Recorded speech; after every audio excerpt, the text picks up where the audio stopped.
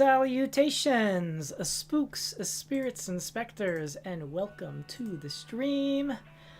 Welcome back to even more Powerwash sim as more content got released in the past week.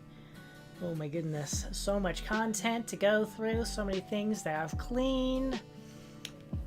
Indeed, and verily. Although it's been unfortunate because the past couple, these new items actually kind of sprung up with a little bit of issues, but thankfully, apparently, it now all works properly, which is, I think, good, awesome, amazing. Mwah. Anyway, without delay, let's get started, shall we? Hold on a second here. I have to fix my microphone because I was recording more book readings of Oblivion, so there was that going on. Yes. Yes. All right, there we go. This is set up. I am sitting up. All right. So Muckingham Files Part 4. We have a modern mansion and a fire plane to clean here, but there's also a cruise ship which is available, but it's in like a separate menu. It's like in a separate menu. So we'll get to that when we get there.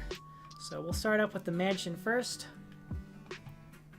The Joypad, Arcadia Avenue, Muckingham. By Devin King. Dirt Finder General, can you believe the state of my crib? The Joypad? Construction's just been completed and it's already wrecked. And already it's wrecked like this? Okay. There we go. Okay, I gotta remember. It's scratched off. When that's scratched off, that means it's, yeah, sorry, I'm having issues. When I keep playing the loopable music, it keeps messing up. I keep messing up. I keep thinking it should automatically have the looping on, but it doesn't. Construction just got completed and already it's wrecked like this? To be honest, I'm not sure what happened. I've been away all week at a networking event trying to get my new crypto coin off the ground. I'm guessing the construction guys left all the building materials out and maybe a twister did the rest. Can't get a hold of them though. They've blocked me. Damn cowboys. Dev. Yes, I'm fine with restarting a job, whatever. We're going. All right, here we are. I have all the nozzles. Yeah. So this is the mansion in the middle of this neighborhood of regular homes. Let's start with the mailbox, I suppose. Let's go. Spritzing. What a mess, huh? Can't believe it.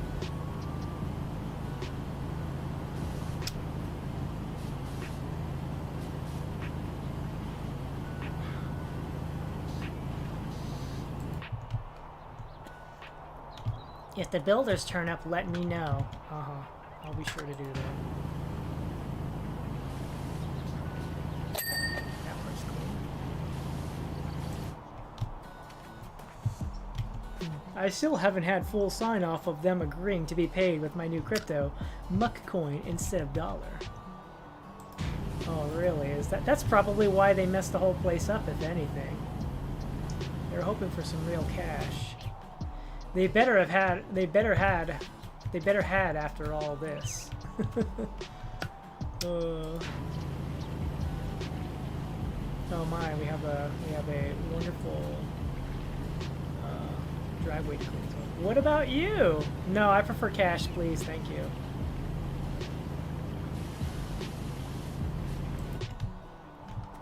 Just pay me in my cash. Fancy a sick deal? No, thank you. Give me my cash, okay? Oh, you know what? There's probably underneath as well, yeah.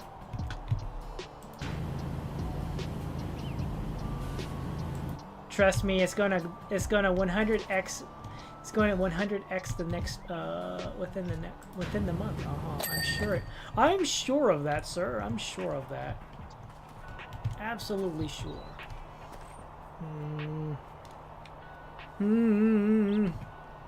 Do I do the driveway or what? Wow, I get three ladders, huh? No money. I see.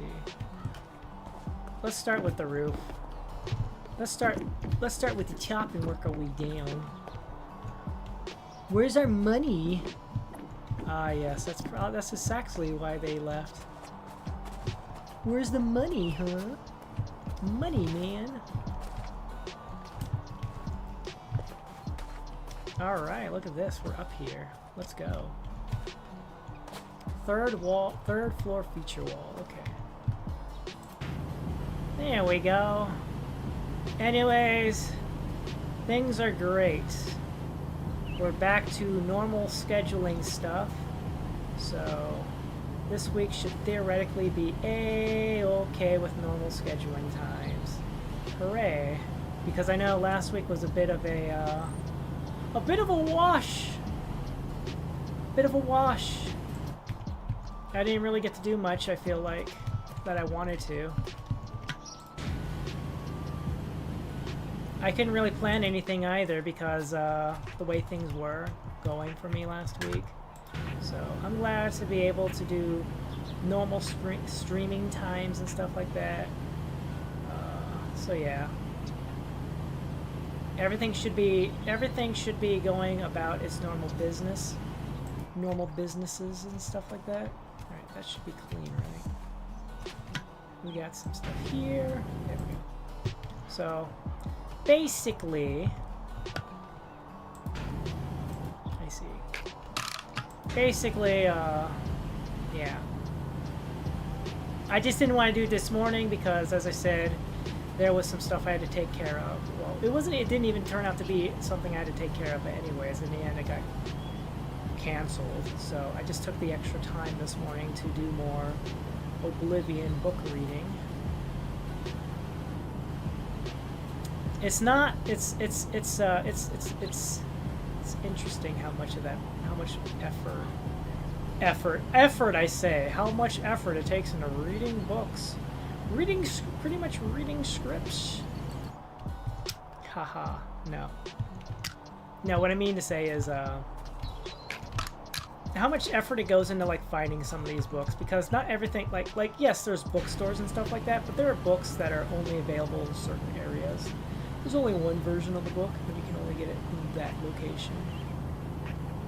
Sometimes it's as simple as, oh yes, you just have to do you just have to go to a location, which is easily accessible. You just have to get there.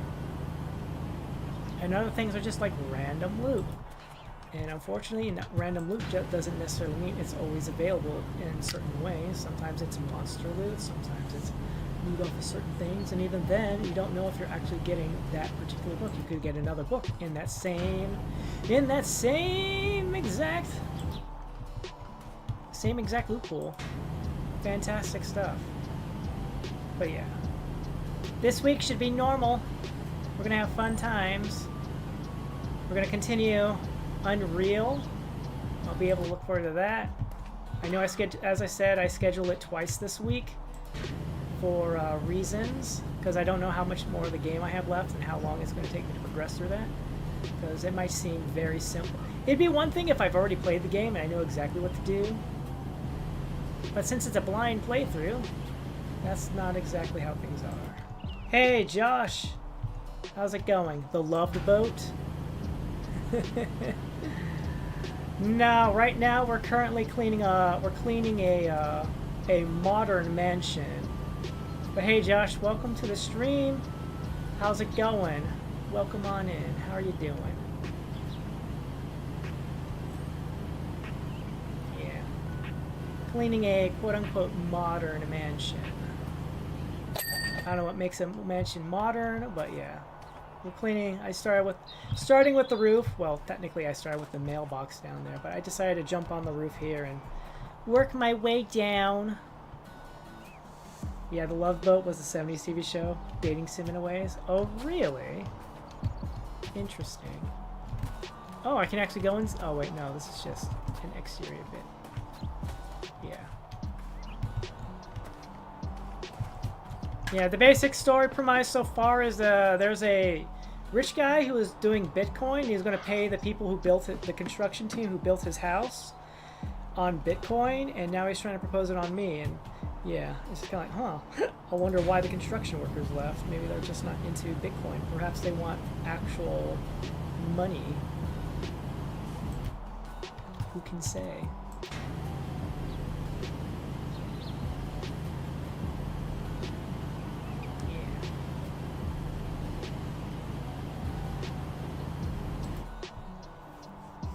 Which iconic look took the place on a cruise ship? Which ironic took place on a cruise ship? Ah, I see what you're getting at there.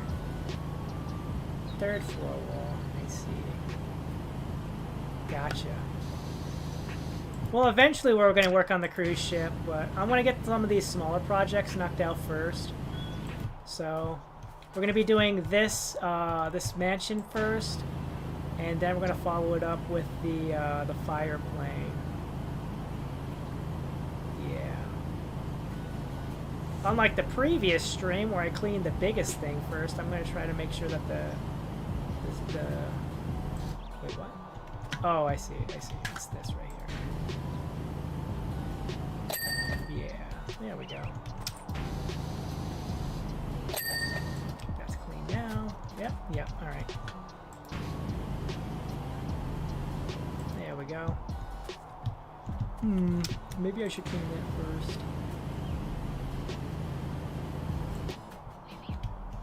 Love boat. Loved boat or love boat? Because I feel like I am familiar with love boat, but because you say loved boat, I'm like, is that different from what I'm aware of? Yeah, they're like, where's the money?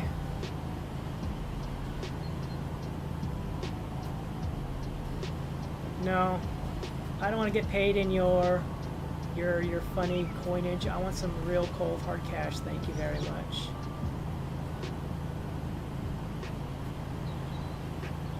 There we go. Finally got a storage chip for your PS5. Nice. Very nice. Love Boat is the right title. Thanks to YouTube. Thanks, YouTube. We love you. Love you so very much.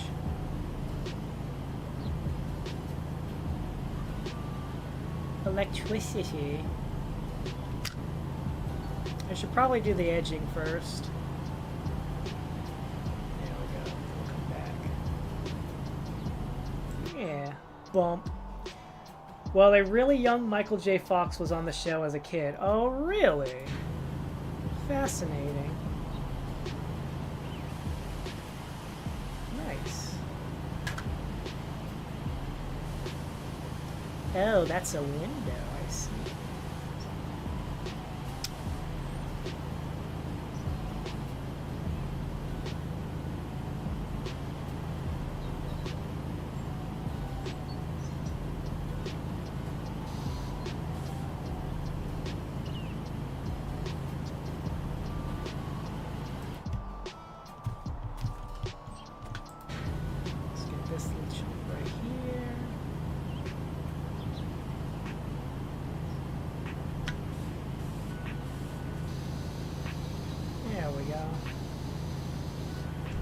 Bumpage, so that way the little thingamajiggy isn't blocking it. I know that's what that's for. There we go. You're all cleaned up. This wall's clean. And now we're just cleaning this little electrical thing.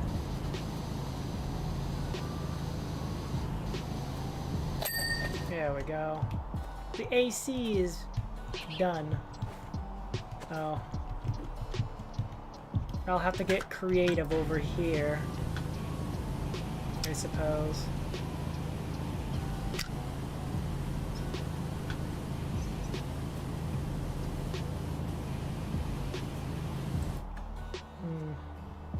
Fascinating. Yeah. Well, as I mentioned earlier, this week should hopefully be a lot better when it comes to the streaming bit.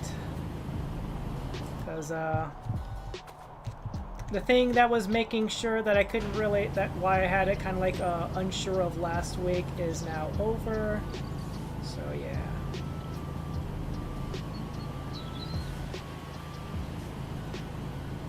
This week will be much better, provided that the weather is also... Honestly, most of the reason why like, at least towards the tail end there, it was mostly weather related. The weather was being very uncooperative. The weekend was going to be much better, but then, like, the weather decided, oh, yes, we can't allow you to stream. Oh, no. No! How am I supposed to get things done if I can't... How am I supposed to stream if you don't cooperate, weather? Use the AC to jump on the roof. I already cleaned up there. That's all clean up there. I'm like more talking about like the exterior part that I can't quite get to without using, I guess, a ladder system.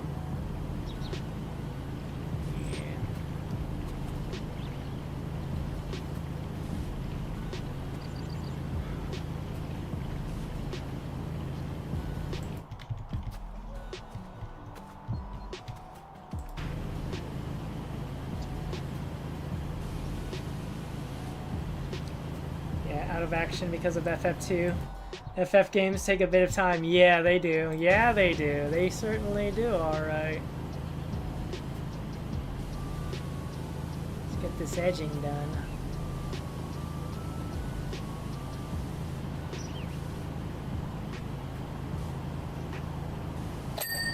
Ah, there we go. That's done. Let's get the top bits here, nice and slow.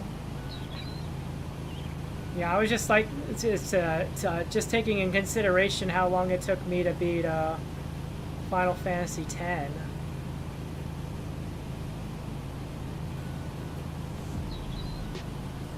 But depending on how things work out, I will probably be starting work. I will probably start streaming Final Fantasy X X 2 in the near future. What is this? This is concrete splats, and grime. Got it.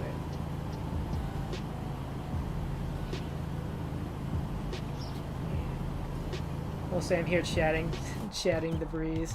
Pretty much. It's fine though. It's okay. It's alright. I can't say I know much about Final Fantasy II. Was Final Fantasy II actually released in the US? Originally, or was that like another one of those kind of situations where, yes, we're not entirely sure yet, because I know that Final Fantasy III was technically actually Final Fantasy VI for the US until, you know, they finally released the actual Final Fantasy III, I suppose.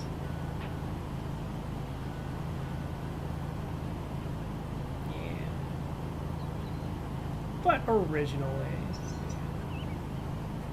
well, 1, 4, and 6 were, but not going with the numbers. BS with 7. Yeah, gotcha.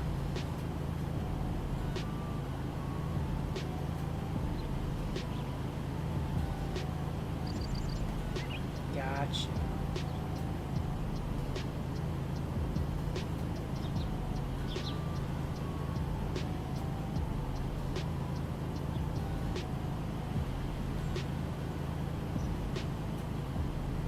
Seven was in 1997. They made all the unreleased games released. Ah.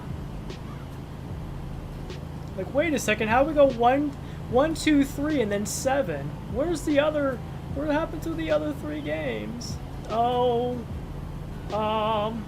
Look over there.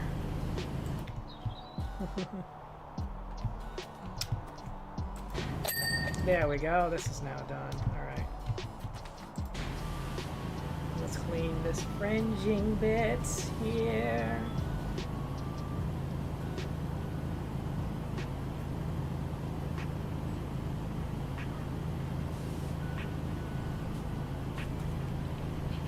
There we go.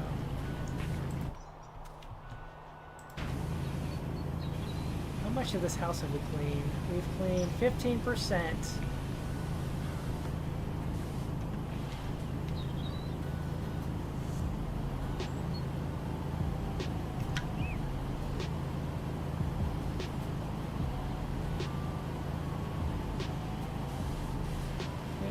yet so far.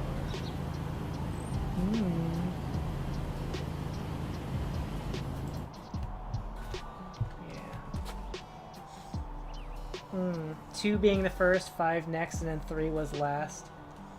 Yeah, that was pretty much what happened. What happened to 4, 5, and 6? Where are the rest of them? Oh, I see. I gotta clean that. Alright. I'll get to that in a moment. Let me just clean. I want to finish cleaning this balcony stuff here.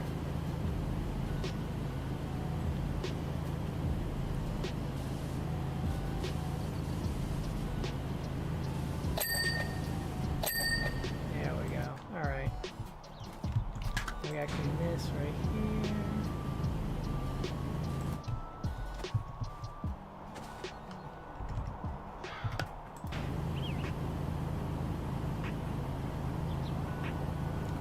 Up, yeah.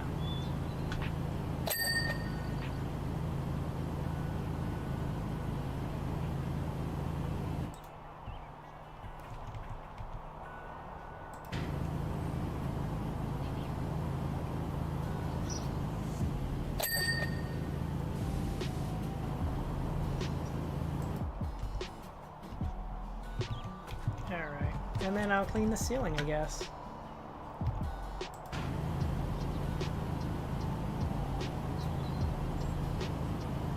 Beloved. Loved or hate 7. Love or hate 7. I am glad they have an effect on the others, like my beloved 2.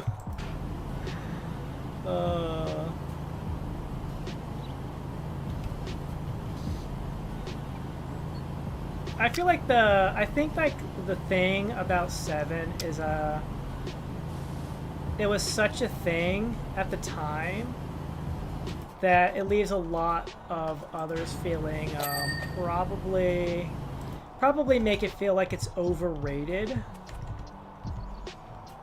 I feel like there's probably a number of people who feel like, ugh, Final Fantasy VII is overrated. It didn't really do anything special. It's like, whatever. I kind of don't care. I enjoy 7. For what it's worth. I'm just doing the edging right now. Let me just knock out this edging. Like, I feel like every Final Fantasy has its potential to be overrated in some form or fashion, I guess. Maybe some more than others? I can't say... There's that part of me that feels like there's no way 9 is overrated. There's no way 9 is overrated. I feel like the only thing about 9 that gets a lot of attention is probably Vivi. But, like, I couldn't even tell you, what is 9 even about? What's the battle system about? What's the main story? Who's the main villain? Who's the main protagonist? I couldn't tell you anything about it. So if anybody were to say Final Fantasy IX is overrated, I'd be like, really? Really? Is that what you think?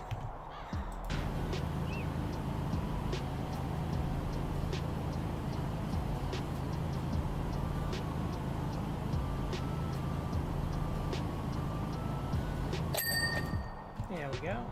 Ceiling is done. Yeah. Well, for me, it has more to do with the oversell of its characters. If you get that crossover, it always Cloud or Tifa. What about Bjorn and Squall? If NBA was going to have an FF character shoot hoops, with the Lakers, is it going to be Cloud? Probably. No doubt about it. Let's get the edging done here.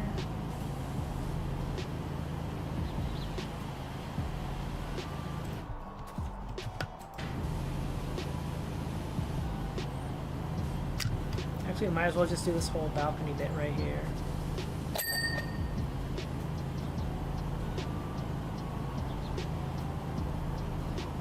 Very true, and especially because of certain characters too. Like as you said, Tifa and Cloud all over the place. It's like, where's my boy Cat Safe? Look, I like Cat Safe. I like him a lot. Say what he is. He's probably stupidly weak, what have you. But I like Cat Safe. I like Cat Safe. He's awesome in my opinion. Same with Yuffie. Aerith and Tifa get so much attention. Where's my Yuffie at? I feel like Yuffie's a good character. She's a cool character. She doesn't deserve ignoration. By the way, that mailbox is just for aesthetics. Really. Love Yuffie. Hey, Scott. Welcome in. How's it going? I thought this was Plane Crash Sim. No. I get my mail reflected to me in VR headset and dictated to me by my AI of my breakfast probiots. What? This guy is weird. Information should be digested at the same time as food. Really, is that what you think, sir?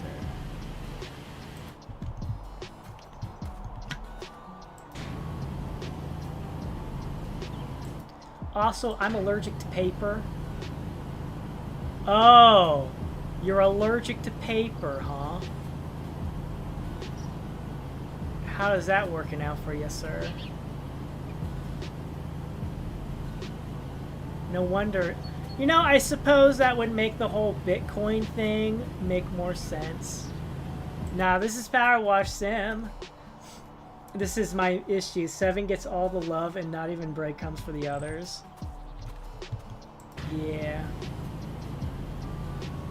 Well, in my opinion, if I remember correctly, Kingdom Hearts at least brought over Squall. Kingdom Hearts had Squall. We also had some characters from 10, I feel like.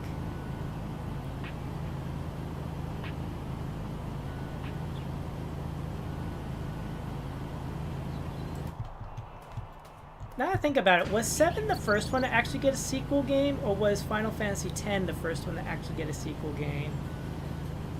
Which one came first, Final Fantasy X X2, or was it Dirge of Cerberus? I think it was Dirge of Cerberus was the name of their first sequel game.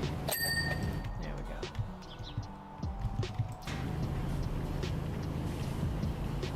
The one with Vincent. I think Vincent was the one who got the first side game or sequel game.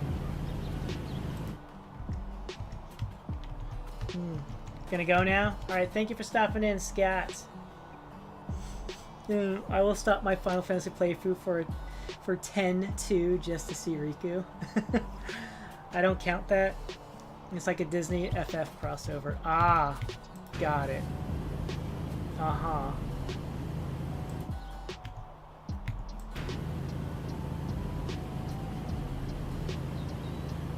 I suppose fair enough, if that's how you want to do it that way.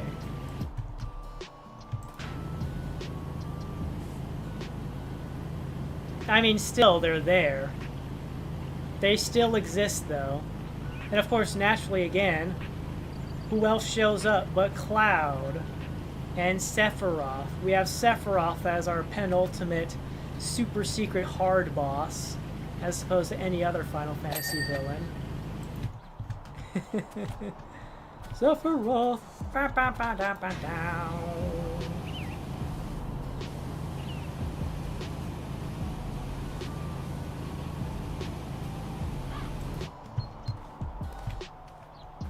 I don't know if you played Final Fantasy XIV though. That's a question though, because I know in Final Fantasy XIV, they've been actually doing like raid bosses of final bosses from other Final Fantasy games. And, what was it? I've seen X-Death, I've seen, what's his chops from Final Fantasy VI.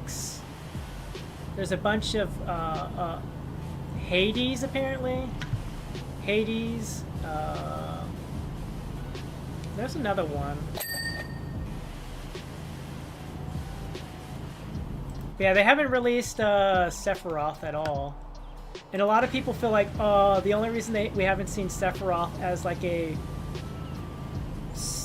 bonus raid type boss yet, cameo boss, is because they're just waiting for it to be like, oh yes, we're We're not making money anymore. Release the Sephiroth boss fight.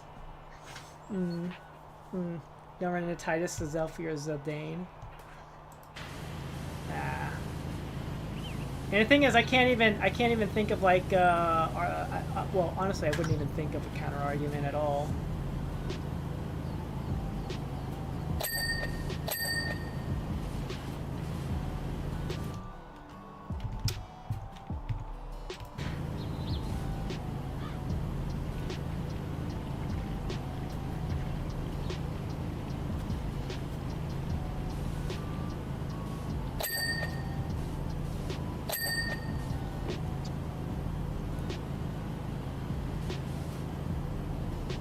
I think it's just like, I feel like because of how much of a thing Final Fantasy VII was for the PlayStation in and of itself, I feel like that might be one of the main reasons.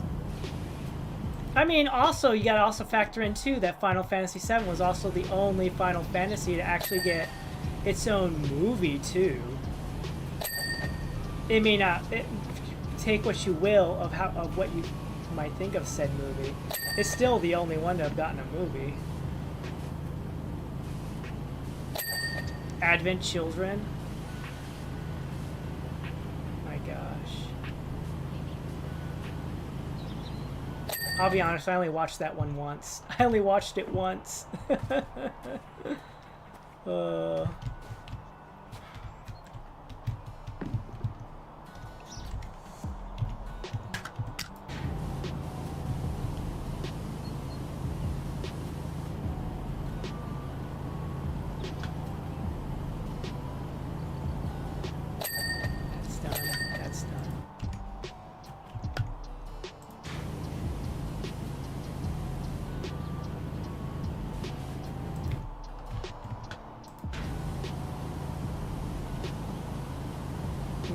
Game own movie. How about this? How about 2? I didn't even know there was a second movie. I'm not aware of a second movie. There was a second movie?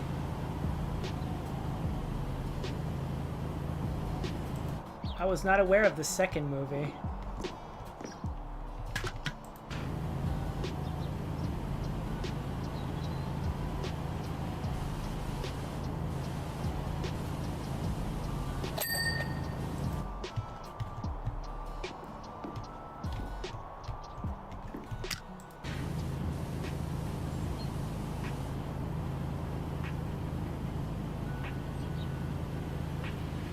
Yeah, Final Fantasy VII actually has a second movie I'm aware of.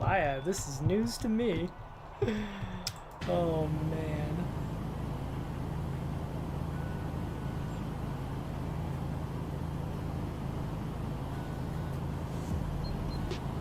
Hello, Bastion.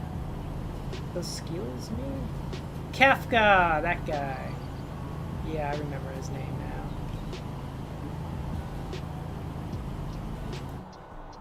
Final Fantasy The Spirits Within.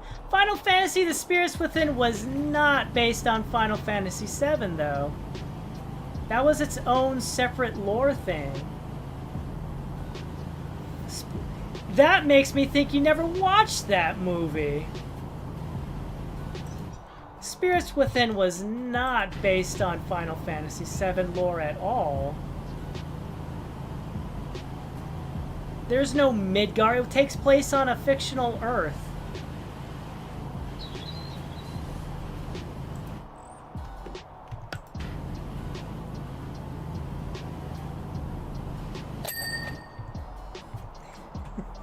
Had to look up the title. Well, it came out shortly after the first movie.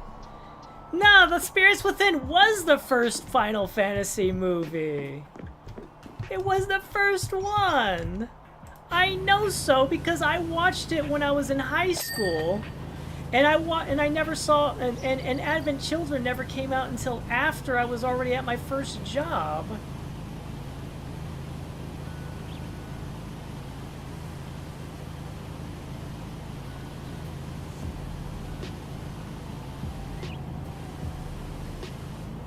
I remember everyone in my first job getting excited when, oh guys, Final Fantasy VII's getting its first. It's finally getting a movie. Advent Children. I remember that.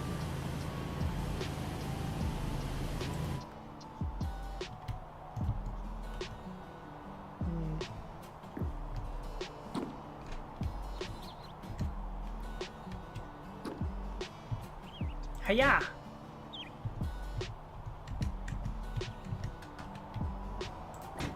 There we go. You stay there, sir.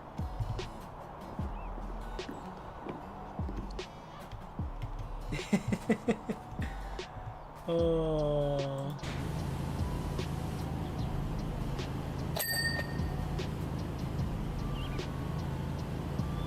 Last Order Final Fantasy VII was perhaps the title I was looking for. I never heard of Last Order. This will be the first time I've ever heard of that.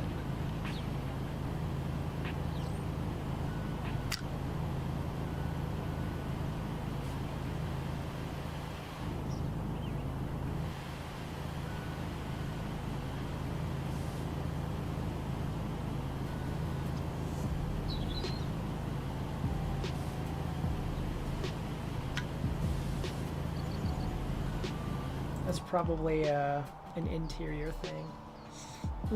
It was more anime and not CGI.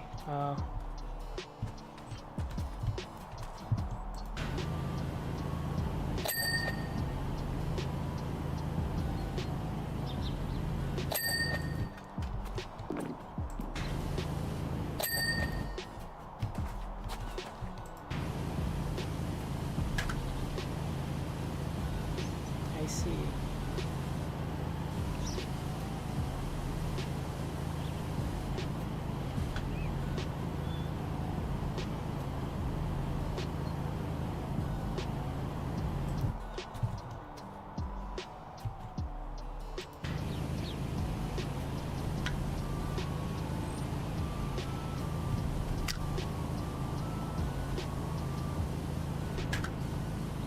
See, at least that makes more sense.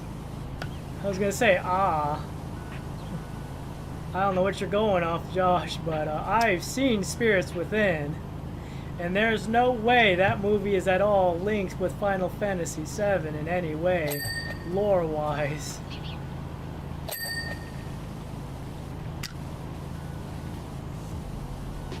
How does this guy have weights and stuff? How does he have weights and stuff?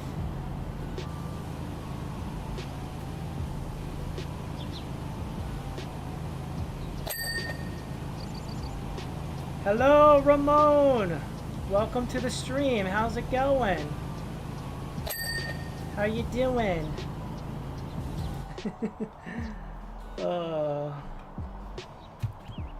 It doesn't matter the art style, though. Anime art style or CG 3D CGI.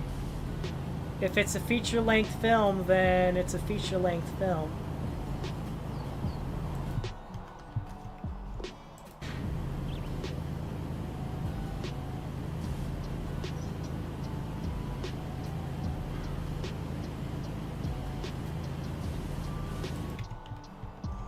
Doing good? Having a good day?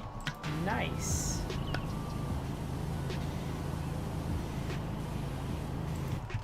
Very nice.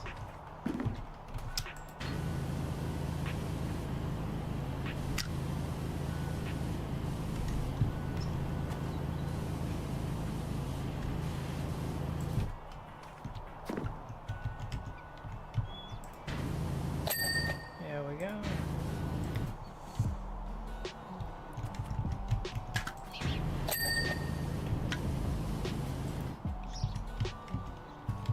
Oh, I see. Is that it? There we go. Nice.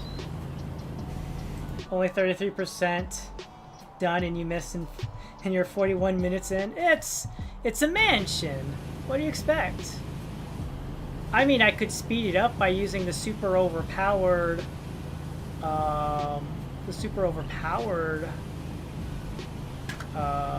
suppose, but I don't like doing it. I'm here to, like, enjoy the cleaning process and, you know, hang out, you know? If I would probably do that for, like, say, a super big job where I'm just, like, trying to, you know, get it done on my own time. But we're here to hang out and chill, you know? Chill and chat about the injustice that is Final Fantasy VII having so much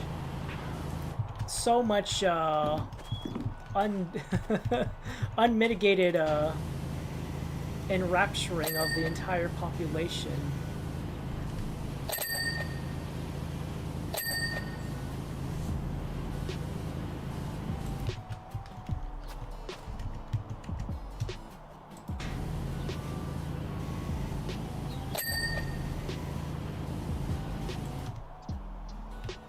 You know.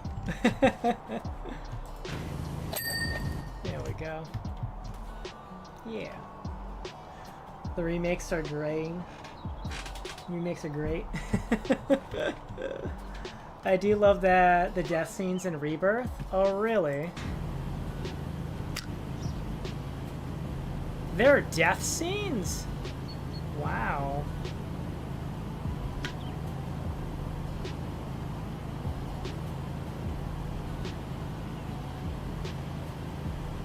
It's not just generic party falls over and then game over shows up on the screen and then it's just like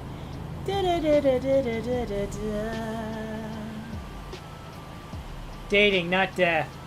Oh, the dating, okay. Like, oh my gosh, Final Fantasy VII's doing death scenes? Oh my gosh. You get to see Cloud impaled on like a lance or something and shaking all over the place. Like, oh no, Cloud, you're dead. Oh no.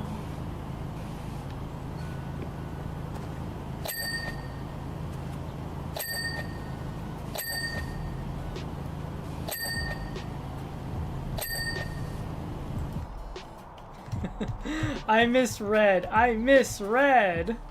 I misread.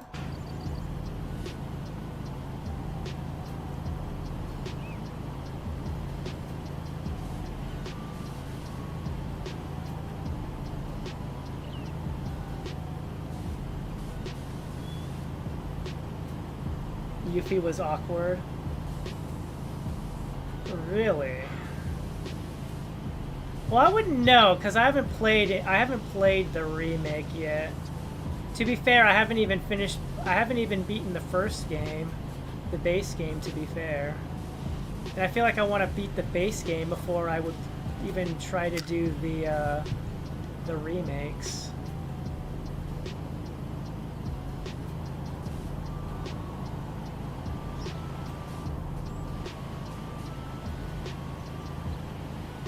That makes any sense.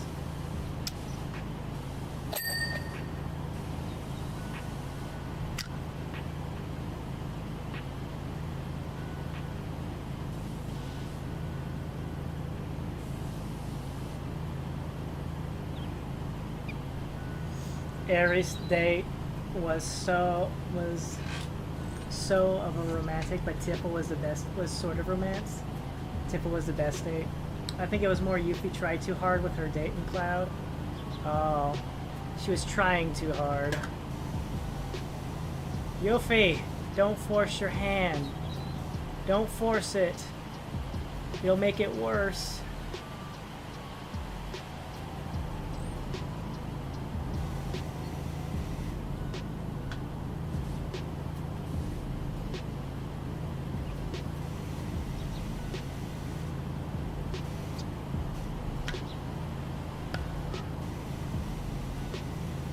That kind of a thing, huh?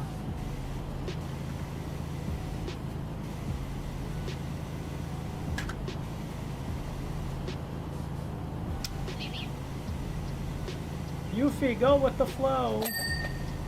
Cloud will love you if you just act natural.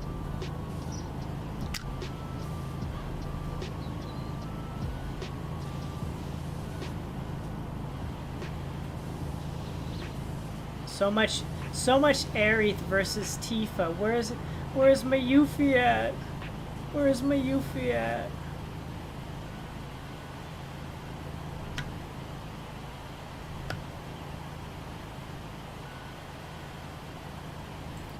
Alright.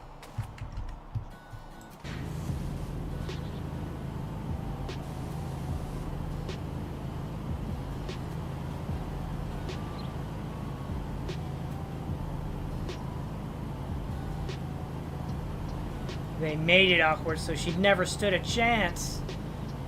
Like, we don't really see Yuffie as a real contender for Cloud's affection, so we just decided to make it as awkward as possible. No! Yuffie, the man! Yuffie!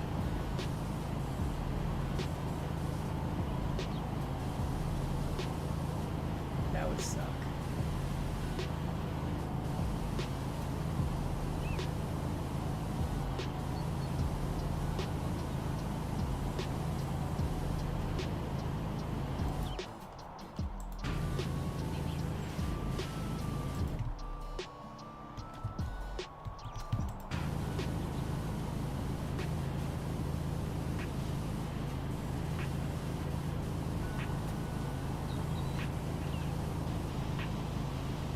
I think the awkward thing about this is I don't know how much of this is like one piece. I don't think it's one piece, but I also don't think it's like multiple pieces.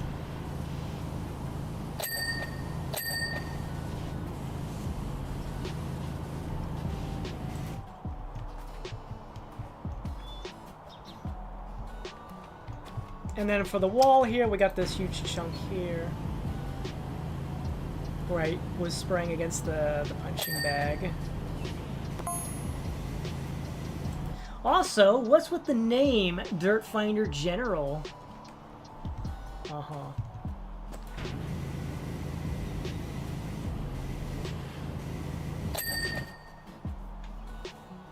I should let you know that in addition to being a tech creator, I'm also a brand energizer. Are you now? I'll give you 5 minutes in the Mind Palace. I'll give you 5 minutes in the Mind Palace on the house. You think you need it. Uh-huh. Sir. That's just what people call me.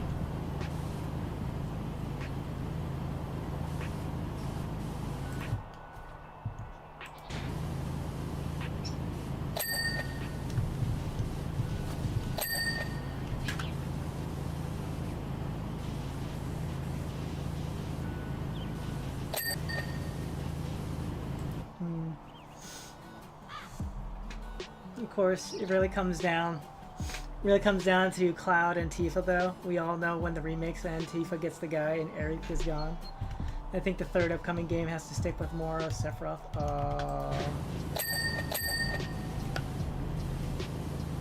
Josh! Think of all the people who haven't actually played the game! What about the people who don't know? You just spoiled it! Oh no! Oh, I finished that. That's cool.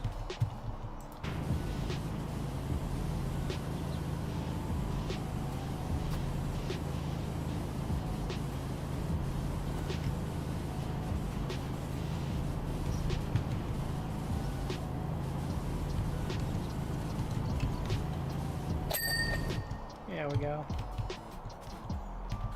Alright, this section I think is clean.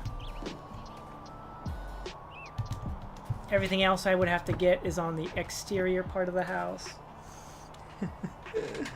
I think you're in the title in the Great Dirt Wars. Well, from 1997, everyone knows the scene. It was a shocking scene. What about the people who still don't know that Darth Vader is Darth Vader?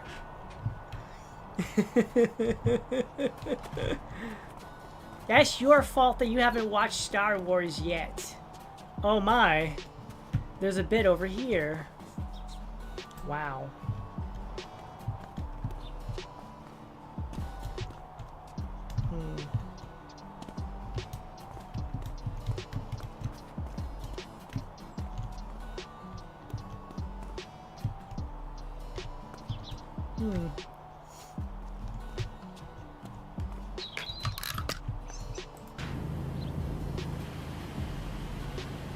It's not my fault people haven't watched Star Wars yet.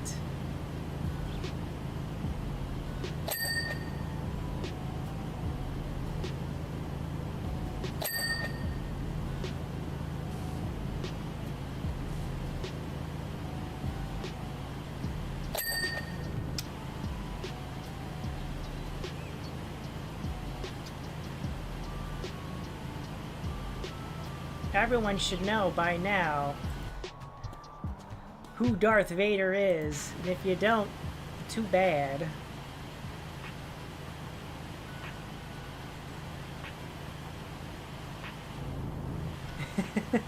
Okay, this is not spoiler. Aerith is still alive at the end of the remix. She's alive in spirit.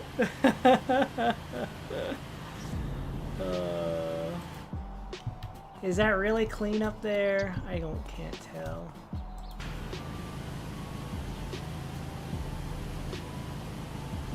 Yeah, Darth Vader is Anakin Skywalker. He's made out of lettuce juice. He saved his mom in the Great Clone Wars by feeding her to the Sarlacc pit. Imagine that.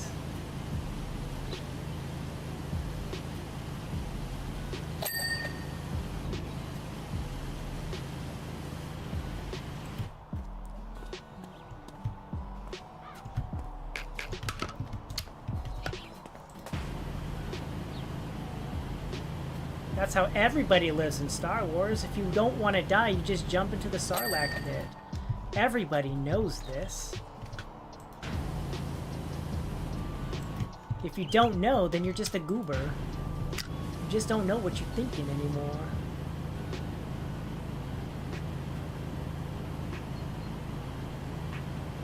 Don't you know it's official Star Wars canon? In order to stay alive, just be in the Sarlacc pit.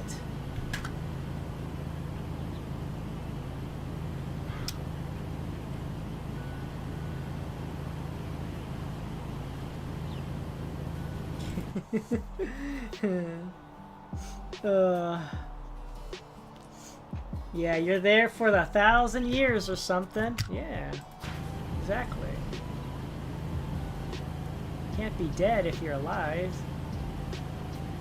Can't be dead if you're alive. It'll be great and awesome and amazing.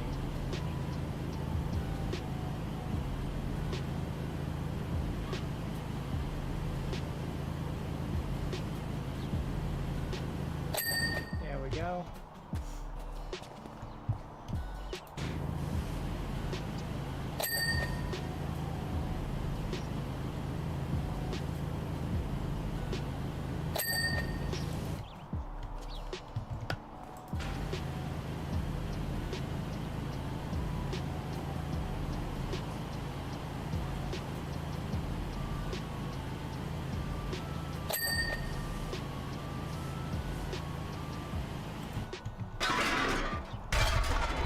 See how mighty and strong I am as a Jedi like my father before me?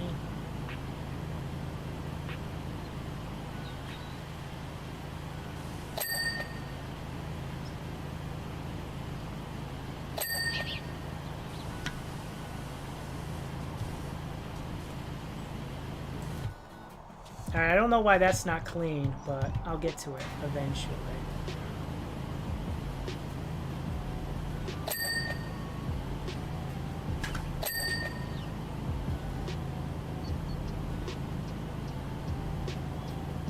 Oh, that's a whole pillar, is it?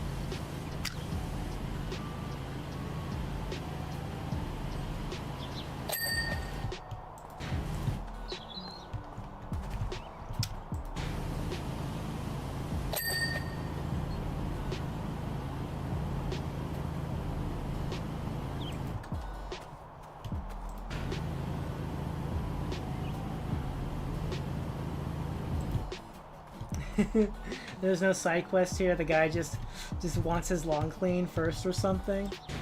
I mean, that's the whole point of Powerwash Sim. You just clean. I mean, okay, I get what you mean. You probably mean like achievement-wise. There's no, yeah. For all the free content, for all the new content that's quote-unquote all the new content that is free. Yeah, none of that comes with achievements at all. So yeah, there's no achievement that I'm going to be hunting down at all. I'm just here to clean the job.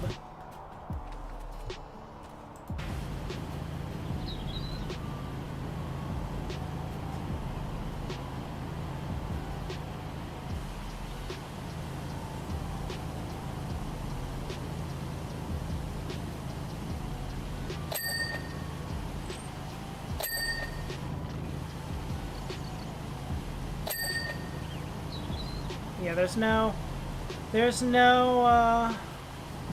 achievement related to cleaning any of these new things.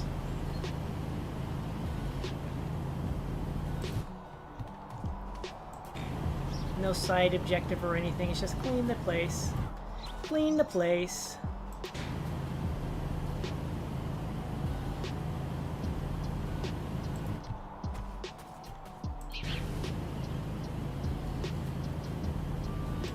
The only content that gets new achievements is the paid for DLC, because I think that's like they have to do that because Xbox and PlayStation demands it.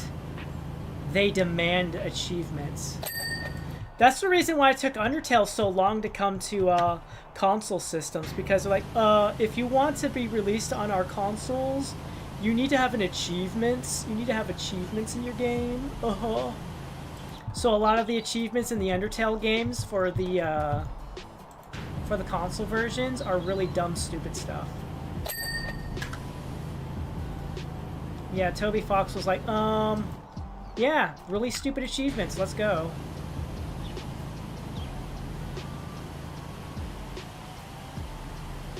Because they believe Toby's under the principle that, you know, the game is there to be played, and having achievements and stuff like that feels stupid, especially for a game like that.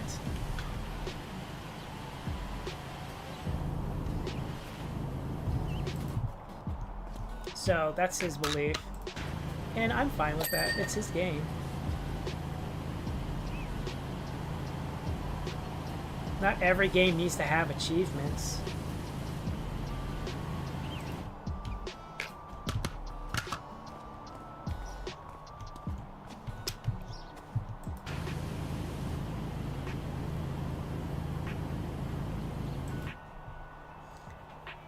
This game is so good.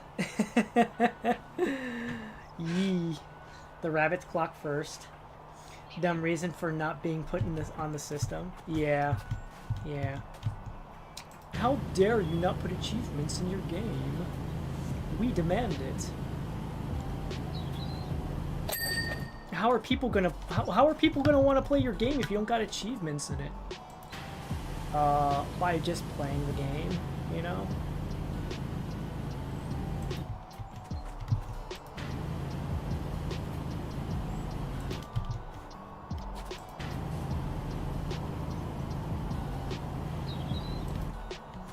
There's that part of me, that devious part of me that's like, I wonder if the way I'm cleaning this house is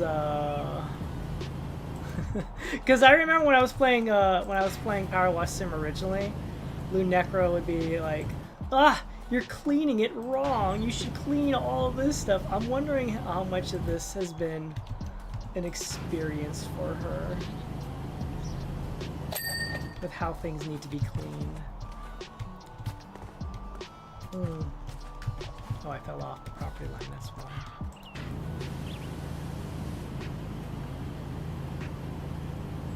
It's one of those things that I originally that I remember, and then I'm like, oh yeah, I forgot that this is a thing. This is a thing. Sometimes people get annoyed Like, not like groundbreaking levels of annoyance, but still like, oh, you're doing it wrong. I have to do it myself. Which can be amusing in some ways, I guess.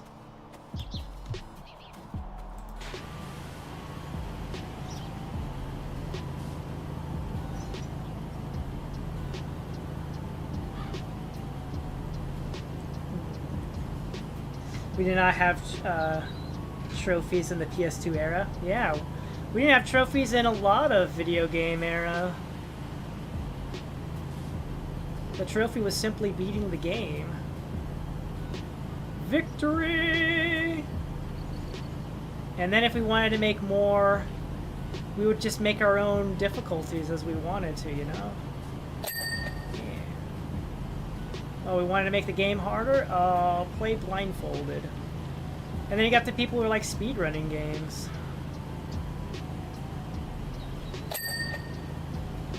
Nobody told them nobody forced them to do a speed run. There was like no trophy for speed running. They just decided, oh, you know what I want to do? I want to see how fast I can beat this game. Can I be the person who beat this game the fastest?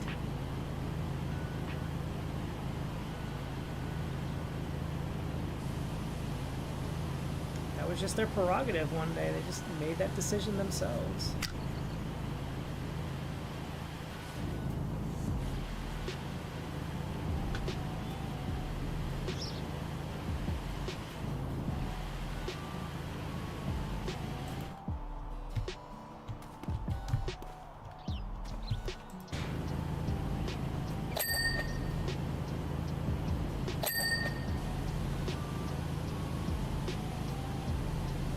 I guess I'll get the inside later.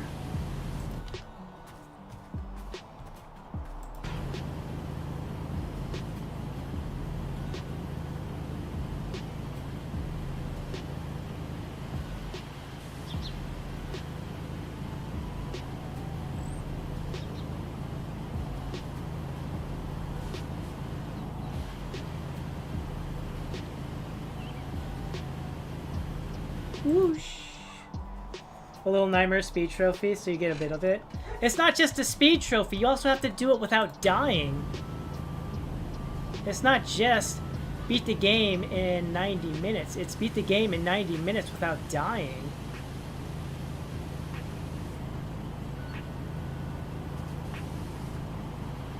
There's much more to it than just beating the game quickly. There's a reason I don't have that trophy. If it was just beat the game under a certain period of time, then sure, I probably would have already gone for it myself, but... Especially during my little trophy run of the game. Because I did have a little trophy run of the game. I have like a video where I was like, oh, let me get all the little achievements I haven't gotten yet.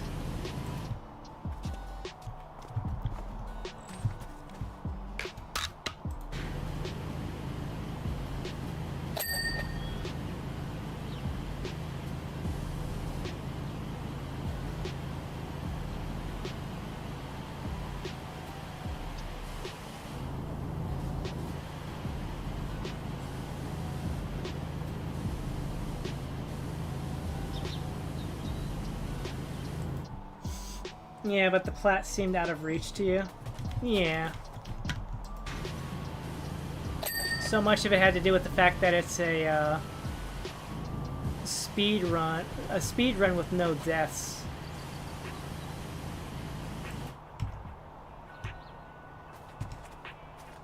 Oh, I see. Wait. I saw a little... No, okay, I see.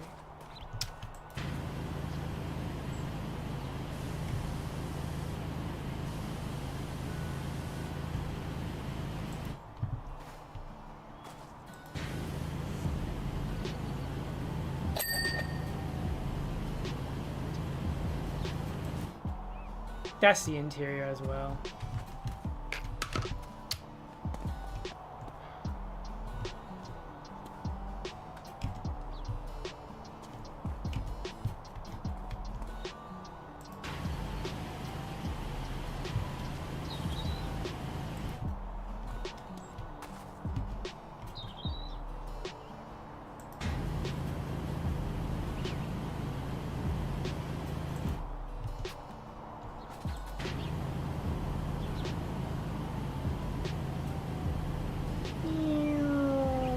There we go, done.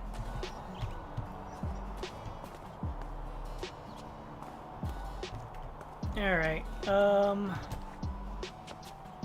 yeah, I guess we'll do this right here now.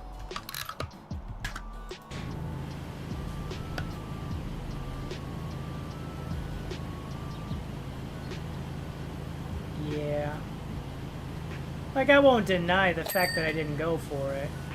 But it's also, sometimes I just know my own limitations. There's some things I'm like, you know, I'm not good enough to do this just yet.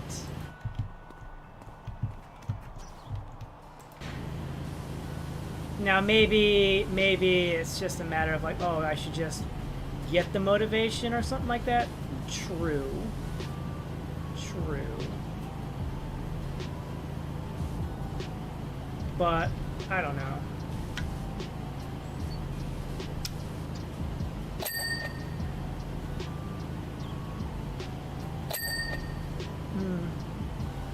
You have one tiny little trophy to complete Little Knights.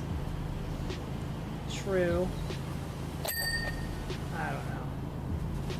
It's just a matter of like knowing when I want to do it, you know? I mean, do I waste weeks and weeks and weeks and days of time on one trophy? Or do I, you know, go for other games that I know I can at least have a better shot of like knocking out, you know?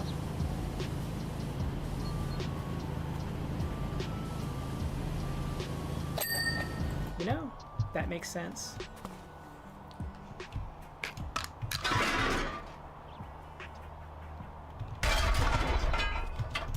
Yeah, okay, this is the side I want. Yeah, just kidding.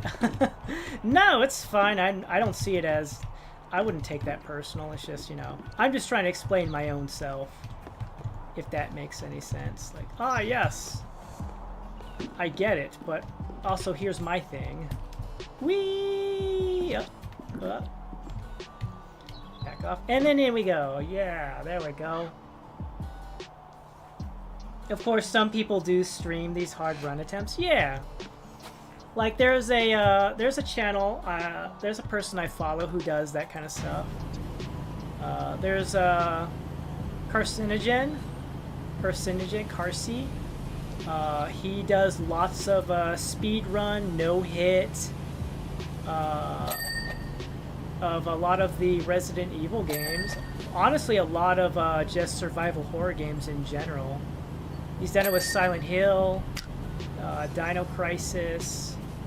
Not so much with Dino Crisis. It's like a lot of the Dino Crisis have been like one and done.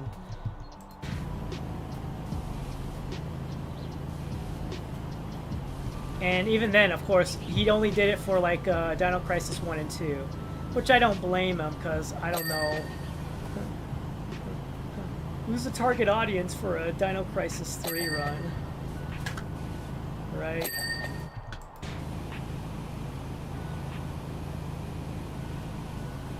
Masochists, that's who. Hello everyone. This is a speed run of Dino Crisis 3. Please ensure to watch the entire video before attempting such strategies on your own. I actually made use of a lot of those kind of things, mostly for, say, I've used his strats in order to beat Resident Evil 0 and some of the remake games, Resident Evil 2 remake of 2 and 3. First things first, future-proof your business.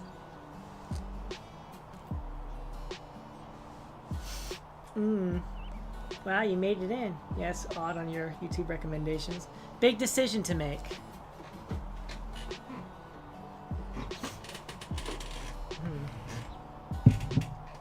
When doing, say, a Galgun run, you showed up.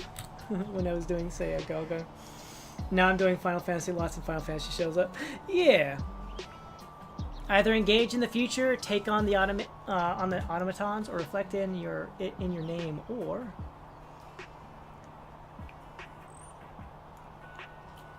Or something like Powerwash services would work. Uh-huh, sir.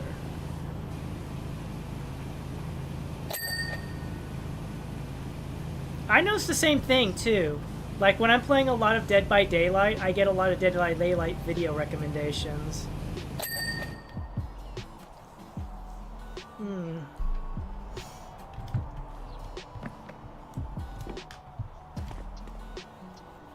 I get it. Fully understanding.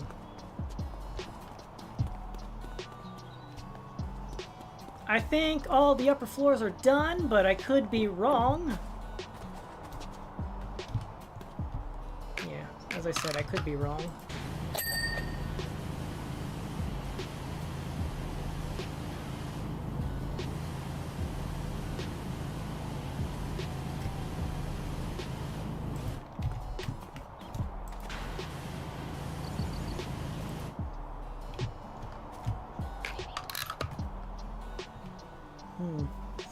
Yeah, the only reason I ran into you was because you're doing the Galgun returns in the time.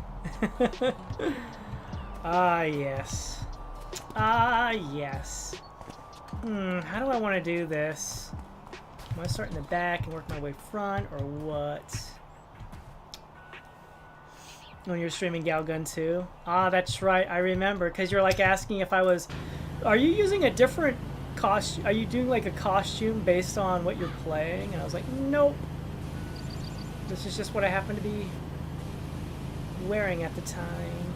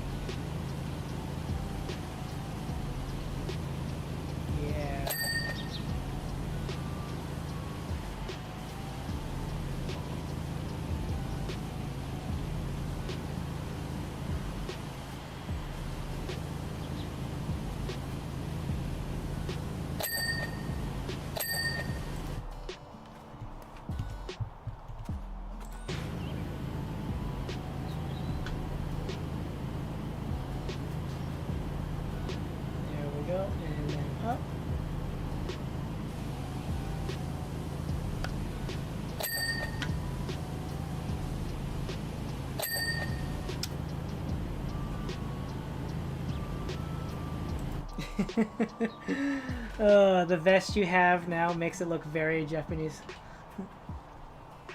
Hold on a second here. I can just pop out the chat. I keep forgetting I can do that, and then spread it out so that way the thing doesn't mess as much up. All of chat. Yeah, the avatar is cool. The vest made you look very strict. Yeah, I'm sure there's. It was for reasons. There we go. Let's spread that out. And there we go. I'll move this over here and then that there. All right. Yeah, but now I have this outfit.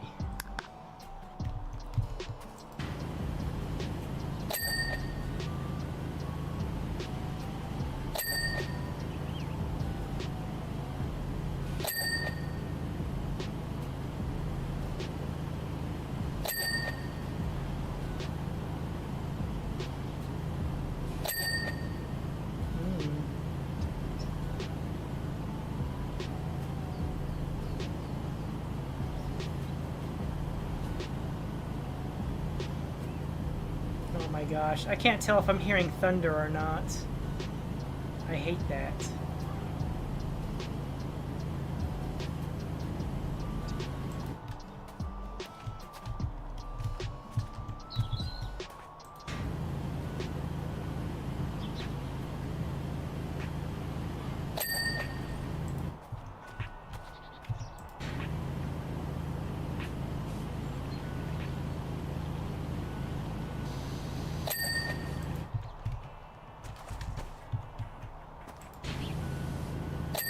There we go.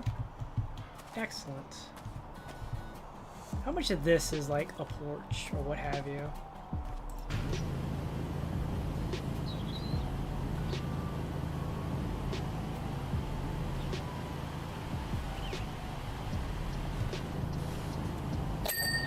Aha, like that, huh?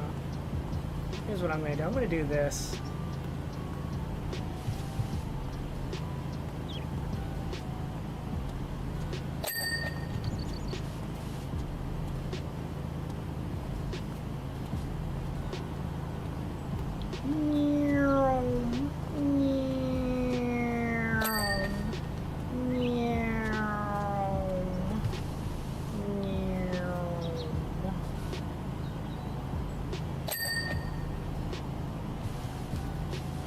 The interior as well, huh? Of course there's an interior.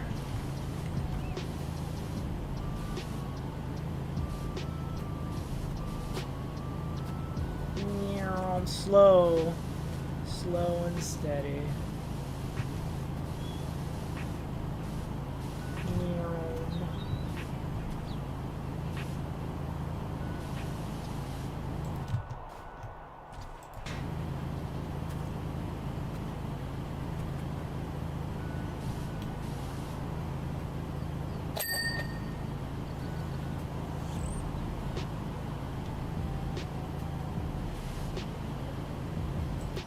Go.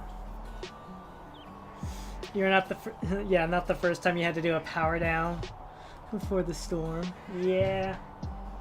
I think it's just being noisy outside. I'll just hope it's just noise.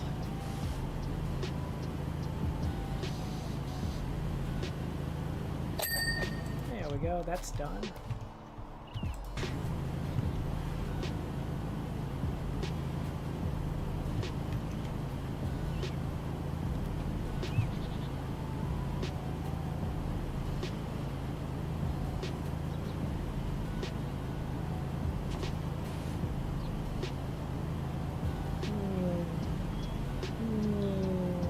Does it actually go through the bush? I think it does. No, it doesn't. Does not go through the bush.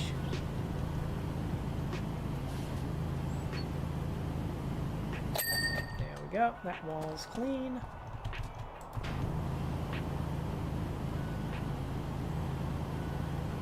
Yep, the bush does not exist. Sadly, it does exist. It's not as...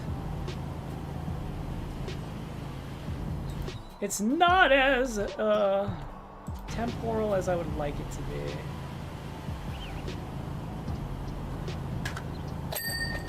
There we go.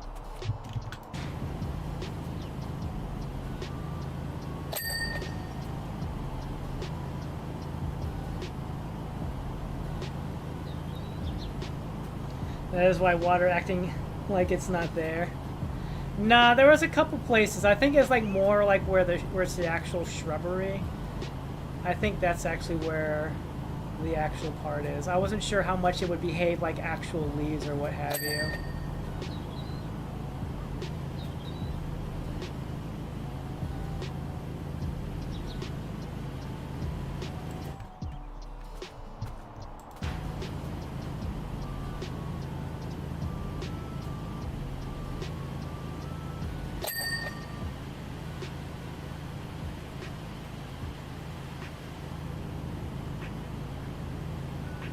Nice and clean.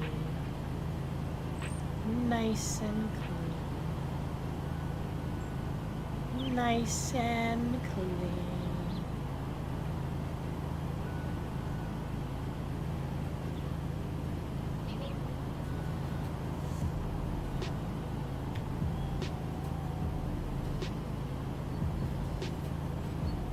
There we go. That car sparkles. The van. Love the sun effect. Oh man. Whee! All right, 71% done.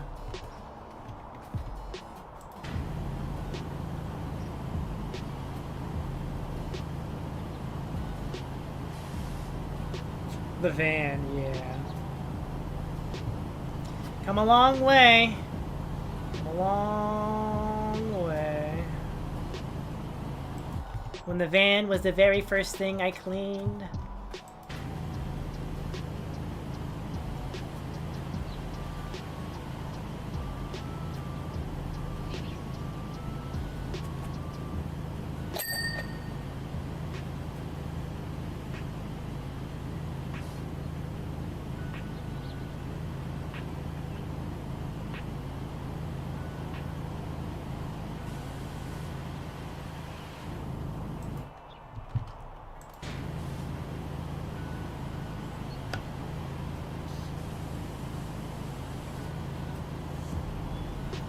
It's just a rich jerk's house, right? Yep, this is just a rich jerk's house that he had constructed. He was gonna pay the based on what I read in the opening statement, he was gonna pay them in Bitcoin. And the assumption is that the workers were not too pleased about having that be their payment plan.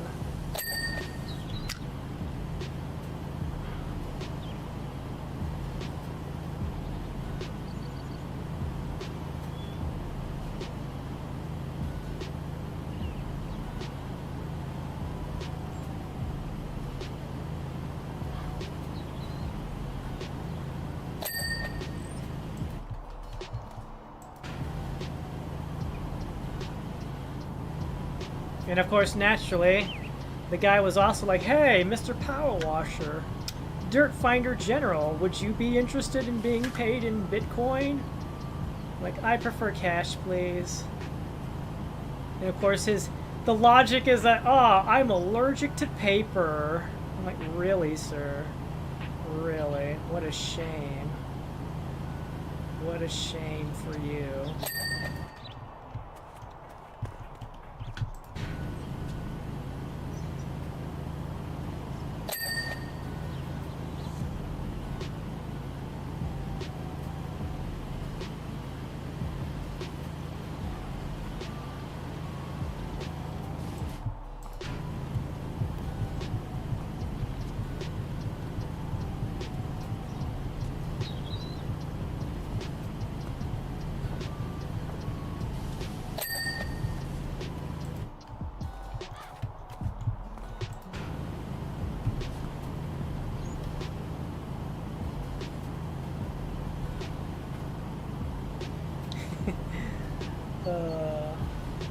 Hello again there, oh my god.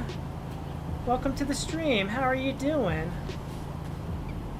How are you?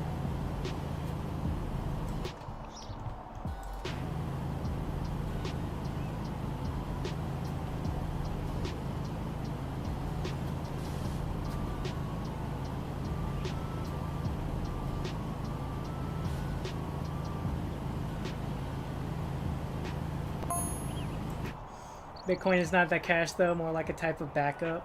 Not sure how it works. Neither am I. Conversely, future people will need an element of tradition in their lives. Will that be you? Will that be me? They'll need to know when they hire you, they're getting a slice of a human pie. Uh-huh. Well, I'm very real. I'm a very real gremlin. Something like partners in grime. Uh-huh.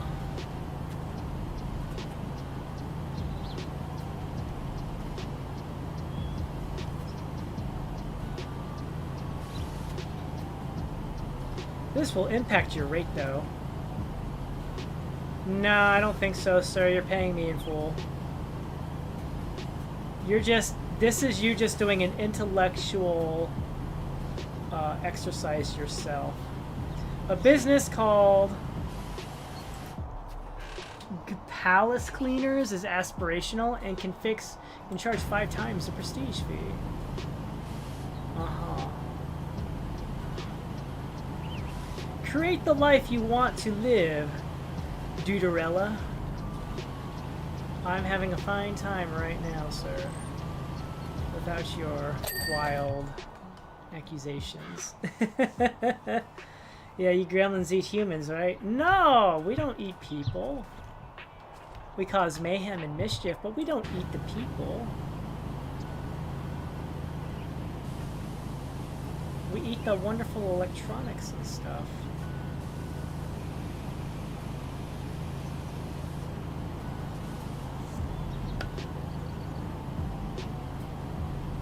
Electronics and engineering.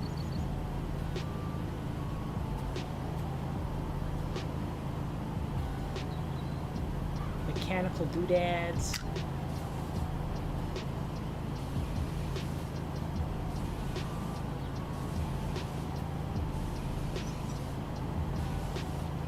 Basically everything that this guy calls a luxury.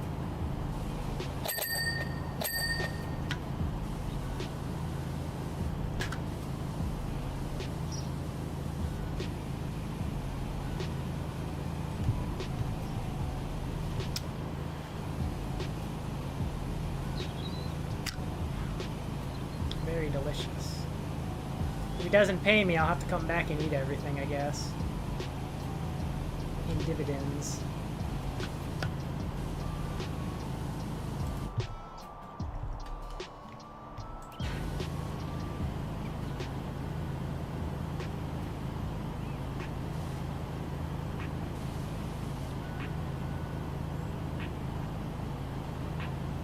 I mean, honestly, if I wasn't wearing a waterproof suit right now, I could just be multiplying and be charging him for all the extra labor being used to clean the place up, you know?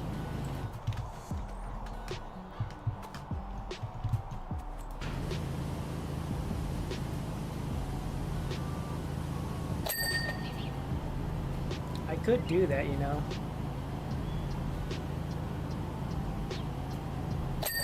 Bingo! That one's done. Nice, I guess we clean this ceiling next.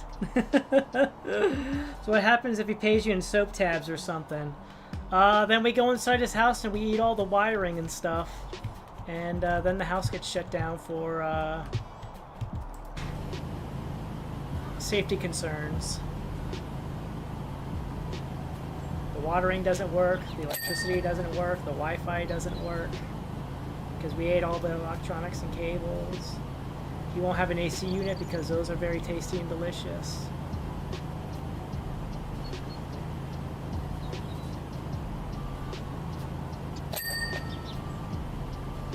My grandfather used to eat P170 engines back in the day. Great-grandpappy. Great-grandpappy Blue did his part in the war.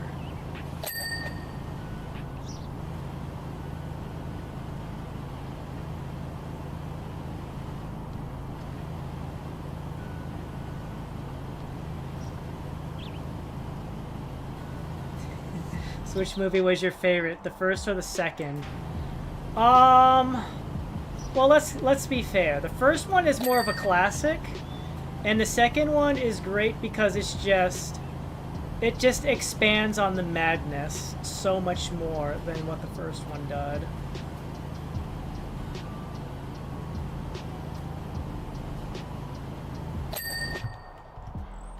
Because, like, I like the first one because it sets the tone and everything, right? It sets everything up. And then the second one is good because, quite frankly, it just multiplies how maddening things can be.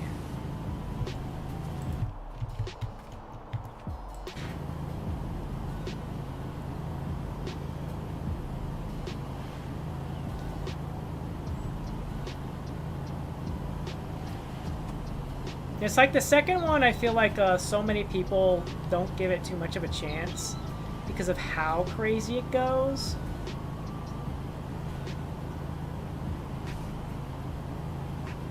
But I enjoy it. Alright, front porch done.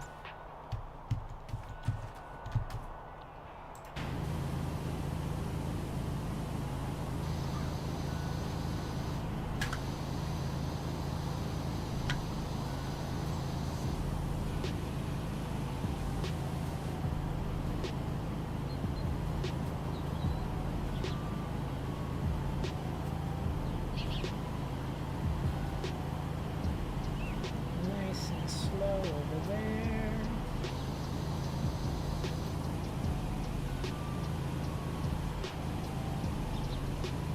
The second one rocked.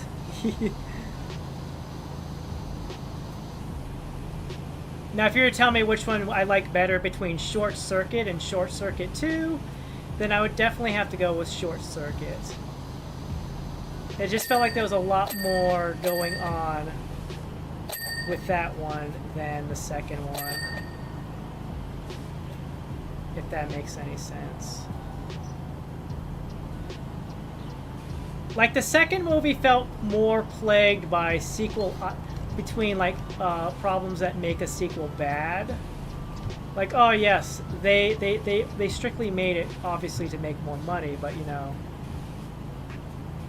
There's a way of going about doing it and being really good at it, and then there's, you know, just doing it because, like, oh yes, this one made a lot of money, people loved it, just make more of it.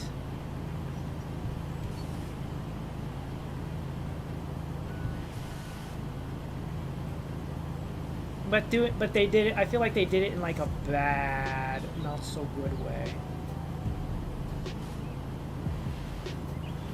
In my opinion.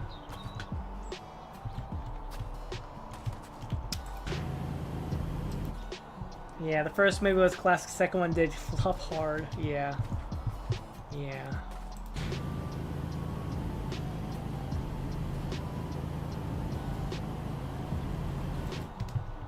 I will say that when it comes to like another, like, I guess comedy-esque sequel, in all honesty, I've never seen City Slickers 1. I never saw City Slickers 1. I've only ever seen the sequel, The Legend of Curly's Gold, and I thought that was pretty good. I thought that was a pretty good movie for what it is.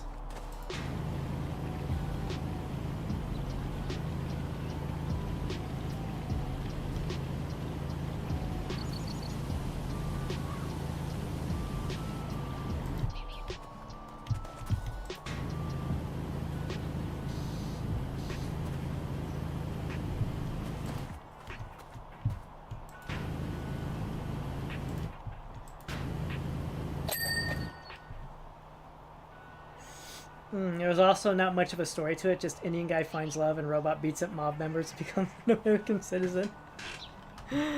Oh. Yeah. Well, what are we gonna do for the sequel? Aw, Johnny 5 applies for American citizenship. Oh. But he's already an American-made product, though, right? Doesn't that already make him American, though? He's American-made.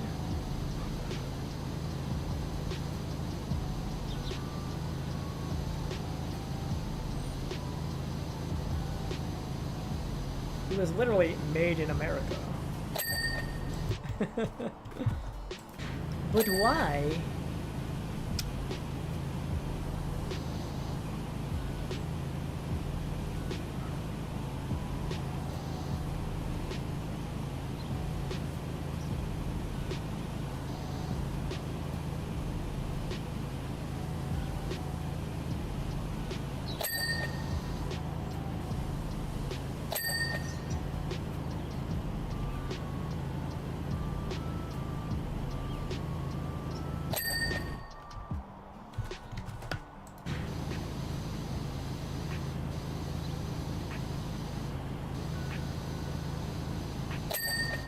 There we go. Made no sense he was actually American made. Yeah. Yeah. Alright, now we have the rear porch, I guess. Alright. Actually get... No, I didn't actually get this bit.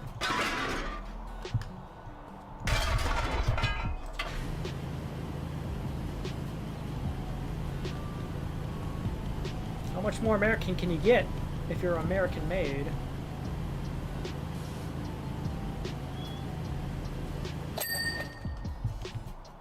Made in America. It's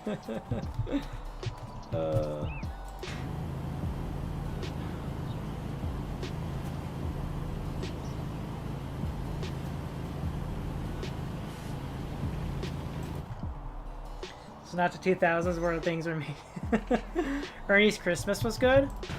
I'll be honest, I never actually really saw much of the Ernie movies. I've also like Henry and the Hendersons. Those were another set of movies I never watched.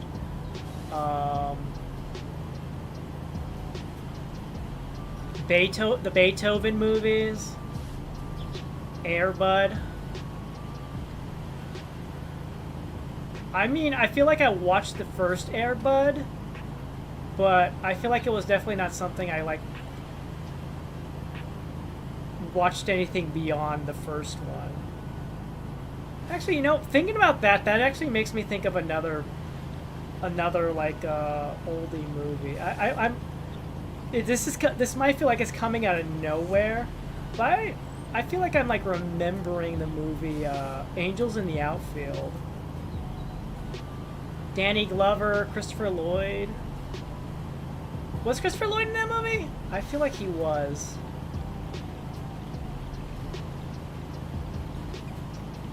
About the orphan kids who are like, my dad will adopt me and take me back if the LA Angels actually win what's the big prize for I was gonna say the Stanley Cup, but that's hockey. You know, the thing for Major League Baseball. My favorite was Ernie fought the trolls. I think it was in the film, but I don't remember. Do you remember Danny Glover? Yeah, he was the coach. I remember that because, like, I remember watching the previews for that movie so often.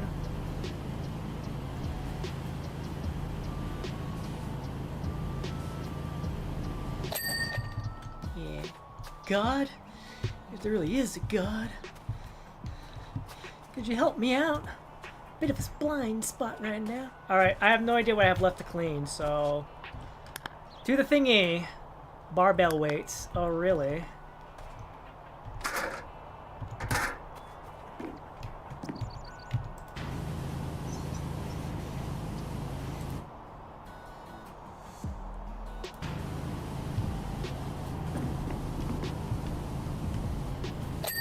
There we go. Barbell weight cleaned. Front porch door handle.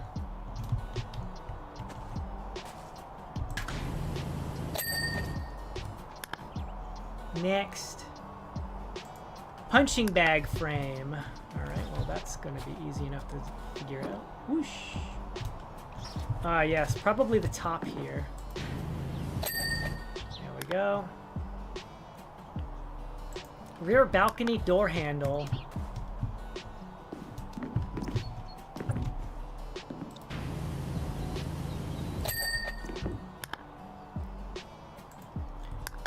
Floor trim, huh?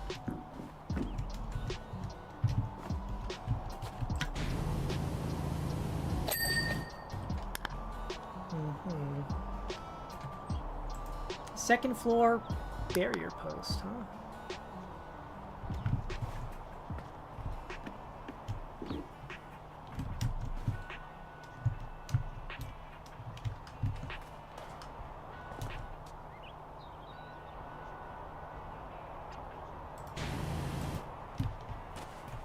Zoosh.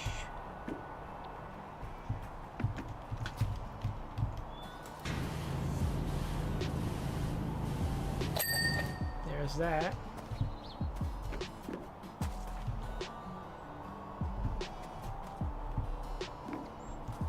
This one, huh?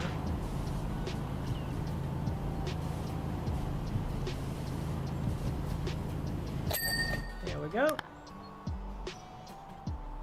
Third floor barrier post.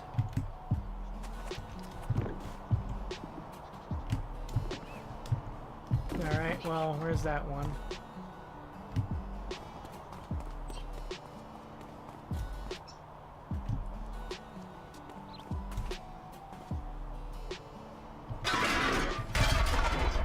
Up we go!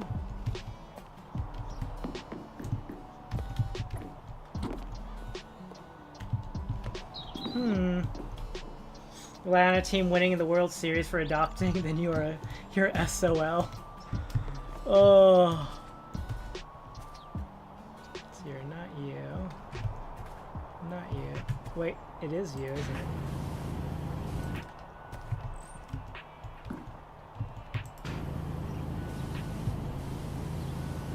Yeah. There we go. Third floor barriers, third floor upper walls, and third floor window frame.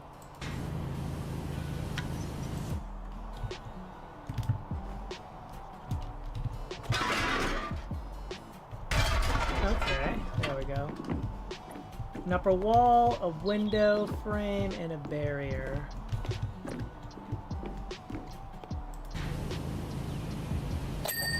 There's that. Which wall? That wall.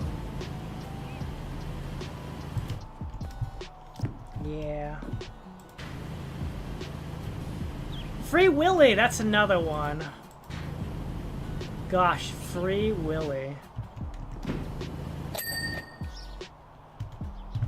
Whee! I fell down. I remember, yeah, I know, it's definitely one of those movies where it's like, oh yes, I watched the first one, but the number of sequels afterward. And that 1% sure has knickknacks. Yeah, it does.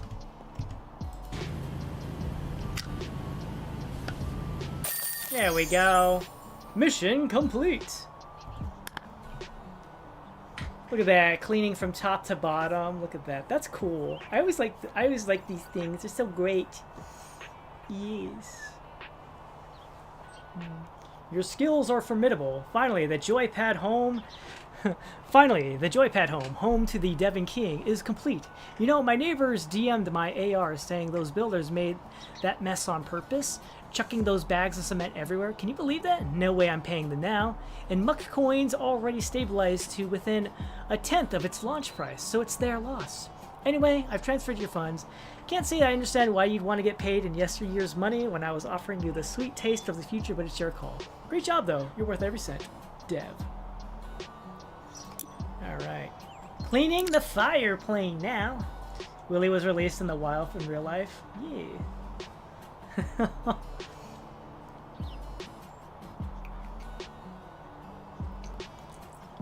I will always remember that scene where Danny Glover's like asking the catcher, like, how did you catch those things? Like, no, I had some chili dogs that day. And Danny Glover looking all bad, like, chili dogs? Died in 2003? Aww. Well, lived as best could. You know, thinking about that makes me think of that Tailspin episode about that one water park and that well in that small tub. And Kit Cloud Kicker was like, oh, Baloo, we gotta help him out. And then the guy with the animal control guy's like, oh, we devised a system. No means no is one water spout. Yes means 2 water spouts. Do you feel good in here? Sploosh. And then somebody came up with a hose behind and did a second sploosh. Like, as you can see, he's very happy here. Oh. And then the trickery at the end. That harpoon gun. Florian Perez, high footfall aerodrome. Hey Doc, I'm sure you can tell by the state of my sky well that things are getting pretty fractious out there. We're doing all we can, but will it be enough? Who knows? This plane wasn't built for a tiny airport like this, but I had no choice. Those folks in Pumpton need an extra water drop, and if I'd have tried to make it all the way to the city strip, I would have run out of fuel. Gotta say, with that caked up windscreen, I'm not sure how I landed it at all. It was pretty hairy, I can tell you. Are you okay to clean it up so I can check it over? Pretty sure everything's fine, but you never know. Alright, let's go. We are approaching. We're at a little after an hour and 45 minutes, and we're starting the second job. Wow. Wow. Spritz. Spritz. Oh. I know what's wrong.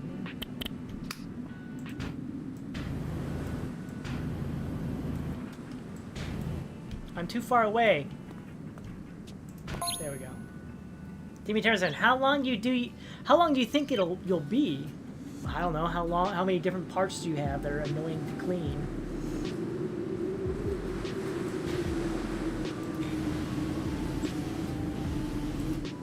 I have an urgent stationary drop scheduled, and I can't have a fire plane hogging up the airport, you know? Oh, that guy.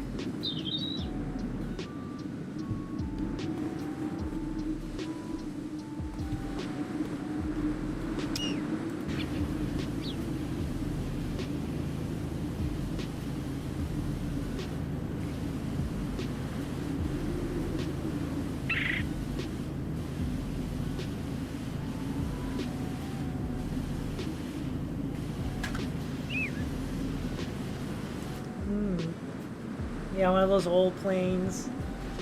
Yeah.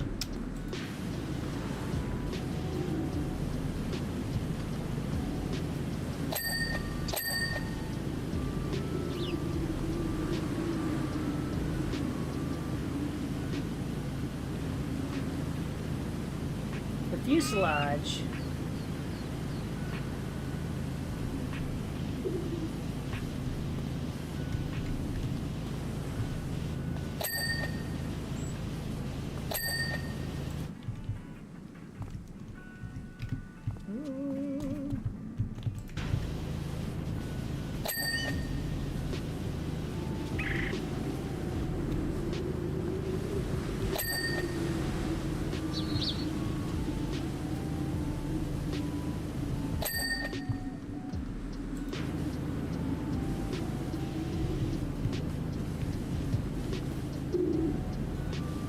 Do I have to get the inside of it, or is it just the outside?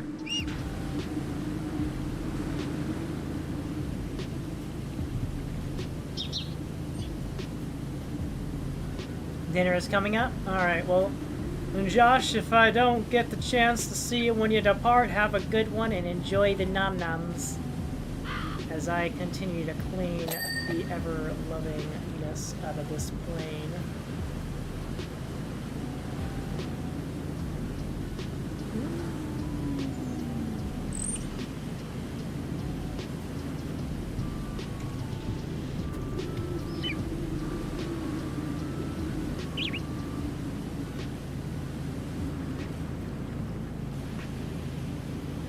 Porthole window.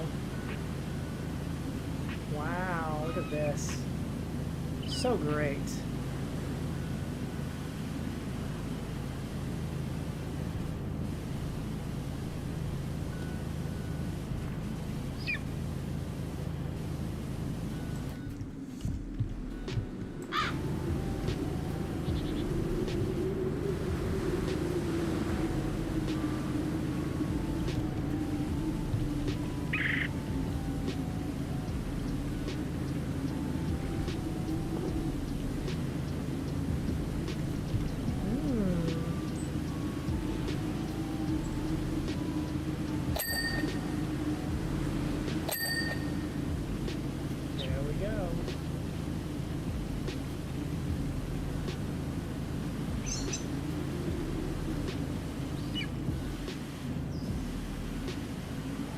Only 8% is what I've cleaned so far.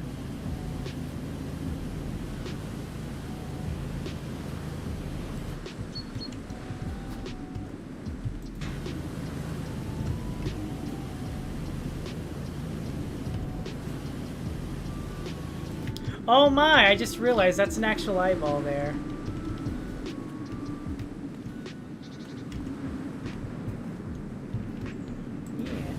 The fire plane reminds me of the sea duck from Tailspin. Yeah! Yeah! I see that. Oh, especially with its coloration. Yeah. The sea duck! Come on. Miss Cunningham! Man, that's cool.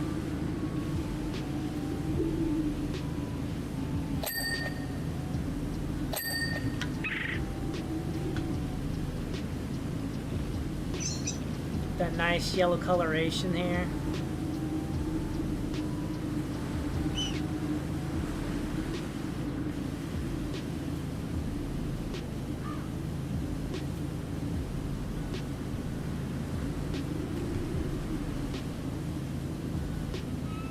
I mean, like, I'd have to get a good look at the whole body, but yeah, I can definitely see that.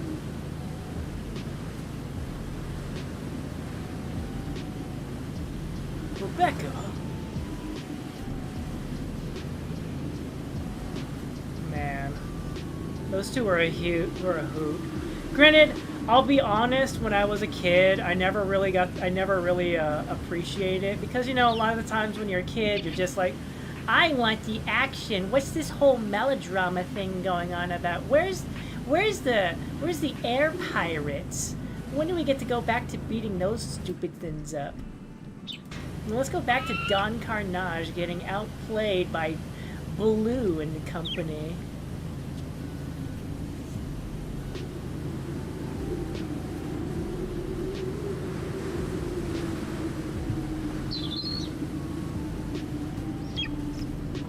Yeah, that was where I was mostly at. So whenever it was just like a heavy episode with Rebecca Cunningham and that kind of thing, I was always like, eh. Except, I suppose, except for like the episodes that were more comedic based, I guess.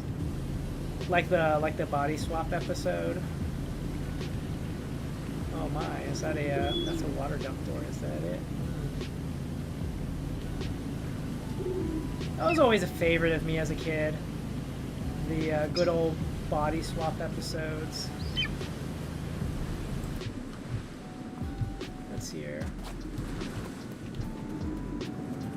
Oh yeah, definitely. It just needs like 2 more engines, one on that side, one over there, and one over there. But he does have the pontoons and everything. Really cool stuff.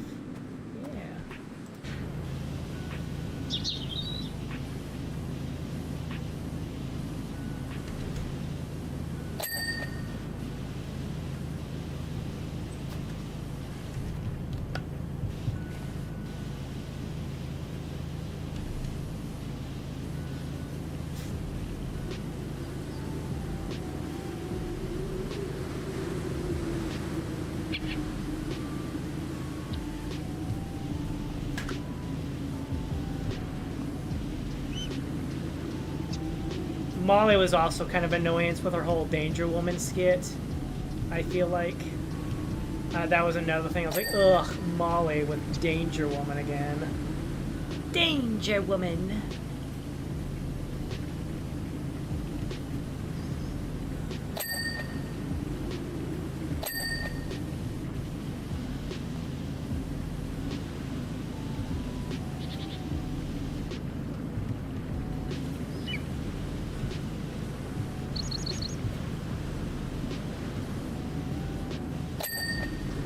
Stop causing problems for Kit. He's trying so hard, and you know, Miss Cunningham doesn't believe him when you're causing problems for him.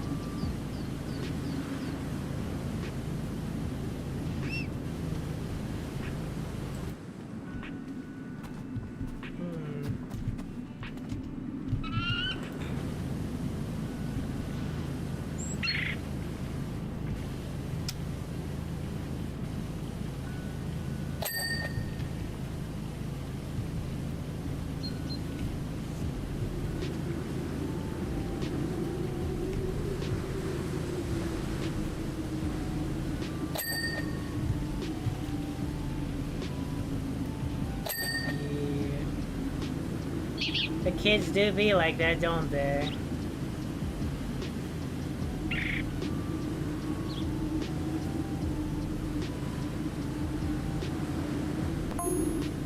Oh boy, can you believe the airport manager guy? I know, right? Trying to kick us out and we're just barely getting started.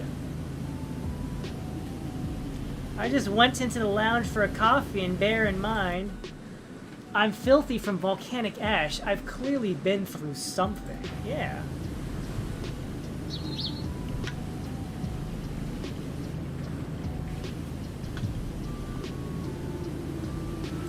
He told me to clean up first or I'd disrupt the visitors. Oh really? He said that, huh?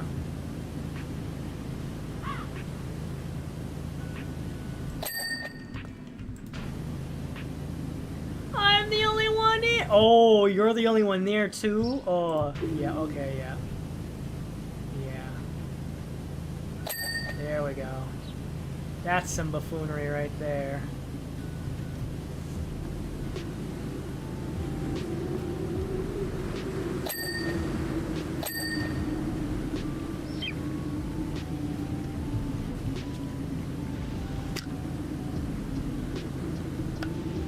First-rate buffoonery right there, if I ever seen any. Sergeant Dunder!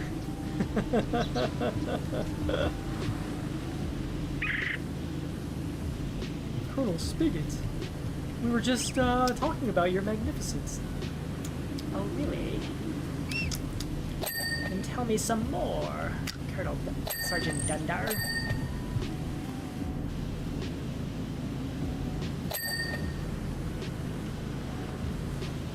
When you're done filling out your transcripts. Gee, I'm really sorry.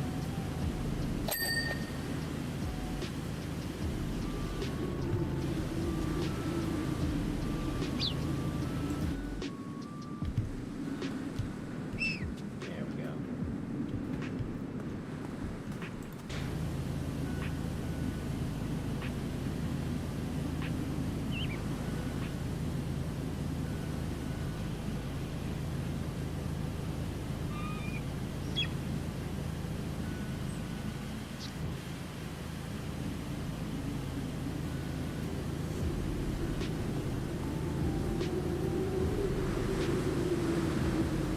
Man, the windy sound on this airport is crazy.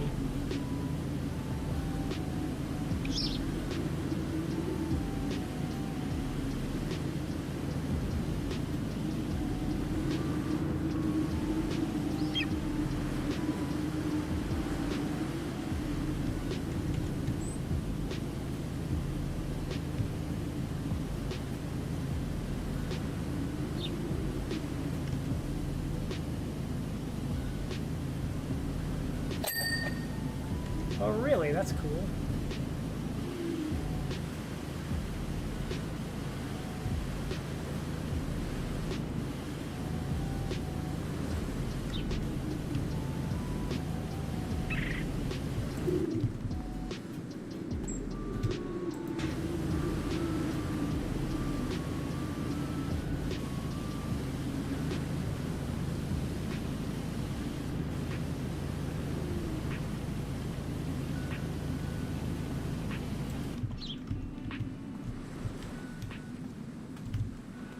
Let's go ahead and get the flap here, I guess, while we're down here. Get the flap while I'm down here. Elevation.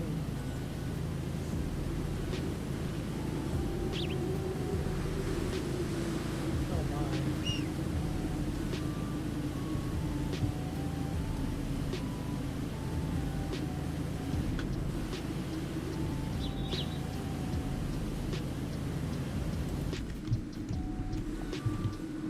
Oh, I see. It's that. Got it.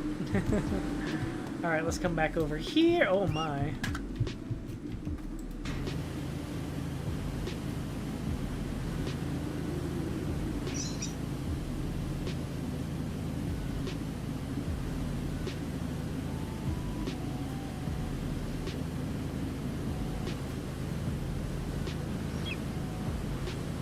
WH33RU.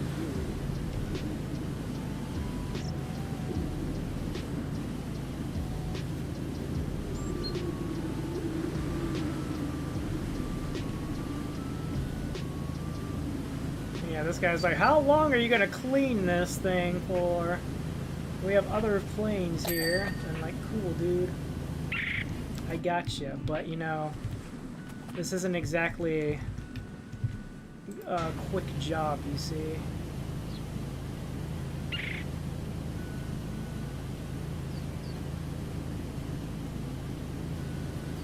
I will say, I can admit to a bunch of things when it comes to a lot of the Disney afternoon kind of shows. Like, for example, like, I do enjoy Tailspin, but it's like, out of all the other shows, it was probably one of my least favorites. Though, how do I want to explain this one? It wasn't the one I liked the least. I feel like the one I liked the least amount would probably be Goof Troop. Goof Troop was probably, of all the Disney afternoon shows, the one I liked the least. Well, now I'm rethinking that one. It might have actually been Gummy Bears, actually, now I think about it. Gummy Bears! Yeah, that one. that show might have been the one I liked the least amount. Might have been on the bottom of my list.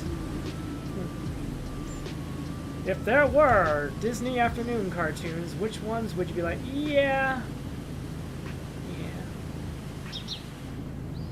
Darkwing Duck and Chippendale Rescue Rangers were among my favorites. I did like Quack Pack and DuckTales.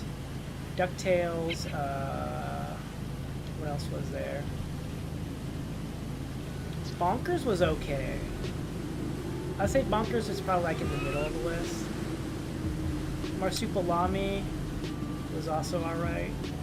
I really like the song the most though. Marsupilami, yummy, dummy, doo-doo-doo. Snookums and Meat was weird. I feel like Snookums and Meat was just like Disney trying to do something like Ren and Stimpy, but still remain as family friendly as possible. Like, guys, we gotta cash in on the whole aspect of what Ren and Stimpy is doing, but we are Disney. We can't like completely give into it.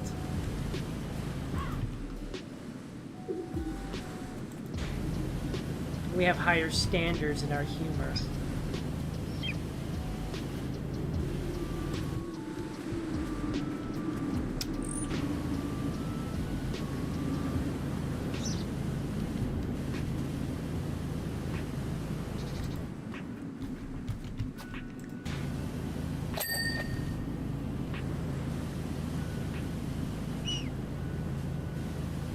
Do what you can to imitate Ren and Stimpy, but don't go so far in that we forget that we're also Disney.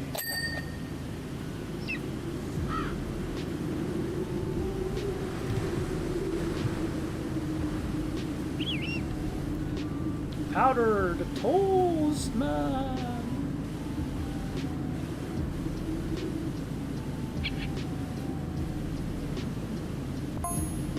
Tell you what, though, I've had a good old snoop while I'm here. I'm having a good old snoop while I'm here. Oh, really?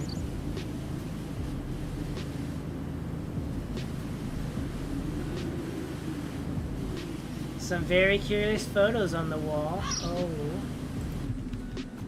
You don't say.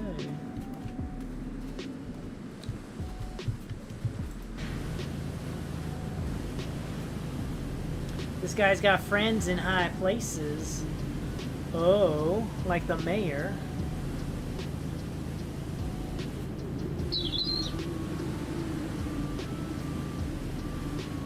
And I'm not talking about mountaineers. Neither was I. I don't think the mayor's a mountaineer.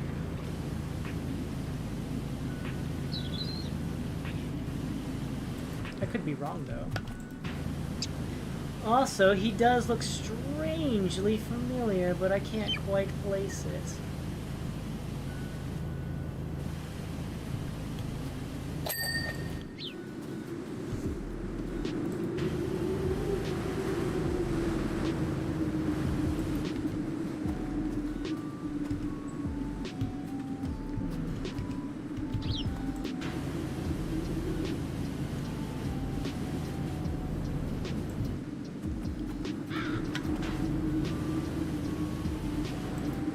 Shinion, hello! The mischievous Meshalavian has come forth to ring ruckus throughout his here town. Oh, really? Is that a fact?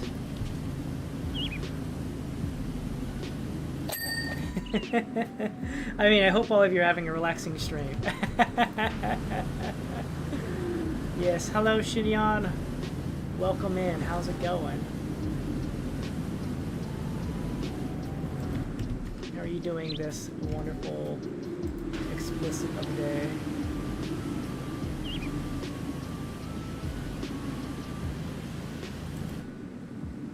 I'm always a menace, Gara.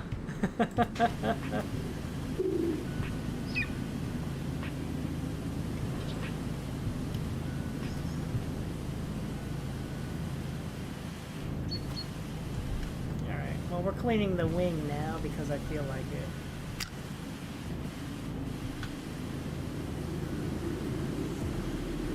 Doing wonderfully terrible. How are you doing?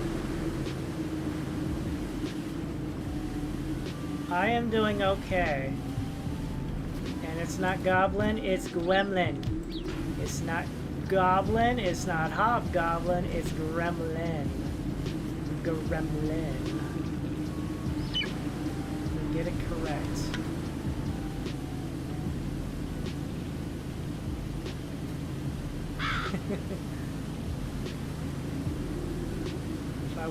If I was not wearing my waterproof suit, as this job requires, then I would be multiplying like crazy right now with all the water. All the water.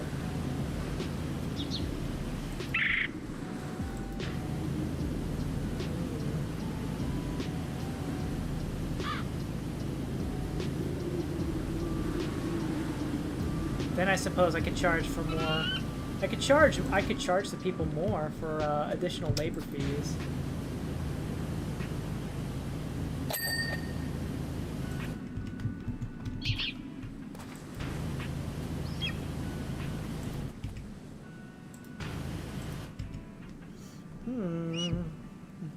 Not Noblin. I thought you were being joking about that though.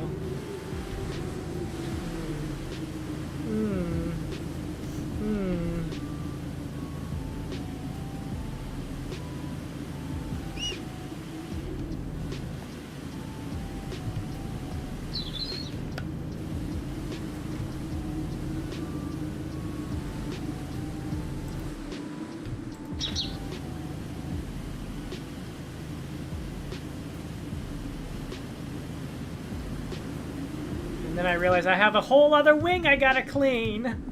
I have a whole other wing to clean. Aww. Oh boy. I have the roof and the whole other bit to clean up yet. Ah! I fell.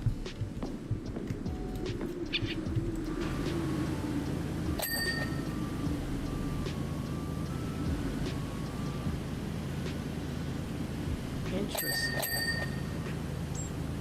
Fascinating stuff going on here.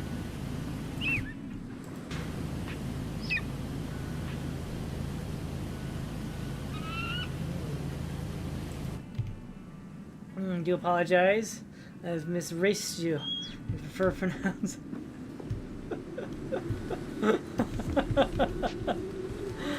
Ah! I shall go with that, okay? For now. For thee now, I shall go with that.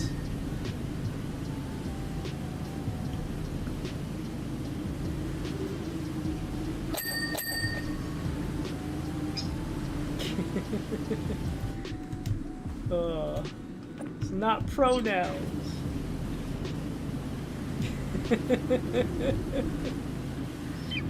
Oh boy. Oh boy.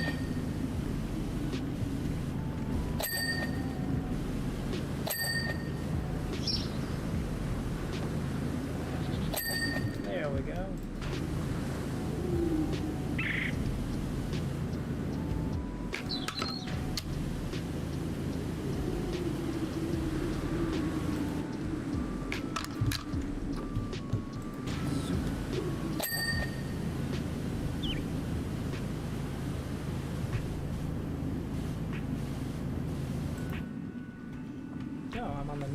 Let's go ahead and get this knocked out then.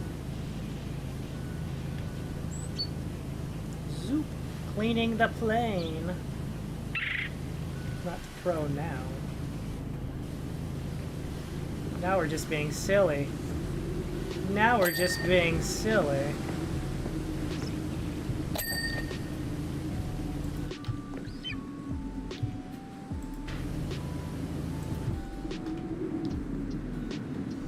Malicious compliance.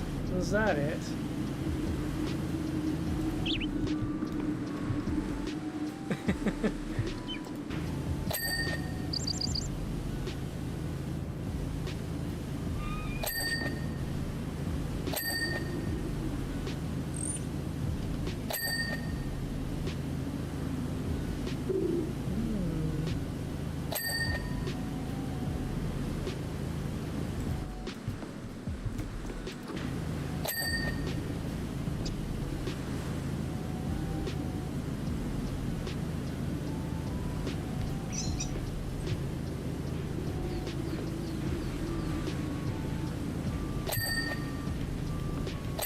There we go, nice and clean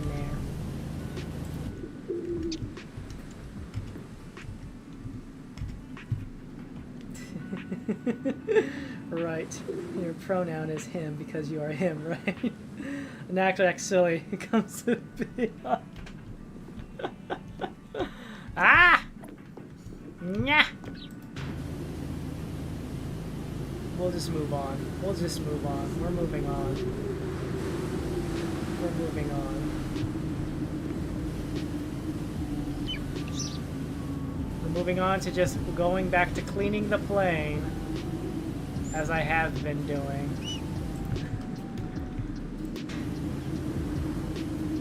Clean the Aurelion.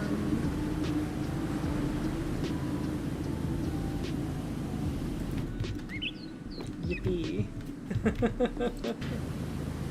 Oh boy.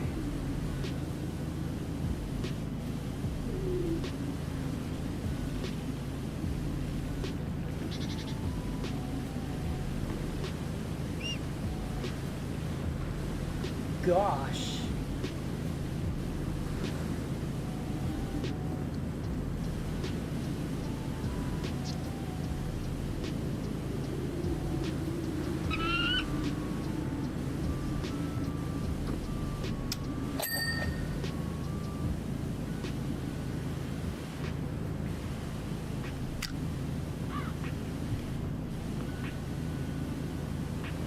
Wing flaps. So many things on the plane.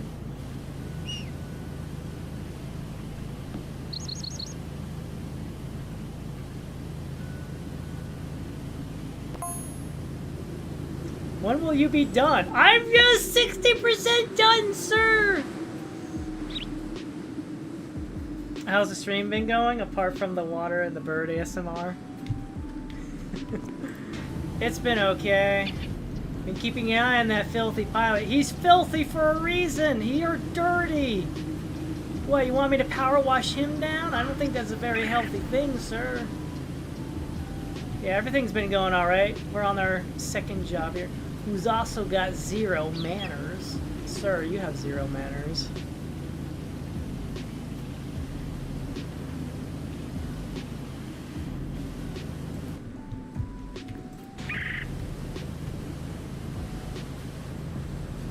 Wandering throughout my establishment.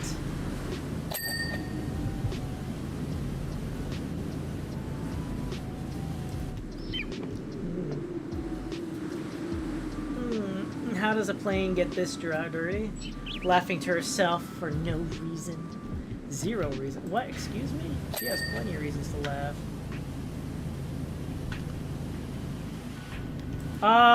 The plane got this dirty by flying through some volcanic ash.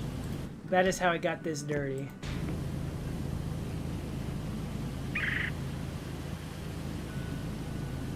It was scouting out the local volcano because it's been ferociously active as of late. So that's what happened. That's how it got this dirty.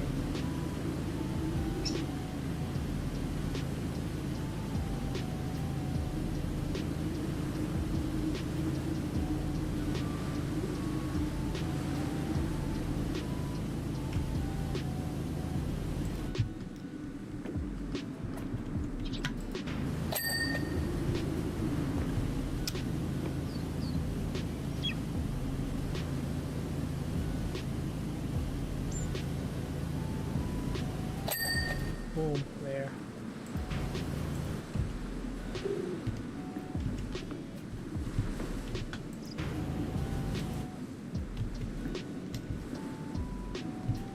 Something on the bottom here? Gotta be. There we go. Yeah. Would not have used a plane to scout anything. They're very stupid. Luckily, it's not me a problem. It's a you problem. It's the pressure washer. Yes.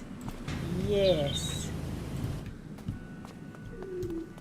Yes. It is a me problem now, isn't it?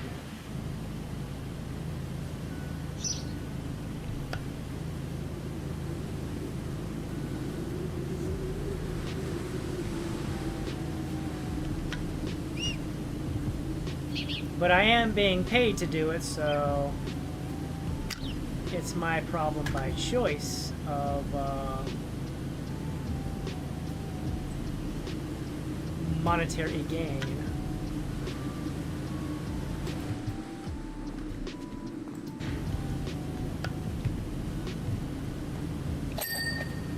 I've been tasked with a job, and so I shall accomplish it.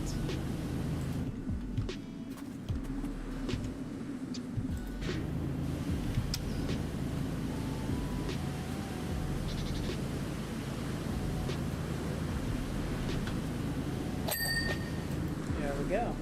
Being paid how much for this job, by the way?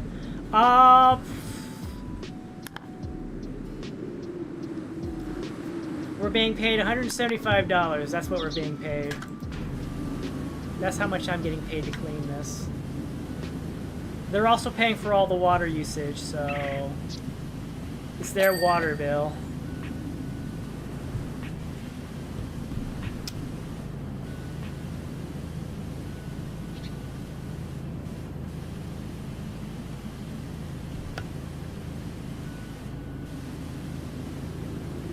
I don't have to worry about paying for the water, all the water that's being used on this job. Although, to be fair, there's a bunch of challenges where you are forced to only use based on how much water you use. Depends on what kind of a rating you get.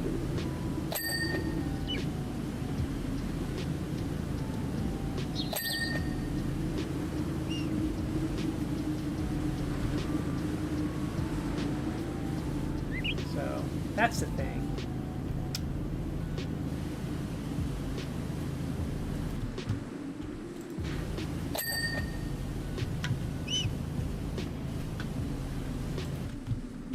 But it's a challenge mode only, so I don't have to worry about it in the main game. Main jobs are mostly like, oh yes, just do the job. Just do the job.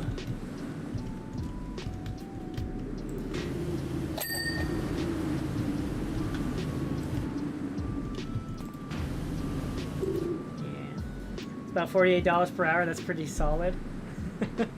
Well, I started this job at an hour and 45-minute mark, so yeah. I haven't been doing this job nearly as long as you might think. I was working on a mansion beforehand.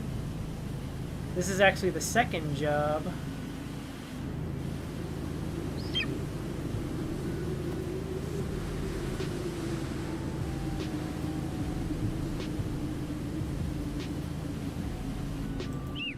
Yeah, this is a separate job. This is actually the second. This is actually the second job I'm working on here.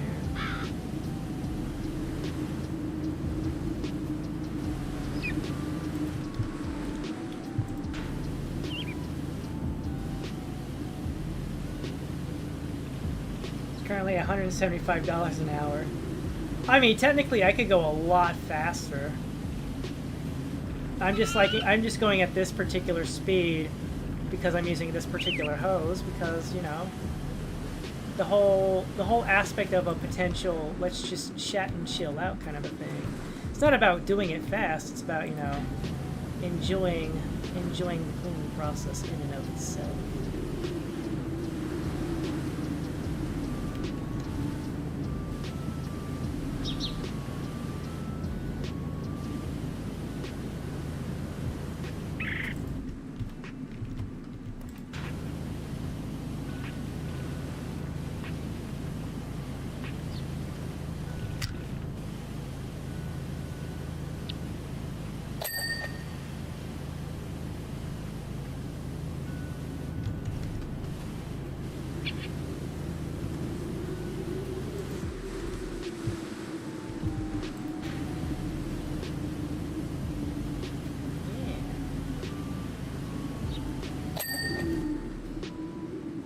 Plane owner tells me to clean the plane and finds out I'm at the bottom of a river. Ah! Well, that sounds like a them problem.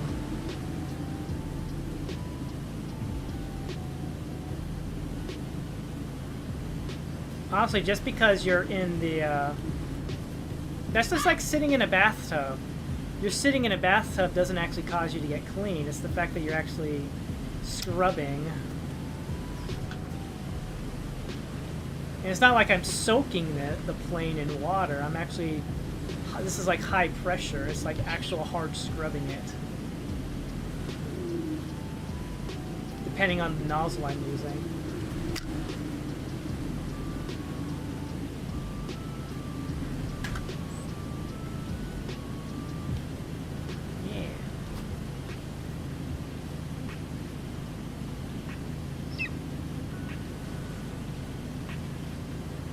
Makes any sense.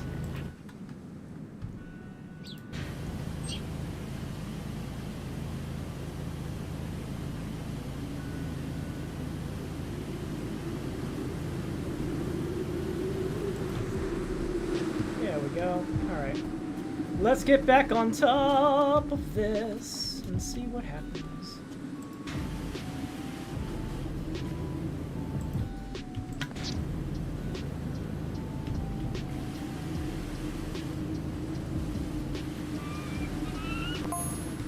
Wait, you know Derek Degas, the actor from that Mint Spies movie? I think they did, yeah. What about him? What about that guy? There's a photo of him potholing with the mayor and the billionaire Blake Thrust.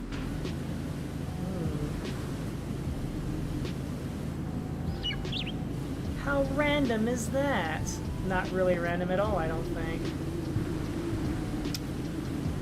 I think it's fine.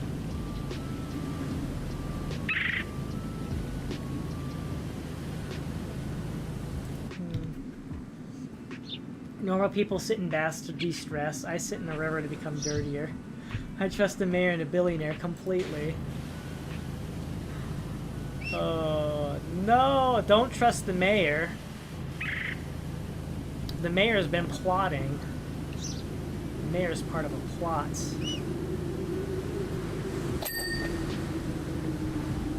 I know this because I've already beaten the game. And they're just, this is just like these supplemental jobs just add more flavor to the story.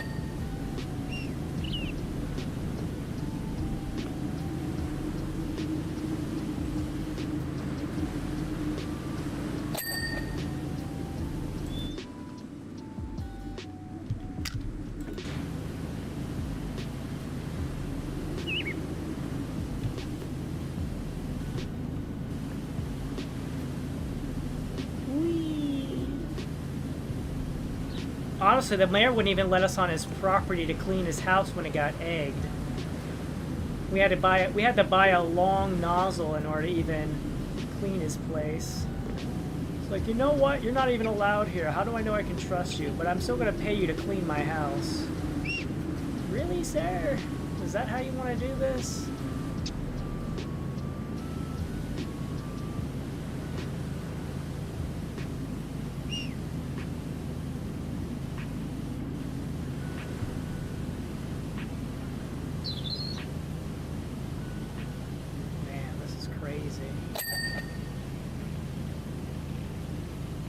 Almost done. Almost done.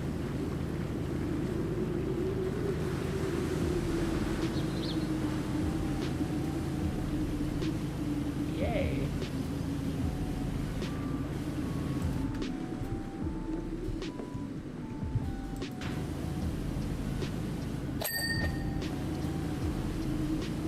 I don't know about the billionaire. But he's paid us quite a bit of money to clean a bunch of his stuff, I'm pretty sure.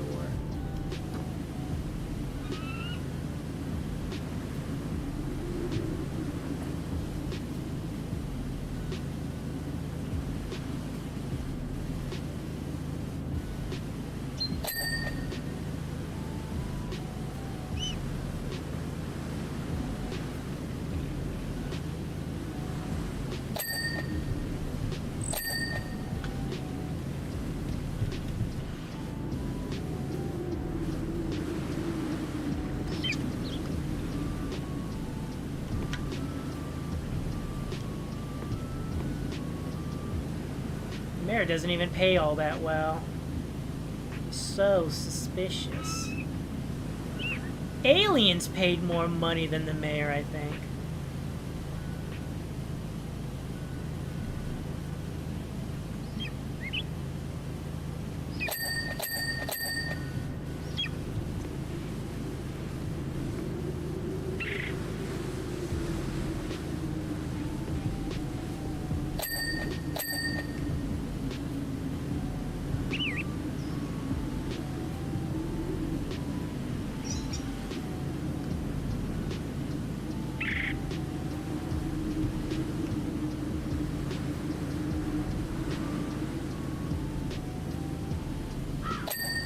Go. The wing is done.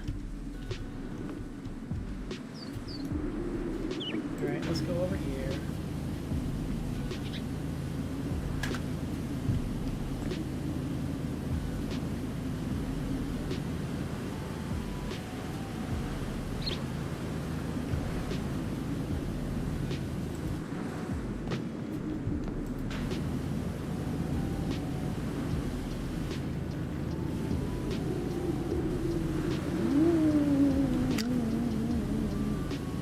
Spooky airpoint noises.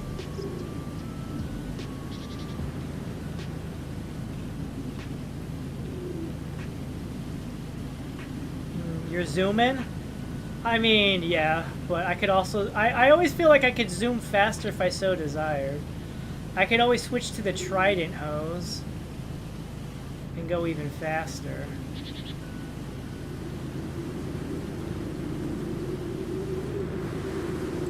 Oh, I just realized. Oh my gosh, look at all that stuff. Wow.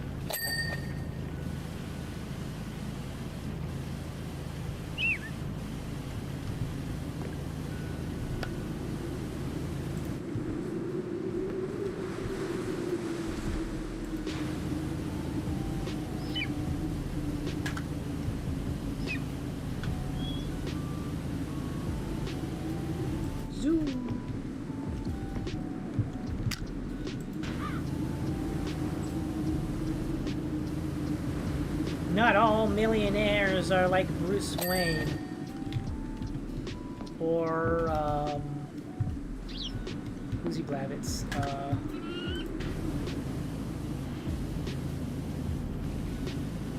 I was about to say Tommy Jarvis, but Tommy Jarvis is a character from, Friday the 13th. Tommy Jarvis is a character from the Friday the 13th movies.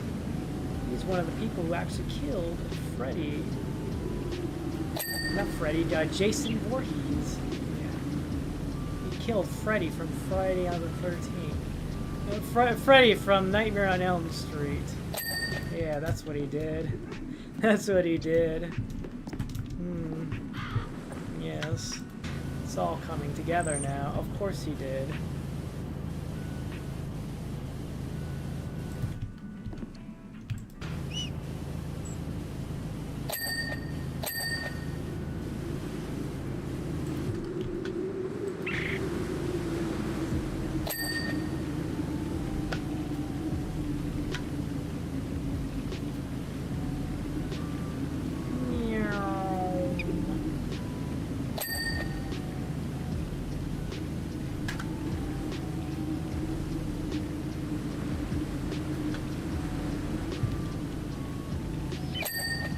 There we go. Alright. Now I gotta get on the front end here and turn around and clean this bit. Alright, game. What else needs cleaning? The cockpit frame, huh?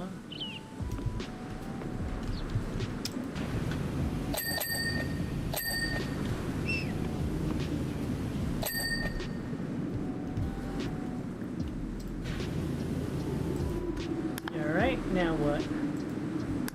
Engine cowling, huh?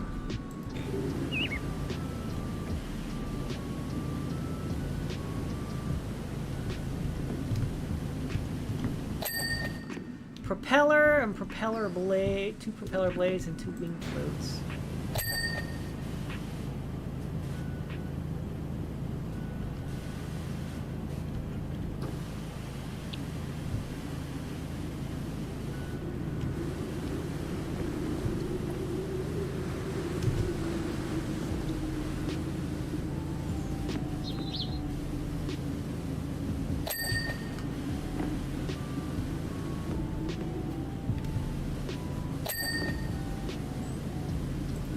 Wing floats, huh?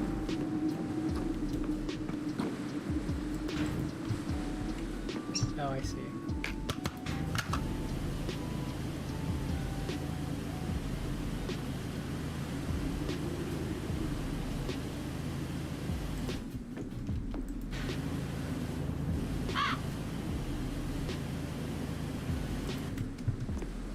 To the front!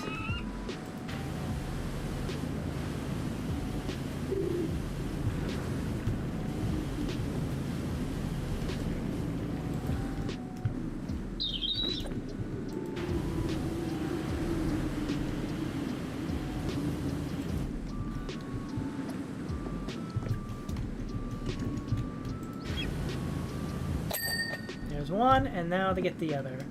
This guy right here.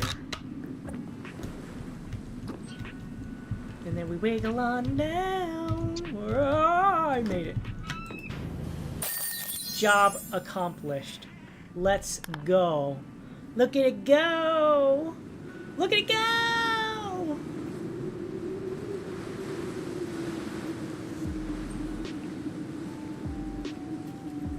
Wow, Doc, amazing work. I've checked over the sky well, and it looks like we got away with it. Just such a relief. Thanks to you, I can head straight back out, which is just as well. Doesn't look like Ruthless is gonna run out of steam or ash anytime soon. There we go. We got the mansion and we got the fire plane clean. And now we head over and we clean the cruise ship. Now it's time to clean the cruise ship. Oh boy. Mary Sellers, summer 2024. Oh, hiya, Powerwasher. Yeah, we've had a bit of a to-doing on deck. Can't go into the specifics as it'll probs end up in the courts, but it was a bit of a mood breaker. Let's just say the next time we'll make sure we shake off the seabirds before leaving harbor and fully vet the entertainment. We've cleaned the deck of what little food the birds left, so you should get a nice clean run at it. Yay! Cruise ship cleaning time.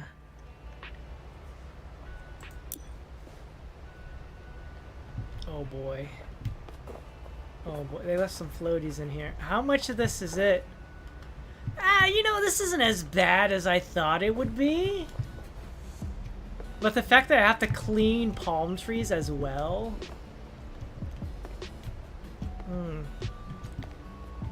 Oh, look, we have a whole bunch of gnomes just chilling out. I don't know. Well, oh, I fell in. That's fine. Alright, let's get started. Hey, great news. What is it?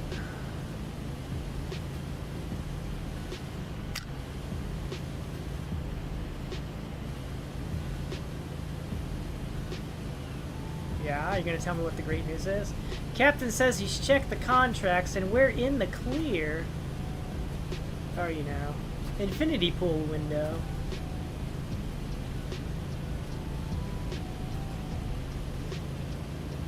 Thank Poseidon for maritime law, eh? Ah, yes, maritime law.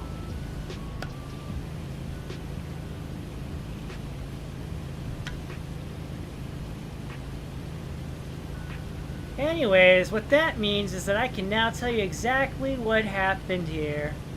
Oh, really? What happened here? Dirt, streaks, and grime, huh? That's cool. It's always nice to know how these things ended up the way they did. Right.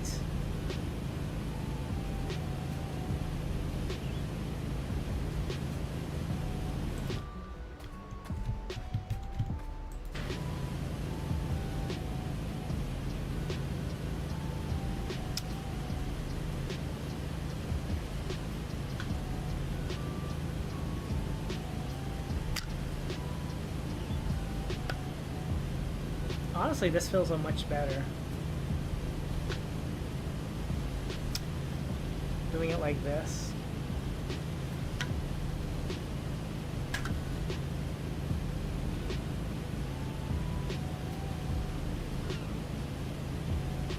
Back and forth.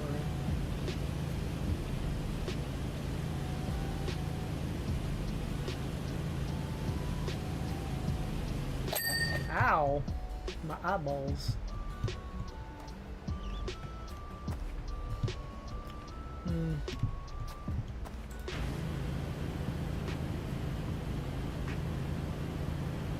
Little wall. That's cool.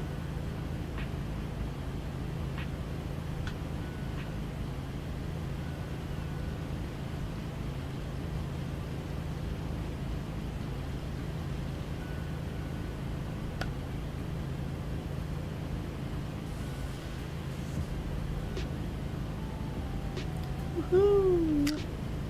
Woot woot! Woot woot! Let's go.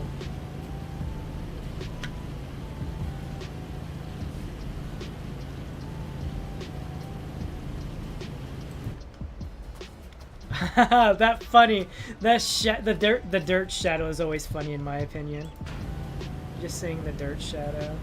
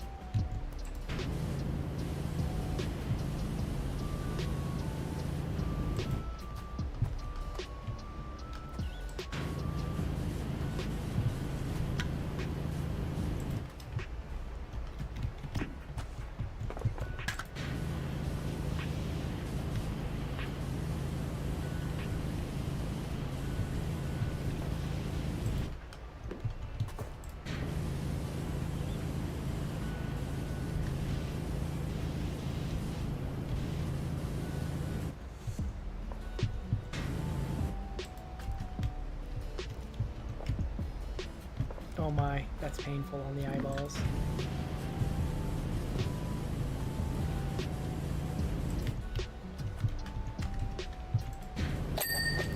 Alright, that ladder's clean.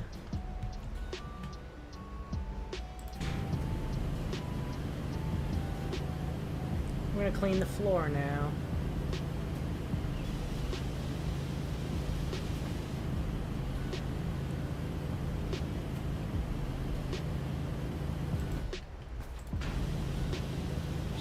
I'm gonna clean the bottom of these stairs here. Get the edging done. Get the edging done. There we go.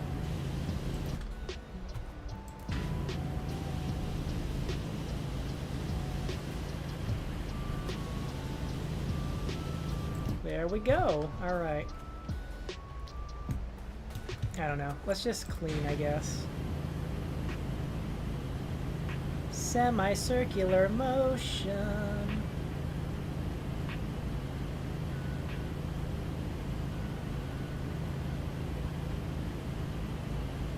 Go slow enough, you won't miss a dirt spot.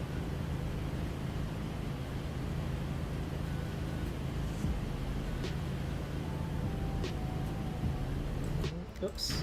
I don't know why I hit that button. I don't even know. Well, I have my mouth. I have my finger there for a reason. It's just a natural spot to have a finger when you have the mouse in your hand.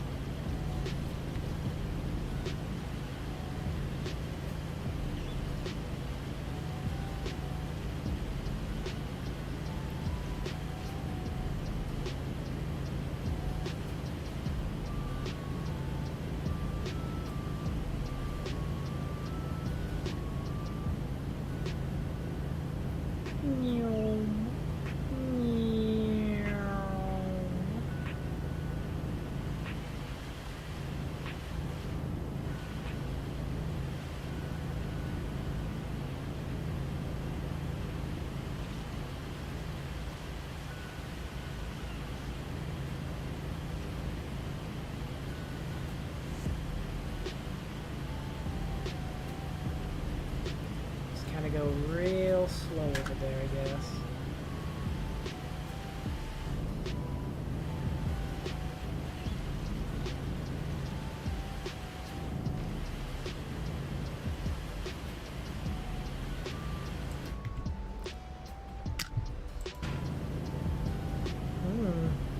Cleaning the pool of the kids said, after the kids said he didn't poop in it. Well, from the sound of things, it might be more seabirds and stuff like that, because they said they did clean up a lot of the food from the area.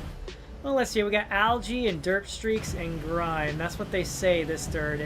What the stains are. We haven't received any of the story yet. We just got. Oh yeah, we can tell you the story because this happened. Because the maritime law allows us to go ahead and tell you. Yeah.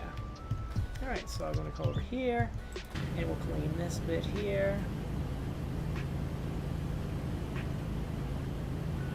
Well, we have an entire cruise ship deck to clean, actually.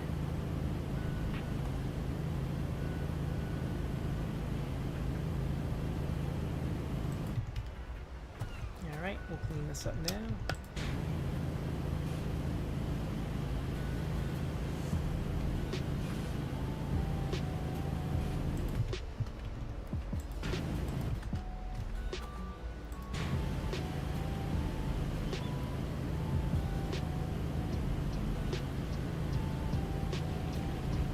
A lot of stains if it was just one kid, though.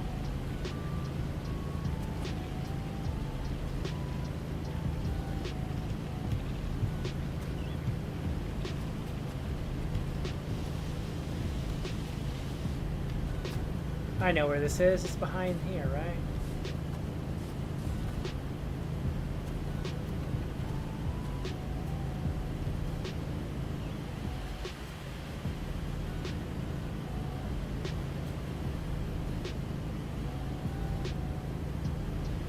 There we go. Salt water is self-cleaning or something. Someone who goes almost daily to the beach pool that has to eat algae, kelp, and seaweed everywhere has never looked that bad in 40 years. Oh, well, we'll find out eventually, I think.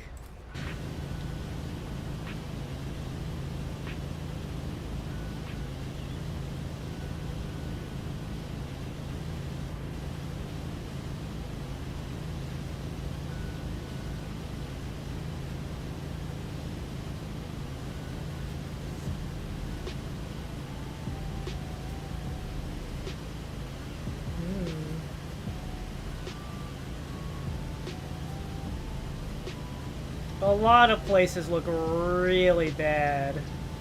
I mean, honestly, this isn't so bad, I feel like. I feel like the worst place I've cleaned that still gives me the ugh vibes is the bathroom level. The bathroom level is probably like the most ugh place I've been in.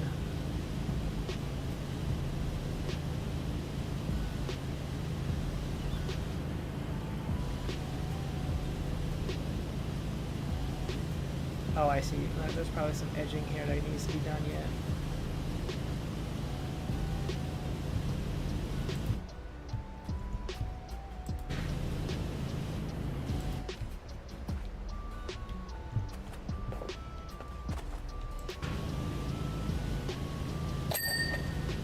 Oh, these are separate steps, huh?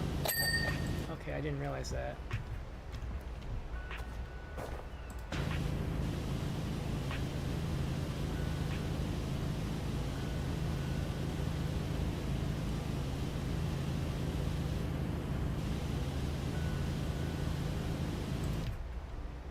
Oh, you're all part of that. I got it.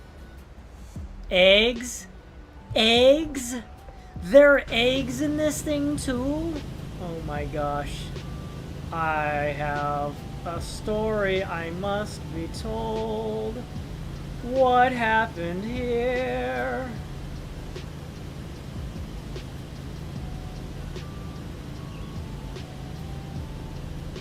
Oh my.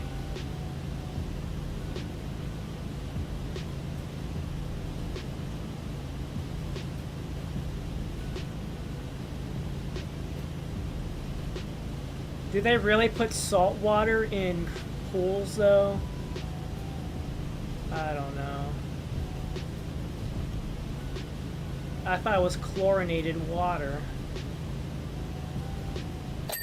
There we go, that one's done.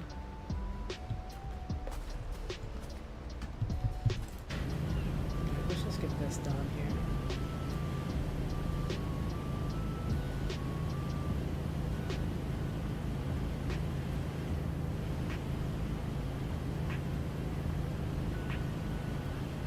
Do I have to also get the interior of this wall as well?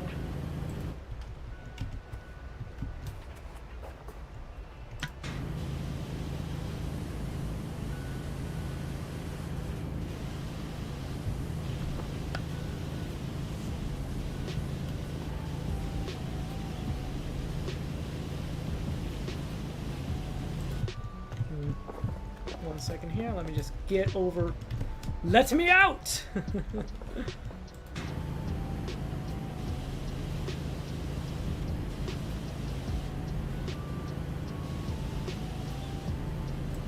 Oh boy.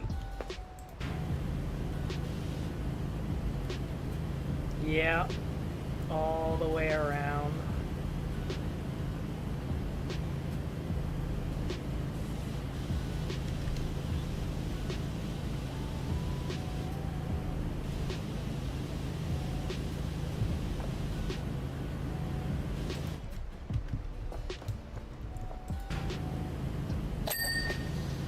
Okay, thankfully it's just that.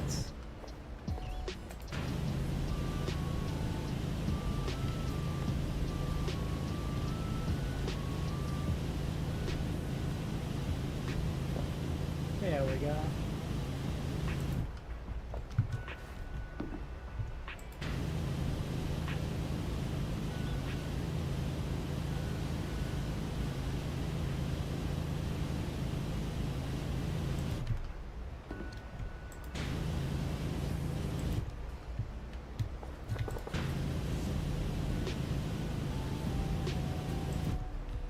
I'll get the railing afterwards.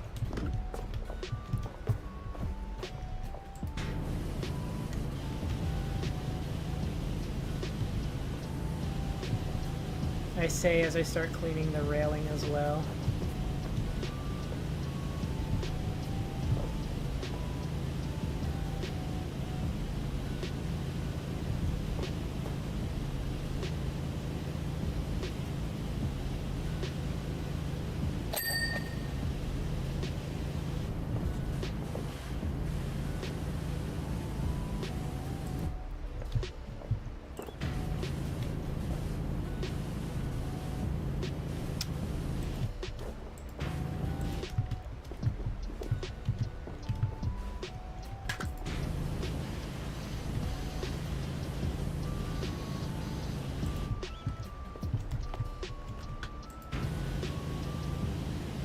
It's gonna be rich hearing what this story entails.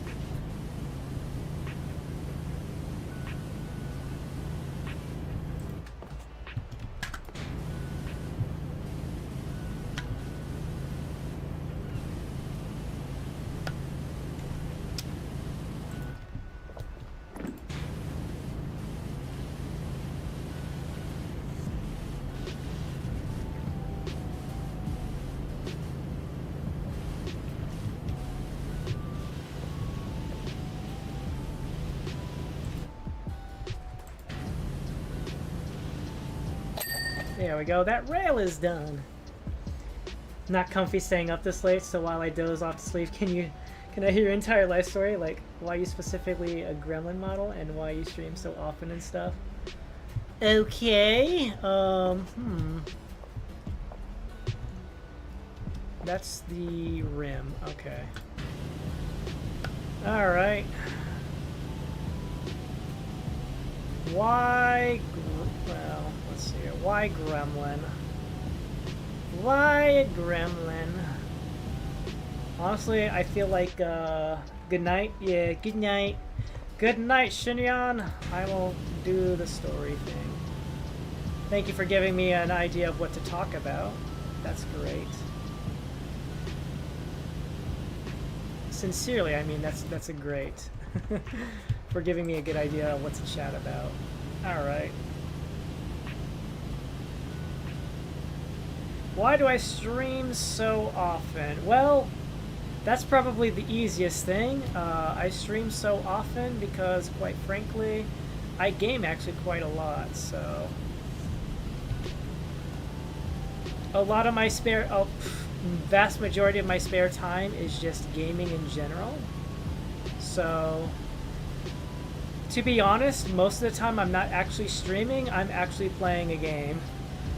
I'm probably playing a lot of games that I'm like, oh yes, I had fun doing this, but since I quote-unquote beat it or what have you, and in order to, but I still enjoy the game a lot, and it's got like a lot of continuous gameplay after the fact, I like to keep going. Like, for example, Dave the Diver and Hitman. There's plenty of stuff to still keep going, so I keep playing them afterwards. So essentially just streaming so often is just me being like, hey guys, let's go. Quote unquote.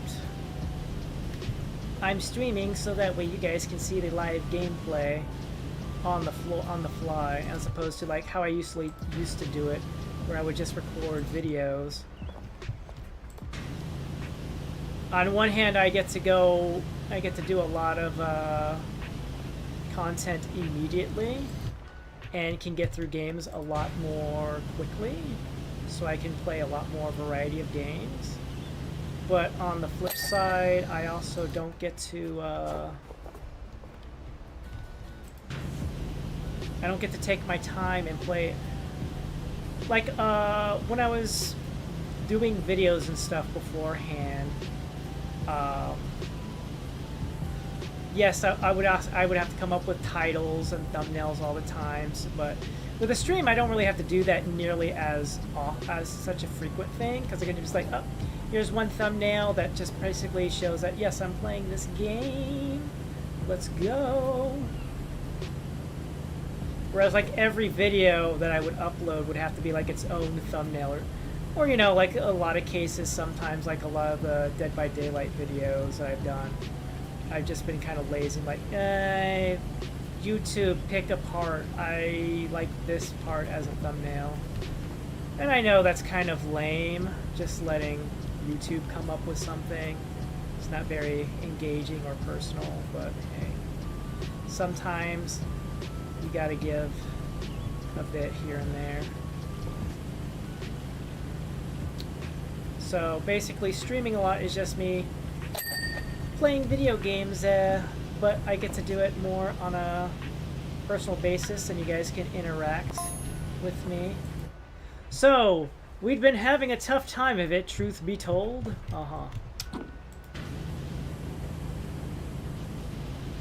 Story is happening in-game.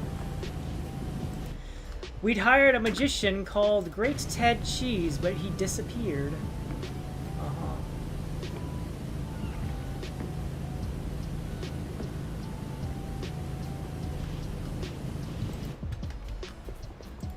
Literally, that's not a joke. Uh-oh.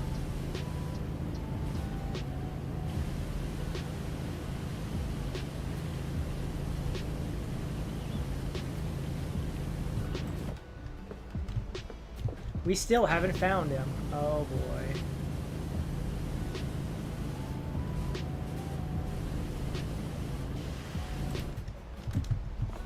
I guess I gotta get the outside railing now. He was the opening act. He was there opening night and did some balloon magic for the kids, and then went down like a lead one. Oh boy. Oh boy.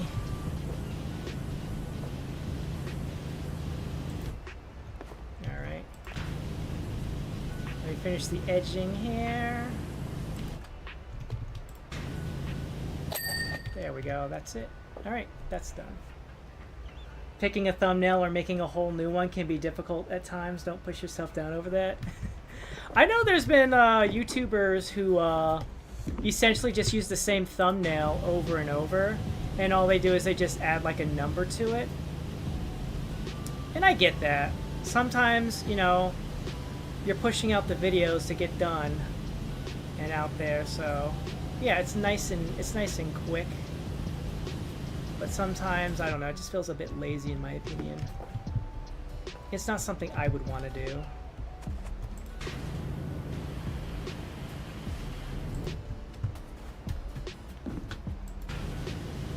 So, yeah.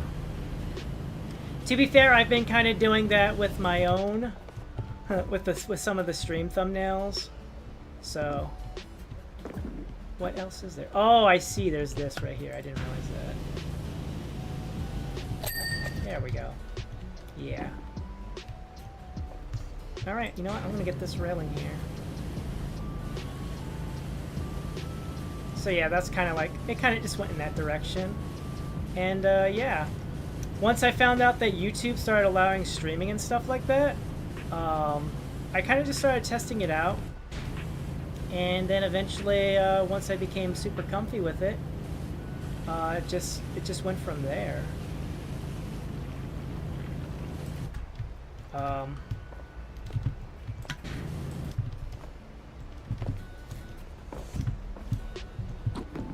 I just felt it was more convenient to stream, because when it comes to streaming, when you're streaming, you don't really lose any. Like if the power went out, I don't lose anything when I'm streaming. It just like the only thing I lose is like any sort of progress I might have in a game. And I might have to replay a bit, but any of the footage is not lost. Like if the power just goes, boom, you guys, nothing is lost from, nothing gets lost. Whereas like, if I was just recording, then everything in that recording, that particular video recording, gone. I would have to somehow like re-film everything. Which, believe me, there's been a number of times when that's happened, where I've messed up a recording and it's just like, oh no, I have to go back and record all this footage. And it's even worse like when it's like I didn't even know I wasn't even getting the recording done. Point in case, when I was playing Batman Arkham Knight, at some point I messed up my recording, and I had to replay the entire game up to one point, because I got I lost track of recording versus the non-recording. So what ended up happening is because Arkham Knight has like a auto save thing. There's like no hard save files, so I had to go back and replay the entire game just to get video footage from the certain part where everything got messed up. Whereas, say, with streaming, I don't even have to worry about that. I don't have to worry about it at all. So, once I learned about streaming and I got comfy with it and I learned how to do, well, I wouldn't say learn how to do it so much, but learn like that I can do it and feel pretty comfy and stuff like that. That's how it ended up being a case of like, yeah, I'll do this instead of always recording videos all the time, because then I don't have to worry about lost footage and anything like that.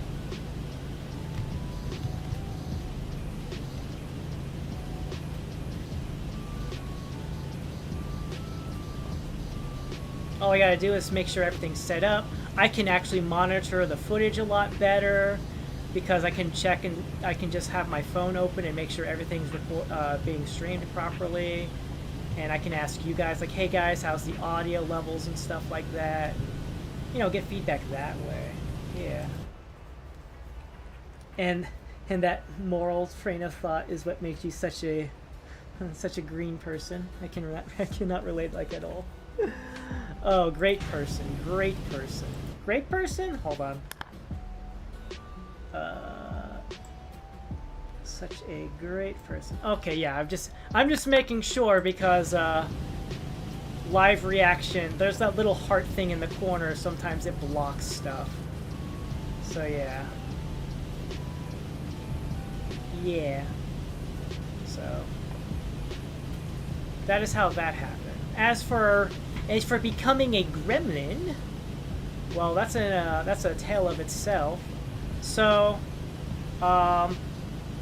basically, at some point in my life, oh, I see. I don't remember the exact day or whatever, but I remember if you're familiar with the one Kazuna AI, one of the very earliest of VTubers. I saw footage of Kazuna AI playing a game, Resident Evil 7, and eventually over time I learned more and more about VTubers in general, and I was like, you know what, this is something I can get behind because I'm the kind of person who is more comfortable not like being. I feel like I can be me when I don't have to worry about, you know, I don't know. The whole VTuber thing interested me because the whole aspect of being myself, but, you know, being a different look, having a different look and appearance and stuff. Whatever.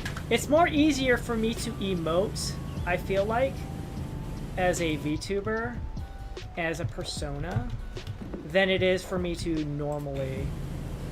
It allows more of a visual representation of who I am, I guess.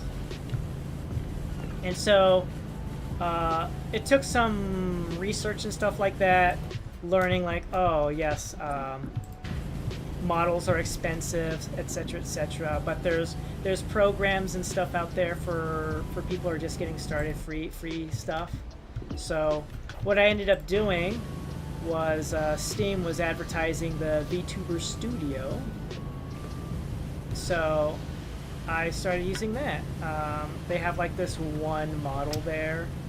That's they have a number of models that are free to use, but obviously you should definitely not be making monetization stuff out of it because, you know, reasons, legal reasons and stuff. But anyways, I honestly started out using their pink-haired schoolgirl in that program, and from there, I ran into Lunecra, who was my boss in real life at a point in time, and she was already doing the whole Vroid thing, and she introduced it to me as a concept. And I was kind of shaky about it at first because I wasn't sure how I feel about it. You can only disable the reaction for PC. Yeah.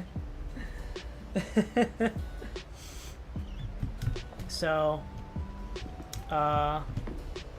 Lunecra told me about Vroids and stuff like that, which is the model I'm currently using.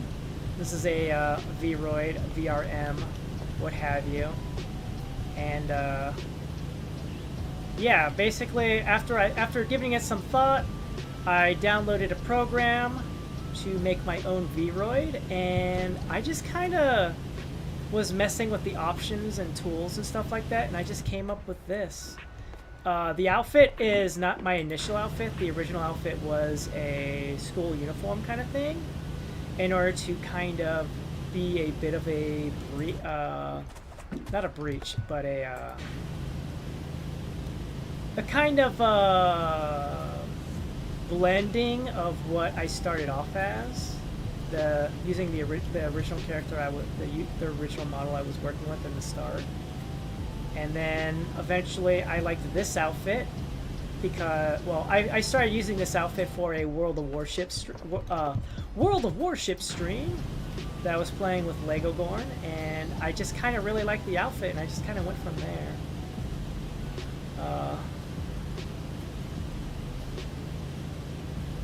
It was more like the gremlin whole aspect was just such a unconscious thing. It was an unconscious thing that I just chose.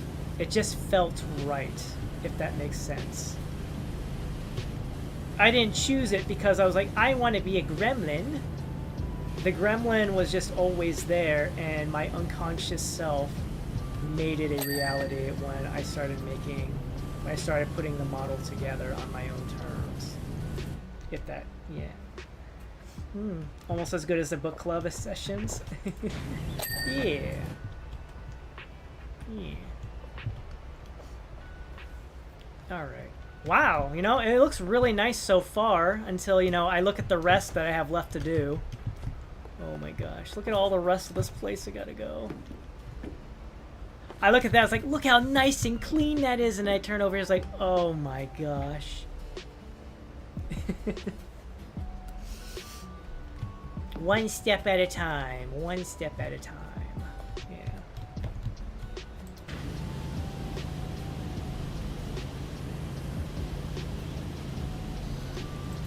I mean, to be fair, originally I was going for like, I was going to be like a ghost, which is why I have my the whole membership thing, like spooks, spirits, and specters. I actually came up with that back when I was still like a voice in the void, a voice in the void. And I was playing, I was doing my first Let's Play of Alien Isolation. I was like, what can I do? What can my opening statement be? Because that's like a thing that a lot of people do. They find a statement that they use to say hello to their viewers and stuff like that. And so I was like, you know, at the time I was like, I like alliteration. I like alliteration. Spooks, spirits, and specters. Yeah. I used to have like Will-o'-the-Wisps and other ghostly names as well. But at the end of the day, I was like, I like alliteration more. So I just stuck with just spooks, spirits, and specters over time. Eventually it just became spooks, spirits, and specters, and that's why I say what I do. Even though like I don't actually have a ghost name, I still have like lore. I am actually a ghost who's possessing the body of a gremlin. That is the lore. That is the lore. The lore is that I'm actually a ghost possessing a body. Ooh.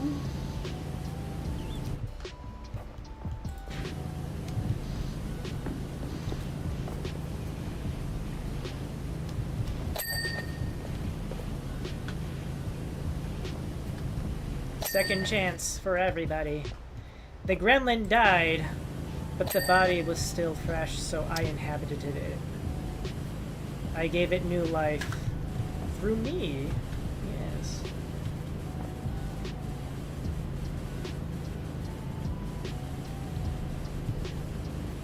And see, to me, it's like, I guess kind of going back to the streamer thing. I just like the ability to, like, you know, do things live. Because, you know, you get that wonderful feedback with people. True, not many people are willing to put in the time to, like, go back and rewatch, like, an entire VOD. But, you know, it is what it is. I mean, I have people...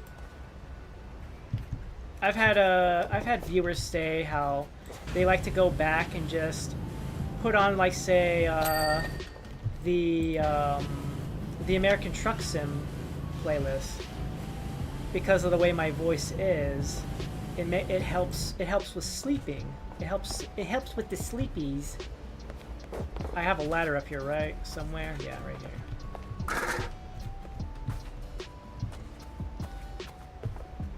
I have a ladder here.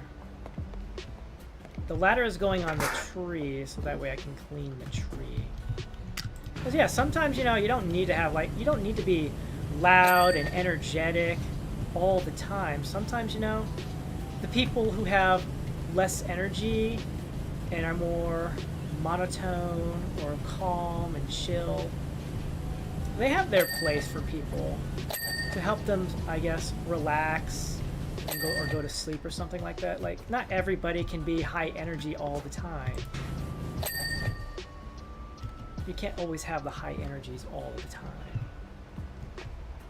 So it's nice for the people who are like, I just want to chill out and relax, to have somebody who can be like that. And, you know, it's just something like I realized too. It's like, you know, I can pretend to be high energy, or I can just be myself. Low energy, calm, etc. What have you. Alright, you go over here. I'm gonna get rid of...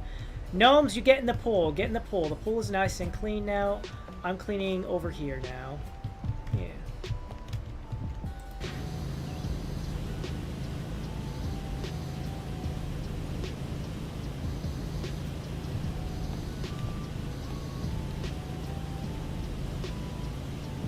It's like I can understand that too, because there's been YouTubers I watch simply because, you know, I use them kind of like as a little bit of a sleep aid. Like I do that for my I'm not afraid to admit my narcissism, and I say that I go to sleep sometimes to my own streams.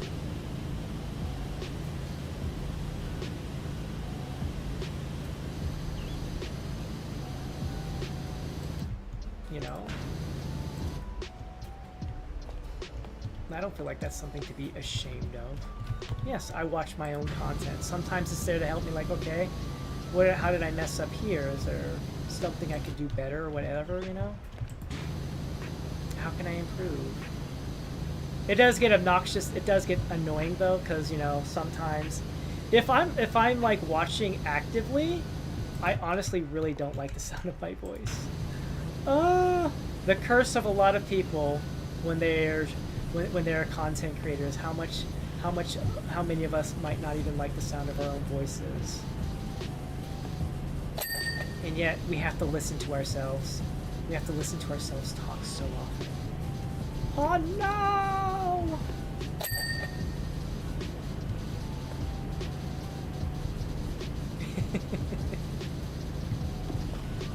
Which can be kind of funny because I know there, as you have said, you know, and other people, there have been people out there who said, like, I like the sound of your voice. And I'm like, that's cool. I can't agree. I have to listen to myself all the time.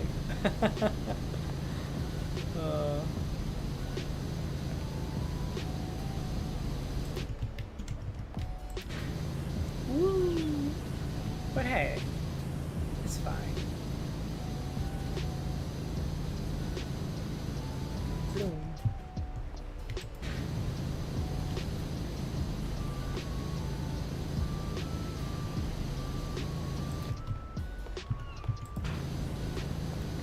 I'll clean that stuff up later, the tarp and stuff. Right now, I am cleaning the floor of eggs and bird poo. So much eggs and bird poo. So we got a magician who disappeared. Mention of birds, seabirds, and food. Oh my. You know, this isn't too shabby so far, because I'm already at like 37% done.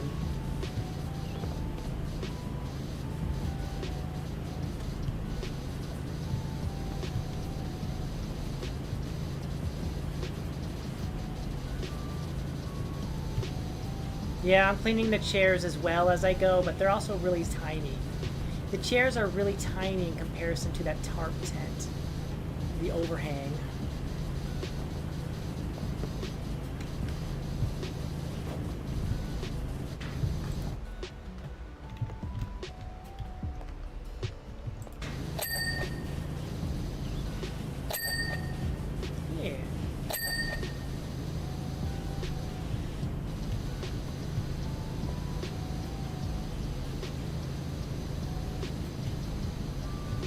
To me, it was just like, you know, VTubing and streaming are nice. I feel like I'm much more expressive as a VTube model than I am with my actual human body, the actual body behind the screen. It feels very... The me behind the screen is very unemotive. Like, I can be emotive in terms of, like, full body movement, but, you know, not all of that is able to get captured on the screen a lot of the time. So that meant entertaining the passengers all rested on our resident theater ensemble heads, shoulders, knees, and toes. Oh boy.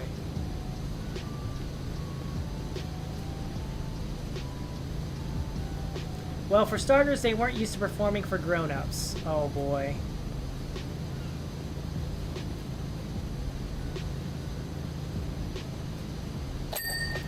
There's that done. And by day 5, they were all out of pre-prepared material anyway, and became an ill-received improv collective. Oh boy. Oh boy. On day 6, they quickly pivoted and, well... Oh boy. We don't even get to hear the rest of that story. Not now. Oh man. I feel like I'm saving the walls for last. I'm gonna save the walls for last. Alright. Tarp time.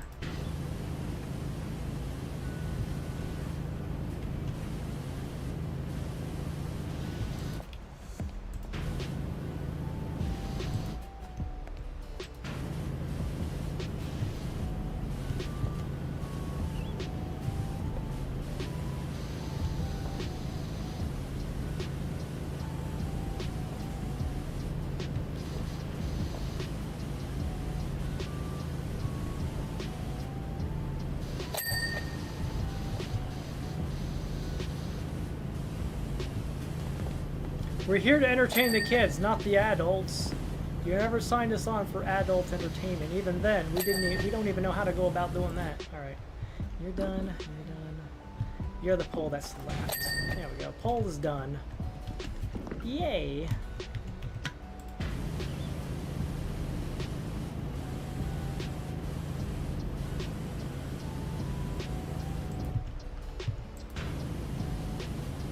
Like, for example, for the emotive part, I would say, like, I feel like so much that whenever I smile, I feel like it's not even a real smile.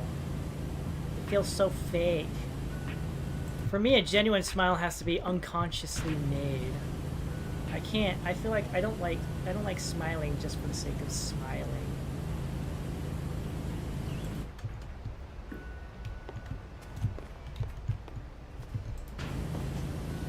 Because it feels like lying. Just like a fake smile just feels like lying, and I don't like that. I don't like that aspect at all. So if I'm not smiling and people are like, just smile, just be happy. It's like, I don't want to lie though. It just feels it just feels wrong, you know? Super emotive. Gosh. If I had really good tracking, and I could do full body stuff, mostly with hands, I can get so talkative with my hands. It'd be crazy awesome. I mean, if I was using Warudo, I could definitely do a lot, but I don't have enough to make it work to the level that I would be satisfied with, if that makes any sense. Alright, you go back over here. Go over there, now. Alright. Oh boy, now we have this rail to work with in this area. Oh. Oh, we can spritz that. Cool. Alright. Stairs first.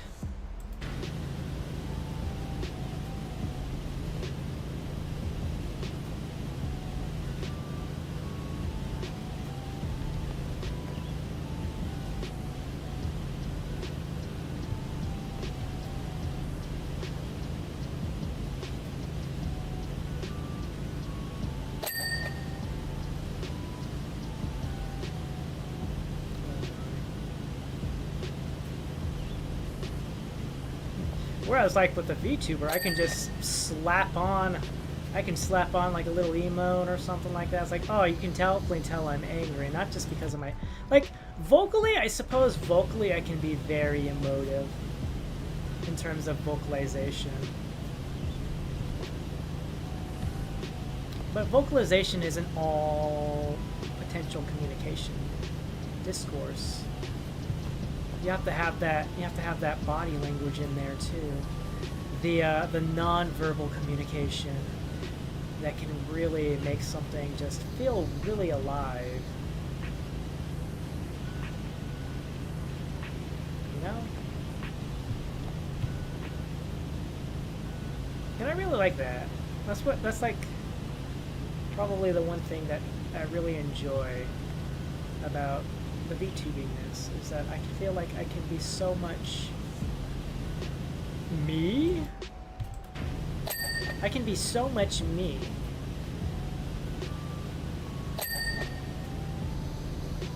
And it just feels so good.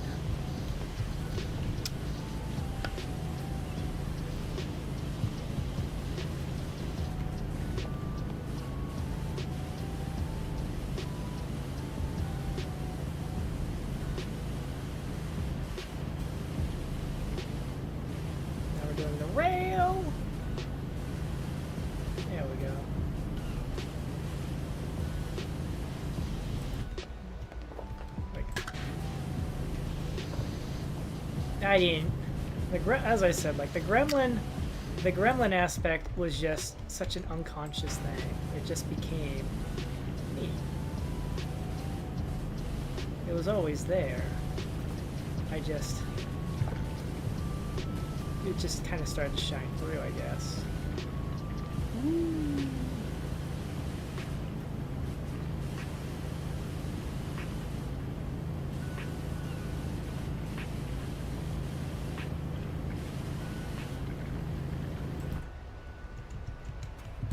And I mean, I get it. Some people, considering a lot of thought processes of the days of the nowadays, I can understand how people think one thing and another. And I'm just like, I don't really care about any of that. That's not my mojo. That's not me. I am me. I am a guy. I just choose to look the way I do because that's just what I like. I like the appearance and stuff, you know? But I won't get upset if, you know, if somebody's like, oh, allow me to call you this, that, or the other. And I'm like, that's not real. My actual is this. I am a guy. But hey. I understand. Mistakes and misconceptions can happen.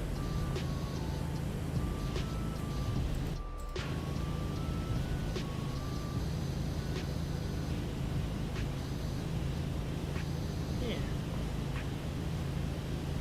Why get all upset about it? It's an honest mistake that can be easily corrected. Woo!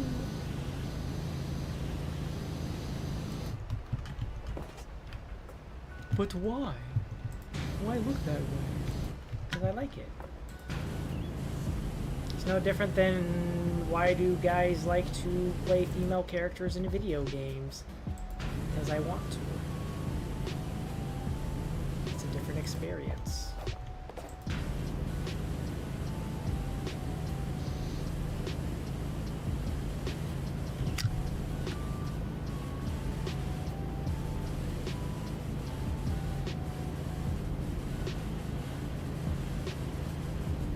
Here to try something new and different. Do something interesting with our lives. Try something new.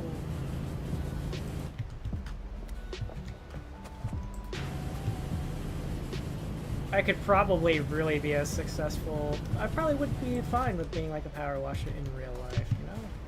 I don't know.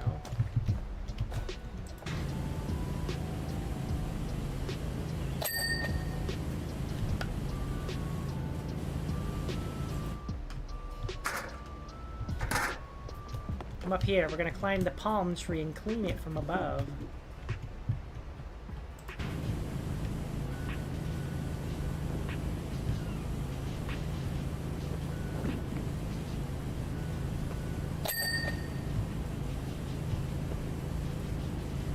Woo!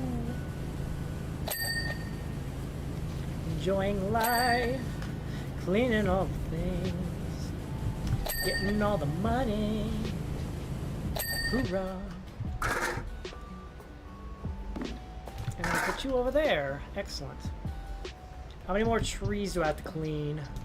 Looks like one more over there. Alright.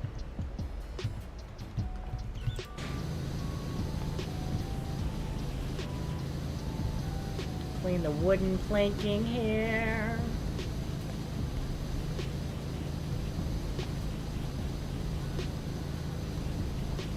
The deck. We're cleaning the deck. Cleaning the deck. Wow, we're already like 3.5 hours in. We're approaching 50% done cleaning this place. Very nice.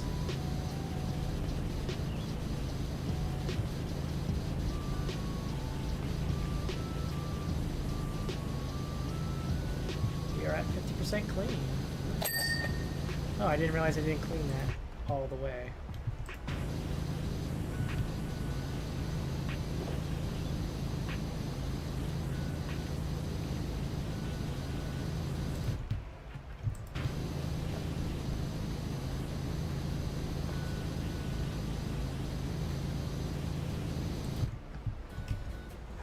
And there we go.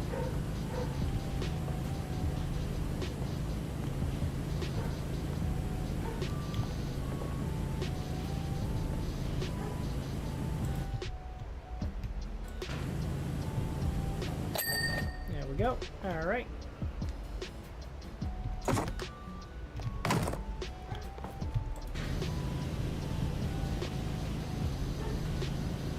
Continue cleaning the deck. Continue cleaning this deck. Woo! Thankfully, these chairs aren't as much on it as the other ones were, but hey. There's still some spill over here.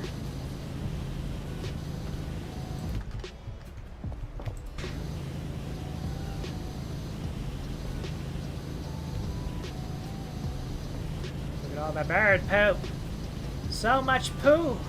So many eggs. So much chocolate caked all over the place.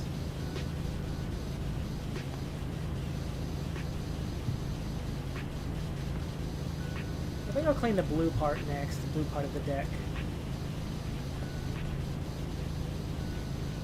After I finish cleaning the wooden part here. It's chocolate cake with white frosting. No, it's not! It's dirt and mud and grime with bird poo. So much bird poo. Alright, what's missing here? There we go. Done. Oh, we got a slide. We got a slide. Ugh.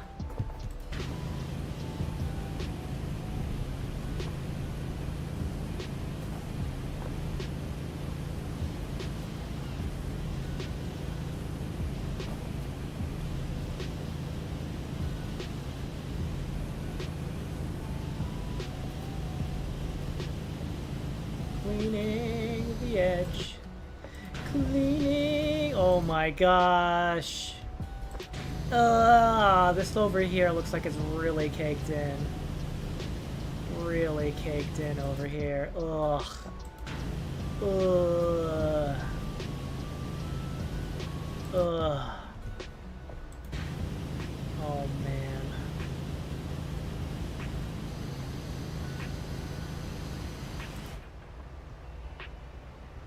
Milkshake bubbles.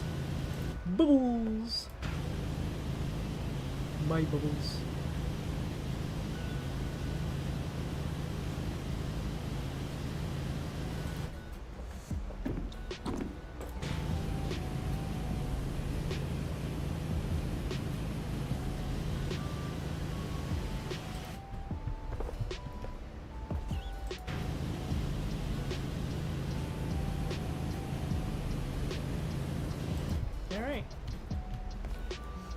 here we go. Cleaning the floor. Woo!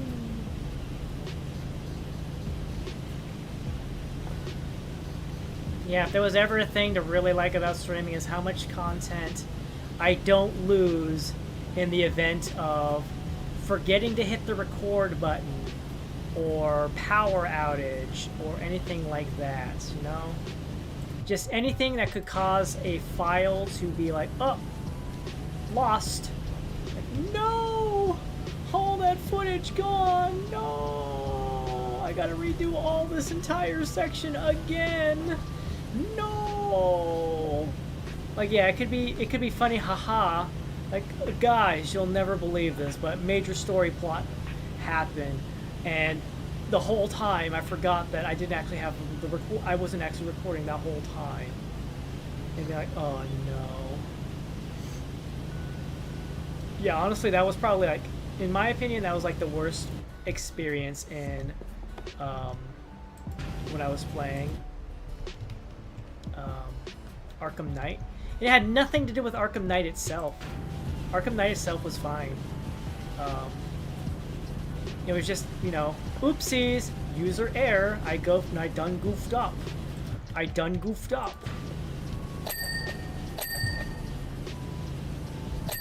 There we go. These chairs are all done. I just figured I'd get the chairs while I'm here. They're such small objects to work with and clean. It'll be fine. Yeah. We're about to get more plot on how this ship got so dirty. The magician disappeared. Children entertainers were reassigned to entertain everyone. But obviously they're not... entertaining adults was not on their resume.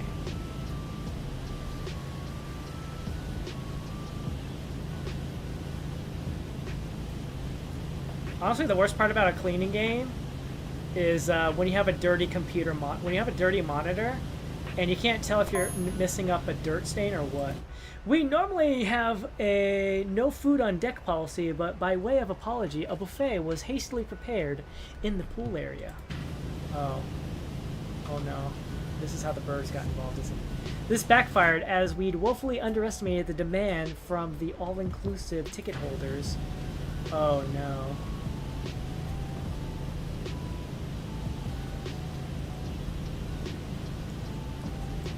I told the captain that we really shouldn't be offering those tickets on a family cruise, but did he listen?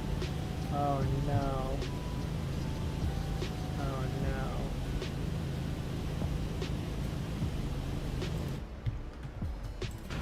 Oh no, it gets worse.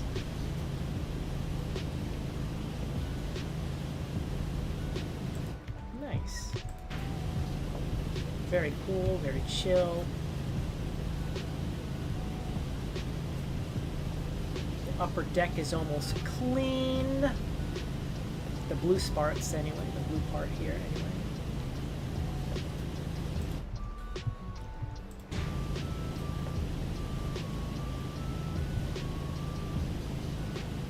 Oh no.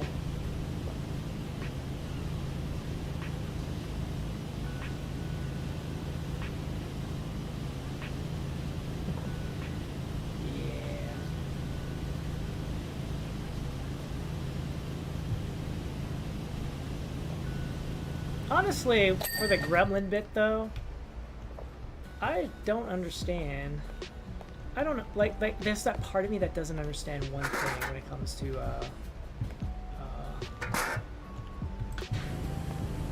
Boozy Blabbits. Gremlin. A lot of people, I don't understand it. Maybe there's an aspect, and I do get it, but I don't, like, fully understand it. Like, there are people who are like in the video game aspect where people get called gremlins, or maybe it's just like internet personality types. Like for me, gremlin is an actual creature, you know. The things that cause disruption, they mess up planes and stuff, they cause mechanical errors, or like, yeah, in the case like a lot of the little multiplication and stuff like that that I go with. That's from the Steven Spielberg gremlin lore. The Mogwai. The Mogwai. That's where I get most of my silliness from. But the thing I don't understand is like what makes a gremlin in the internet personality aspect? Is it chaos? Is it just personality? Is it like making weird noises all the time? Like I just don't understand that yet. I think gremlin as creature. Other people think of gremlin as like, ooh, this and this and that, this and that. Let's go. All right. Besides the walls, we just have this pool and everything inside the pool. Nice. There's got to be a story, and I just don't understand it. Like I get called a loot gremlin because I go around looking for loot in like games that have looting systems, or like in the case of like Alk in Borderlands, he calls himself a loot gremlin because all he does is he just runs around like get the loot, get the loot. And I get that. I understand that.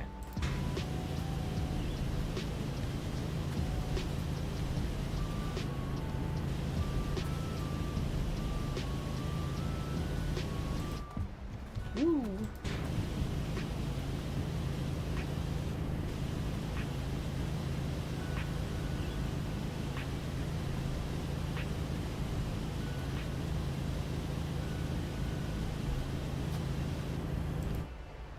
To me, it's like, well, what actually makes a gremlin a gremlin?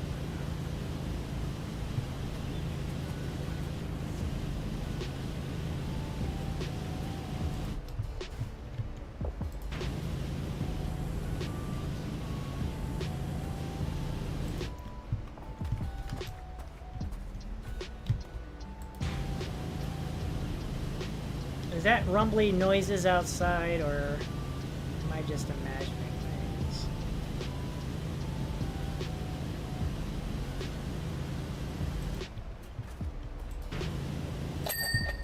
Trim done.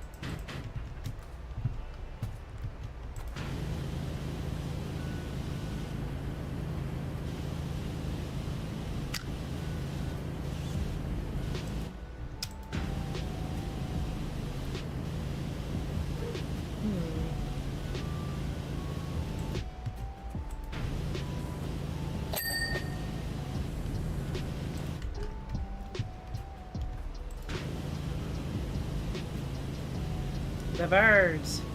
The birds! How are the birds doing? Very evilly.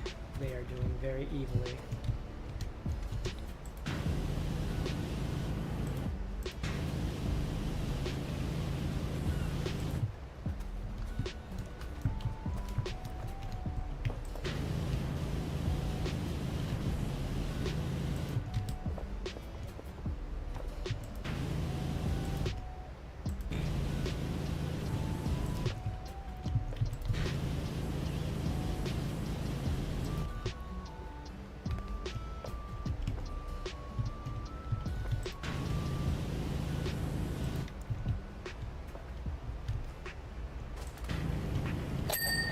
There we go, all done there.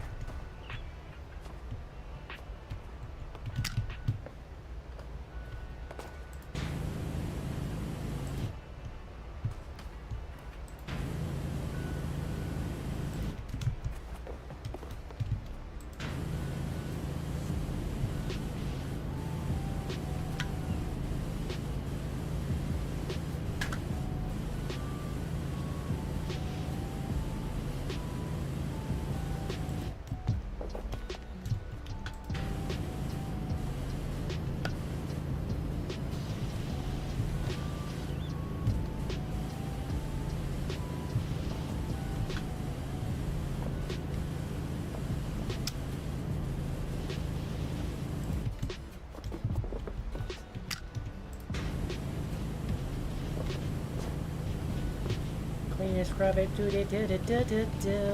Clean and scrub it, do do do do do do do. Clean and scrub it, do do do do do do do do do do do do.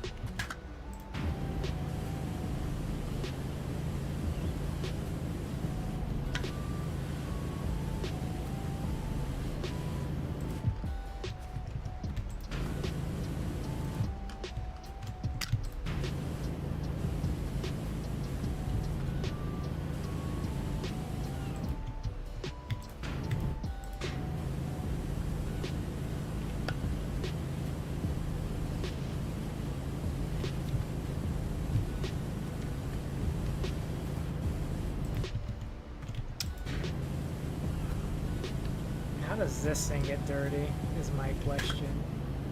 From underneath.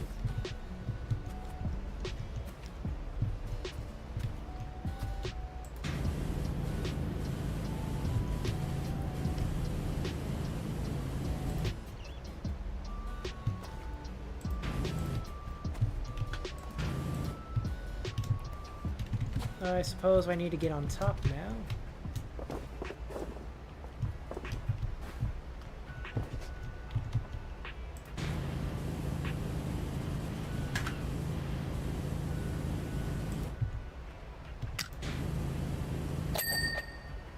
There we go. And now to clean the slide, which reminds me of the fun slide from the carnival. That was fun to clean.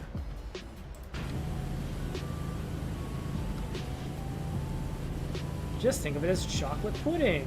Nah, ain't no chocolate pudding here.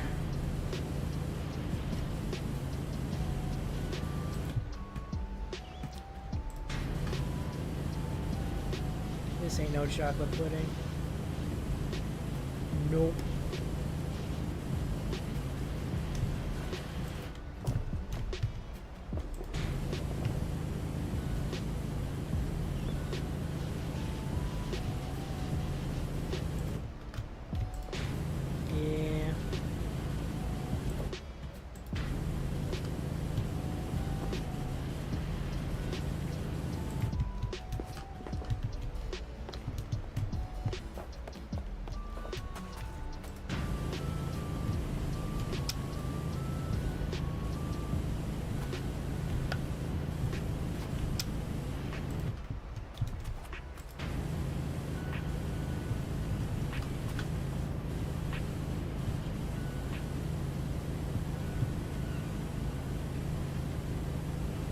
The underbelly.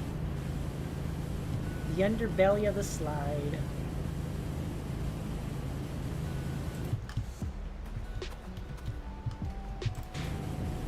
It's cleaning the slide itself. Woo! Let's go. Oh. Honestly, the whole... I just feel like there's no way I could ever separate gremlins by themselves without actually going into the Steven Spielberg set. The gremlins. And I feel like, you know, I get it. Some people didn't like the aspect of, Gremlins 2.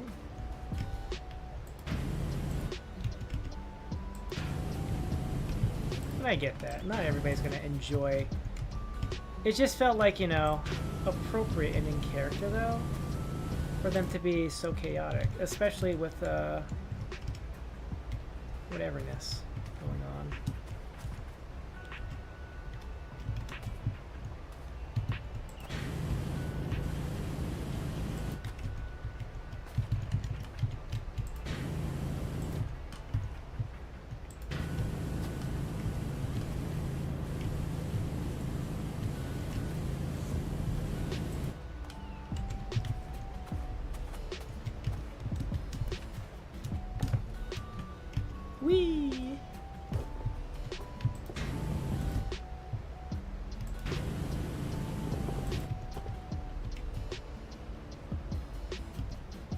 I also feel at this point there's nothing I can do with that without thinking the walls are left or something like that. So I'm just gonna go ahead and clean them.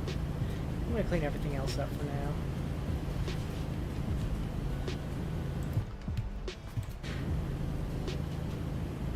Let's clean the rest of the pool and its inhabitants.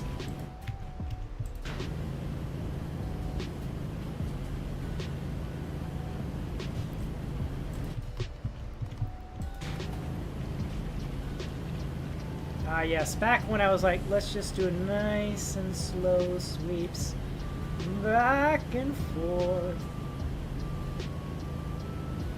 There we go.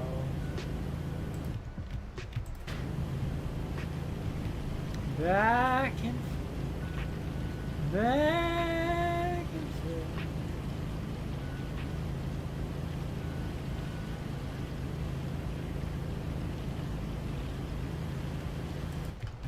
I feel like I've been told by friends, not like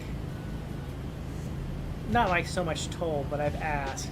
It's more like an ask. Like, hey guys, what other kind of thing do you think I would be good at in terms of like if I had like a different situation? What if I wasn't a gremlin? What do you guys think would be befitting of one such as myself? And I've offered my own ideas, and, you know, there's been agreements and such. But, you know, I don't know. I am what I am, and that's what I am. Popeye the Sailor Man. Oh.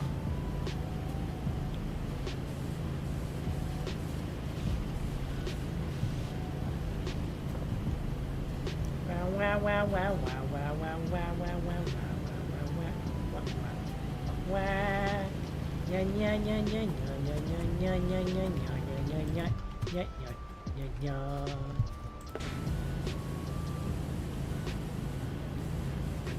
The unicorn, let's go.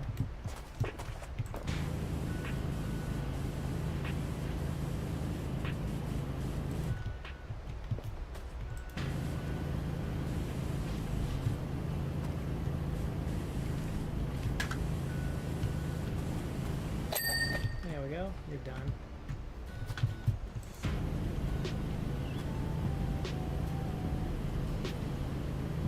Some speckles in here and there, it's fine.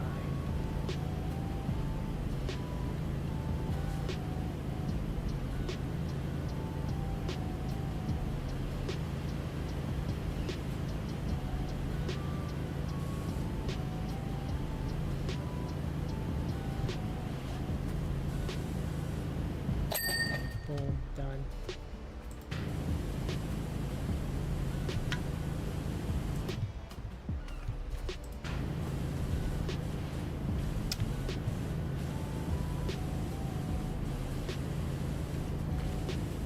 More reminder of Alice in Wonderland DLC with the mushrooms.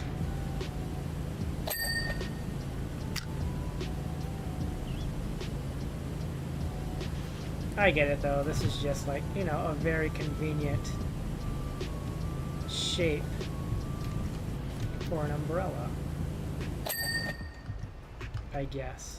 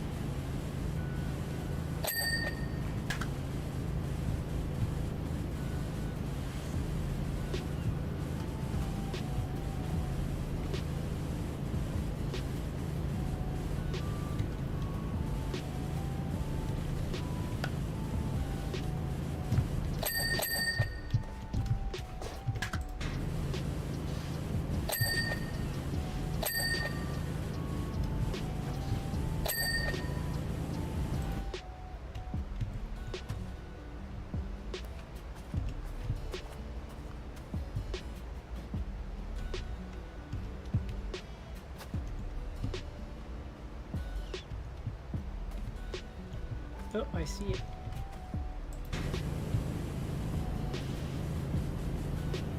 There we go.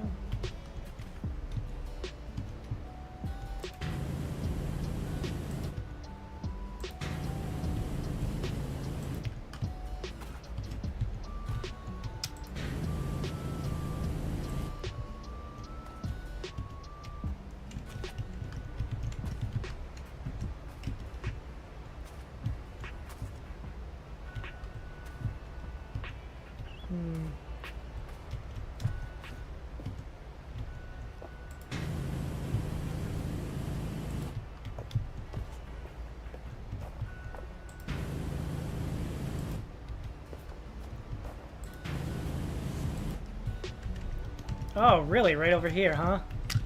I missed this whole chunk here, huh? Wow. Slide done. Alright, now we have the wall. Pretty much just the wall left. Yay! I feel like it's start on one end and work my way over. Start on one end and work my way over. So why not start over here?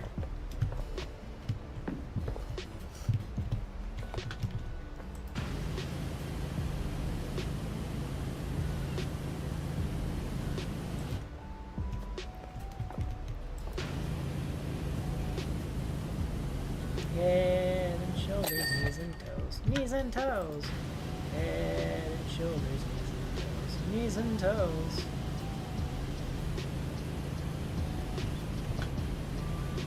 Cleaning.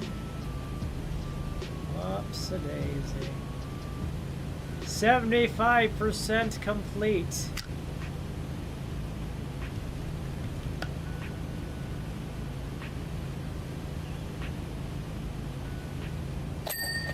Done.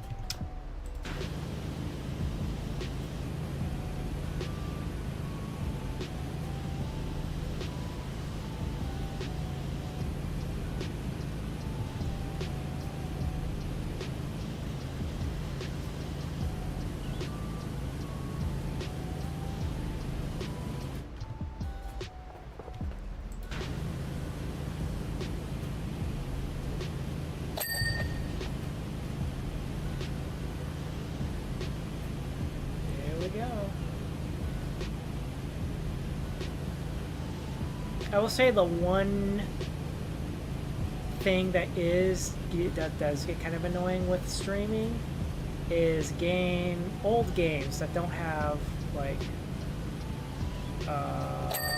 something to help them with modern resolutions is what I would say. Definitely that. Rebel Assault 2, not very modern resolution-wise. The same thing can be said about TIE Fighter in any other game from olden times I want to play.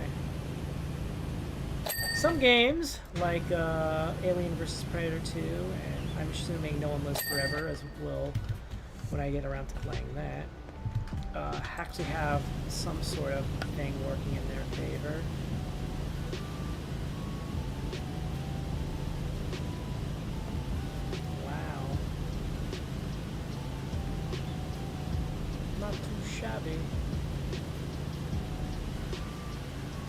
I really should play those games.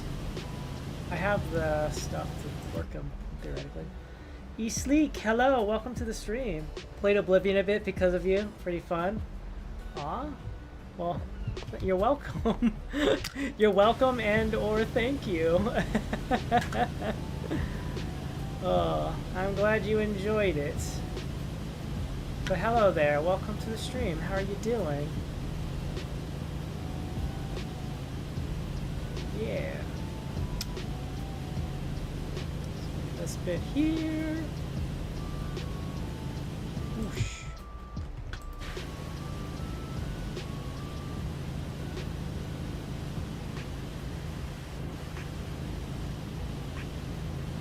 Wow, this wall chunk is almost there.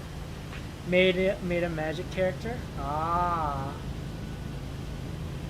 I don't tend to make magic characters in the Elder Scroll games. When they saw that the buffet was being rationed, the all-inclusive passengers demanded to speak to the captain. Oh boy.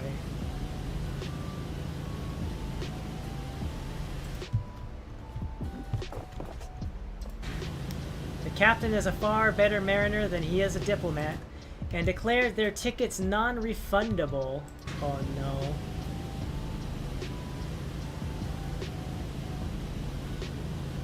That's when the chips went flying. Oh. Oof.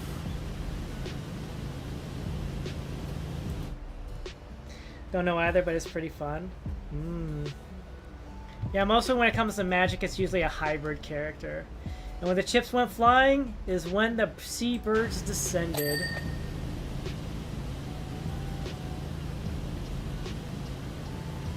Oh boy. En masse. Ooh, no. And that explains all the poo. Yeah. Skyrim just has the unfortunateness of always making me go stealth archer. And I usually end up playing like a stealth character. Well, I wouldn't say stealth build. I always stealth build because of Thieves Guild quests. And because I like just, you know, sneaking around in general. But surprisingly, I play more of a warrior type in Oblivion.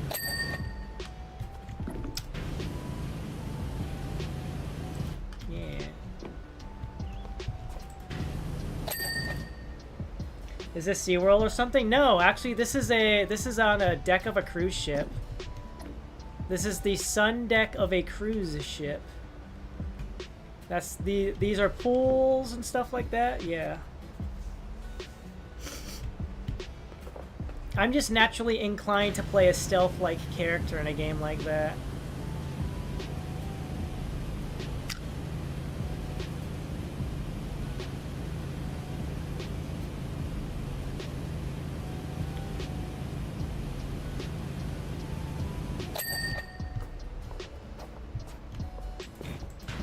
Go away, pool ball.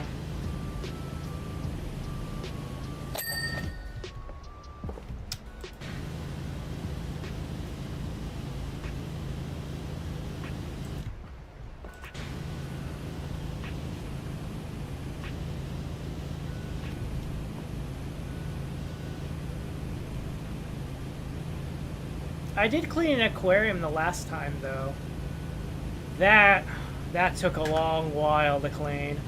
I thought it was a small map, but it was a lot bigger than I was expecting it to be.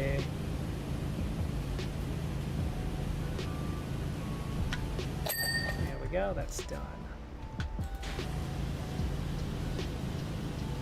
Assuming that's a corner there to denote a new section of wall. So I'll just do this here. Ooh, yeah. Honestly, Oblivion just is cheeky too because of the chameleon spell. Just enchanting all the gear with chameleon of some sort and becoming pretty much invisible. Oh, how fun that is.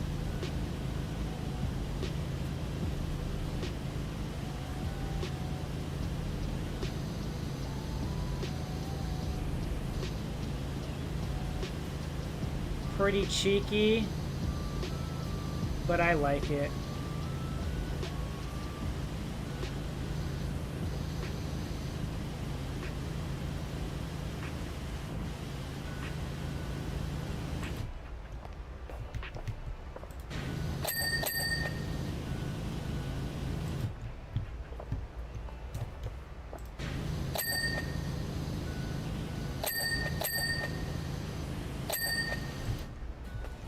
Window's done yet. Yeah, the magic is more involved, so I wanted to try it. Yeah! Like, I think that was like the one thing I didn't like. I do like some things in Skyrim's magic, but the creativity was completely shut down, I feel like. Oblivion, I haven't played Morrowind in forever. And when I did play Morrowind, it was on Xbox, so yeah. I didn't really have a grand experience with Morrowind.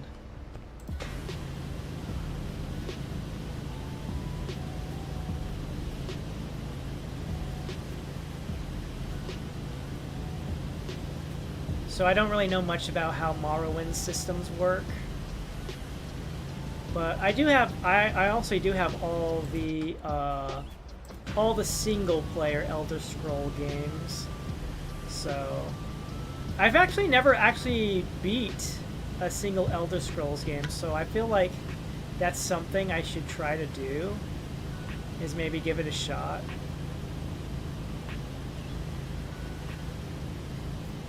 Like I've played and beat the main plot of a lot of the Bethesda Fallout games,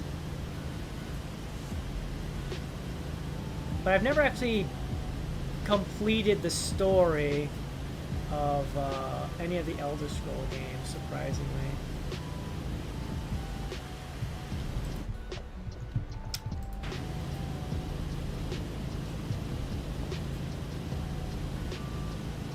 I always feel like I get caught up in doing the side quests and stuff.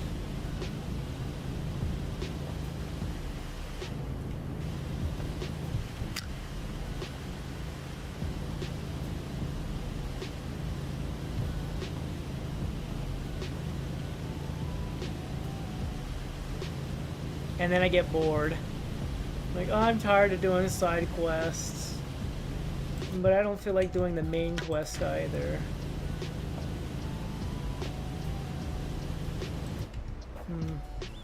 Where's the ladder? There's the ladder. Climb up here so I can get the tops.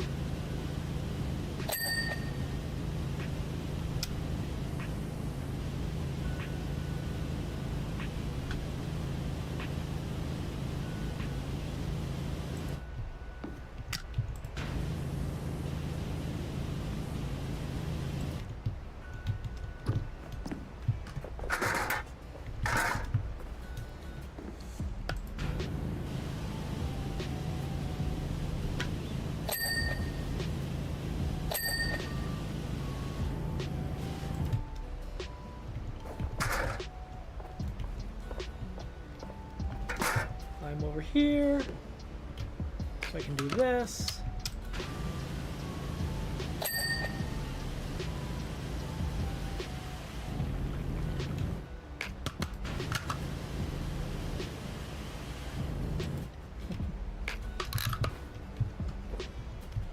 I like Oblivion's main story more than Skyrim. I never beat Morrowind. Ah. Likewise.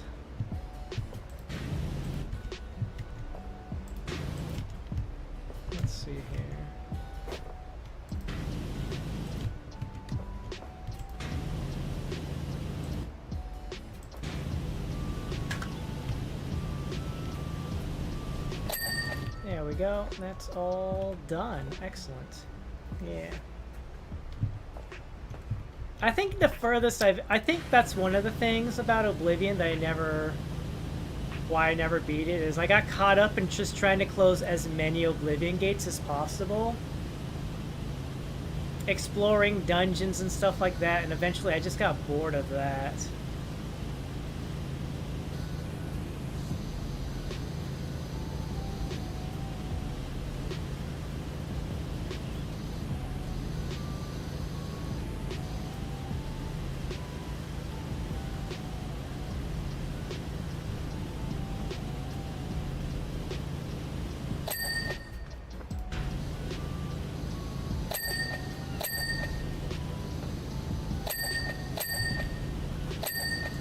Go, excellent.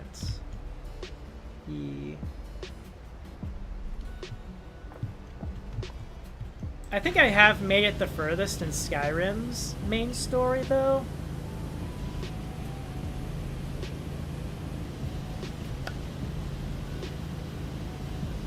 Because I have visited the Greybeards. I think the furthest I got is I finished going through the Altmer.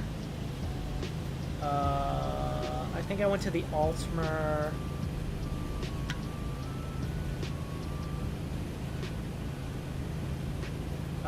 Embassy, the Altmer Embassy. My brain is just slipping on what I'm supposed to be saying there. Infiltrate their embassy. can figure out what they're doing.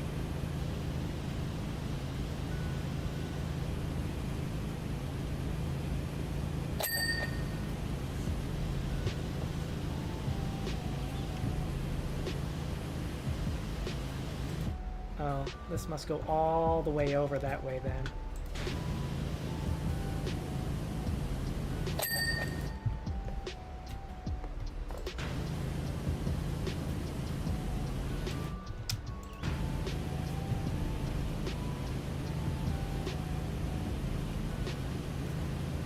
I also think I got so caught up in the whole aspect of power leveling in Skyrim as well. Raising a whole bunch of skills in the easiest way possible in order to raise my level to absurdity. And doing stuff like that while, yeah, I'm powerful, but man, is it boring. Instead, you know, just going out there and just, you know, enjoying the game. Oh, I see where this ends. Ends over there. Yeah. Sometimes min-maxing a game causes it to be boring. In my opinion. So I feel like I need to avoid doing that for most any game.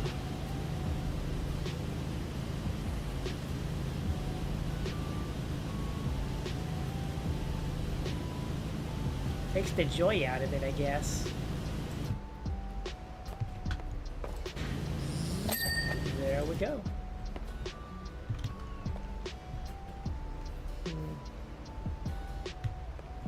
I haven't played Arena. I have played Daggerfall. But it was so long ago, back when it first came out, and it was terrifying for me because I was but a wee child back then, and video games were hard if I didn't have cheat codes to help me out. I don't understand. How am I supposed to survive? The monsters are so mean.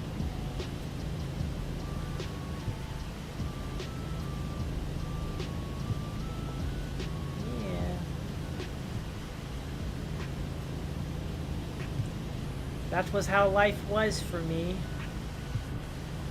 Most video games were just too hard. Why must they be so difficult? I would have older brother either beat a game for me or type in the cheat code, and then I would go from there. And then eventually I grew up and I got good. I became a better gamer and I learned how to actually play games in order to get good at them. Because it's all well and good to be like, yeah, I beat the game. Cool.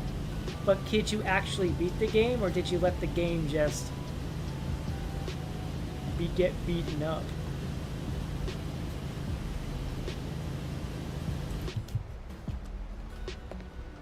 Then again, back then I was more a lot of the times I was more interested in the story of a game. What's the plot? Sometimes that was enough for me. It wasn't about winning, it was about learning more about the characters and the stories and stuff.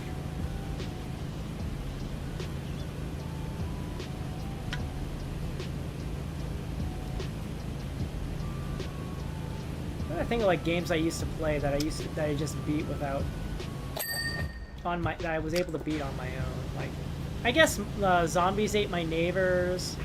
A lot of Nintendo games were like that. You couldn't really just cheat. Like, there may be codes for infinite lives, but at the end of the day, there are just some games I was able to just do on my own.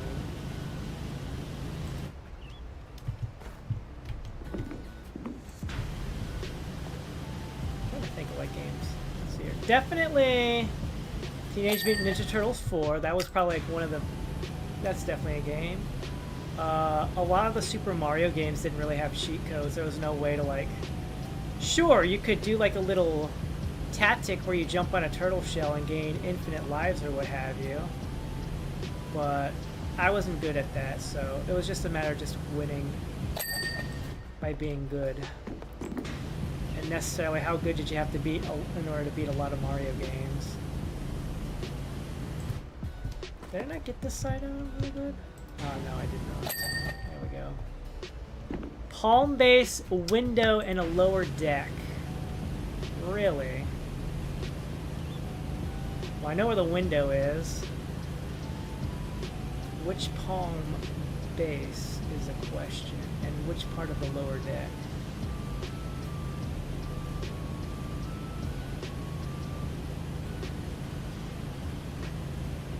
Window should be done. Yep. All right. This lower deck, huh?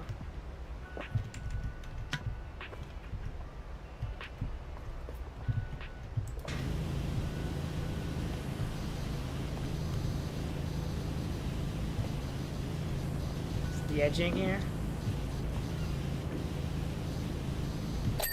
There we go. Then a palm base. You? Nope. Nope, not that one there. This guy? This guy here. There we go.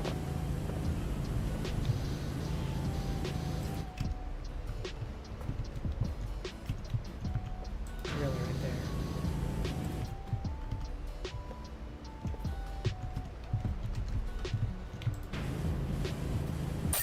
There we go, I did it! It's done! Whoa, it's a top-down view. That's cool. Wow, look at that. That's crazy. Oh my god. Oh, that's amazing. Powerwasher, that is amazing. I can't believe you got everything. I even smudged a piece of meringue behind the sunbed to test you, and it's gone. I think we're going to just let the passengers entertain themselves for the remainder. Having said that, the great Ted Cheese has just showed up. He said his confidence had taken a hit, and that he wanted to prove to himself that he was still had it by escaping from the emergency pantry. He was stuck in there for 10 days. To be honest, he'd still be down there if not for one of the all-inclusive passengers sneaking down there for a creme brulee. Anyways, thanks again. Yay! Oh my gosh. Wow, we did it! I did it! All the jobs have been completed once again. Yay! Yippee skippy. We did it! All in a day's work. My gosh. The mansion? The mansion was okay. I like the fire plane. It made me think of Tailspin.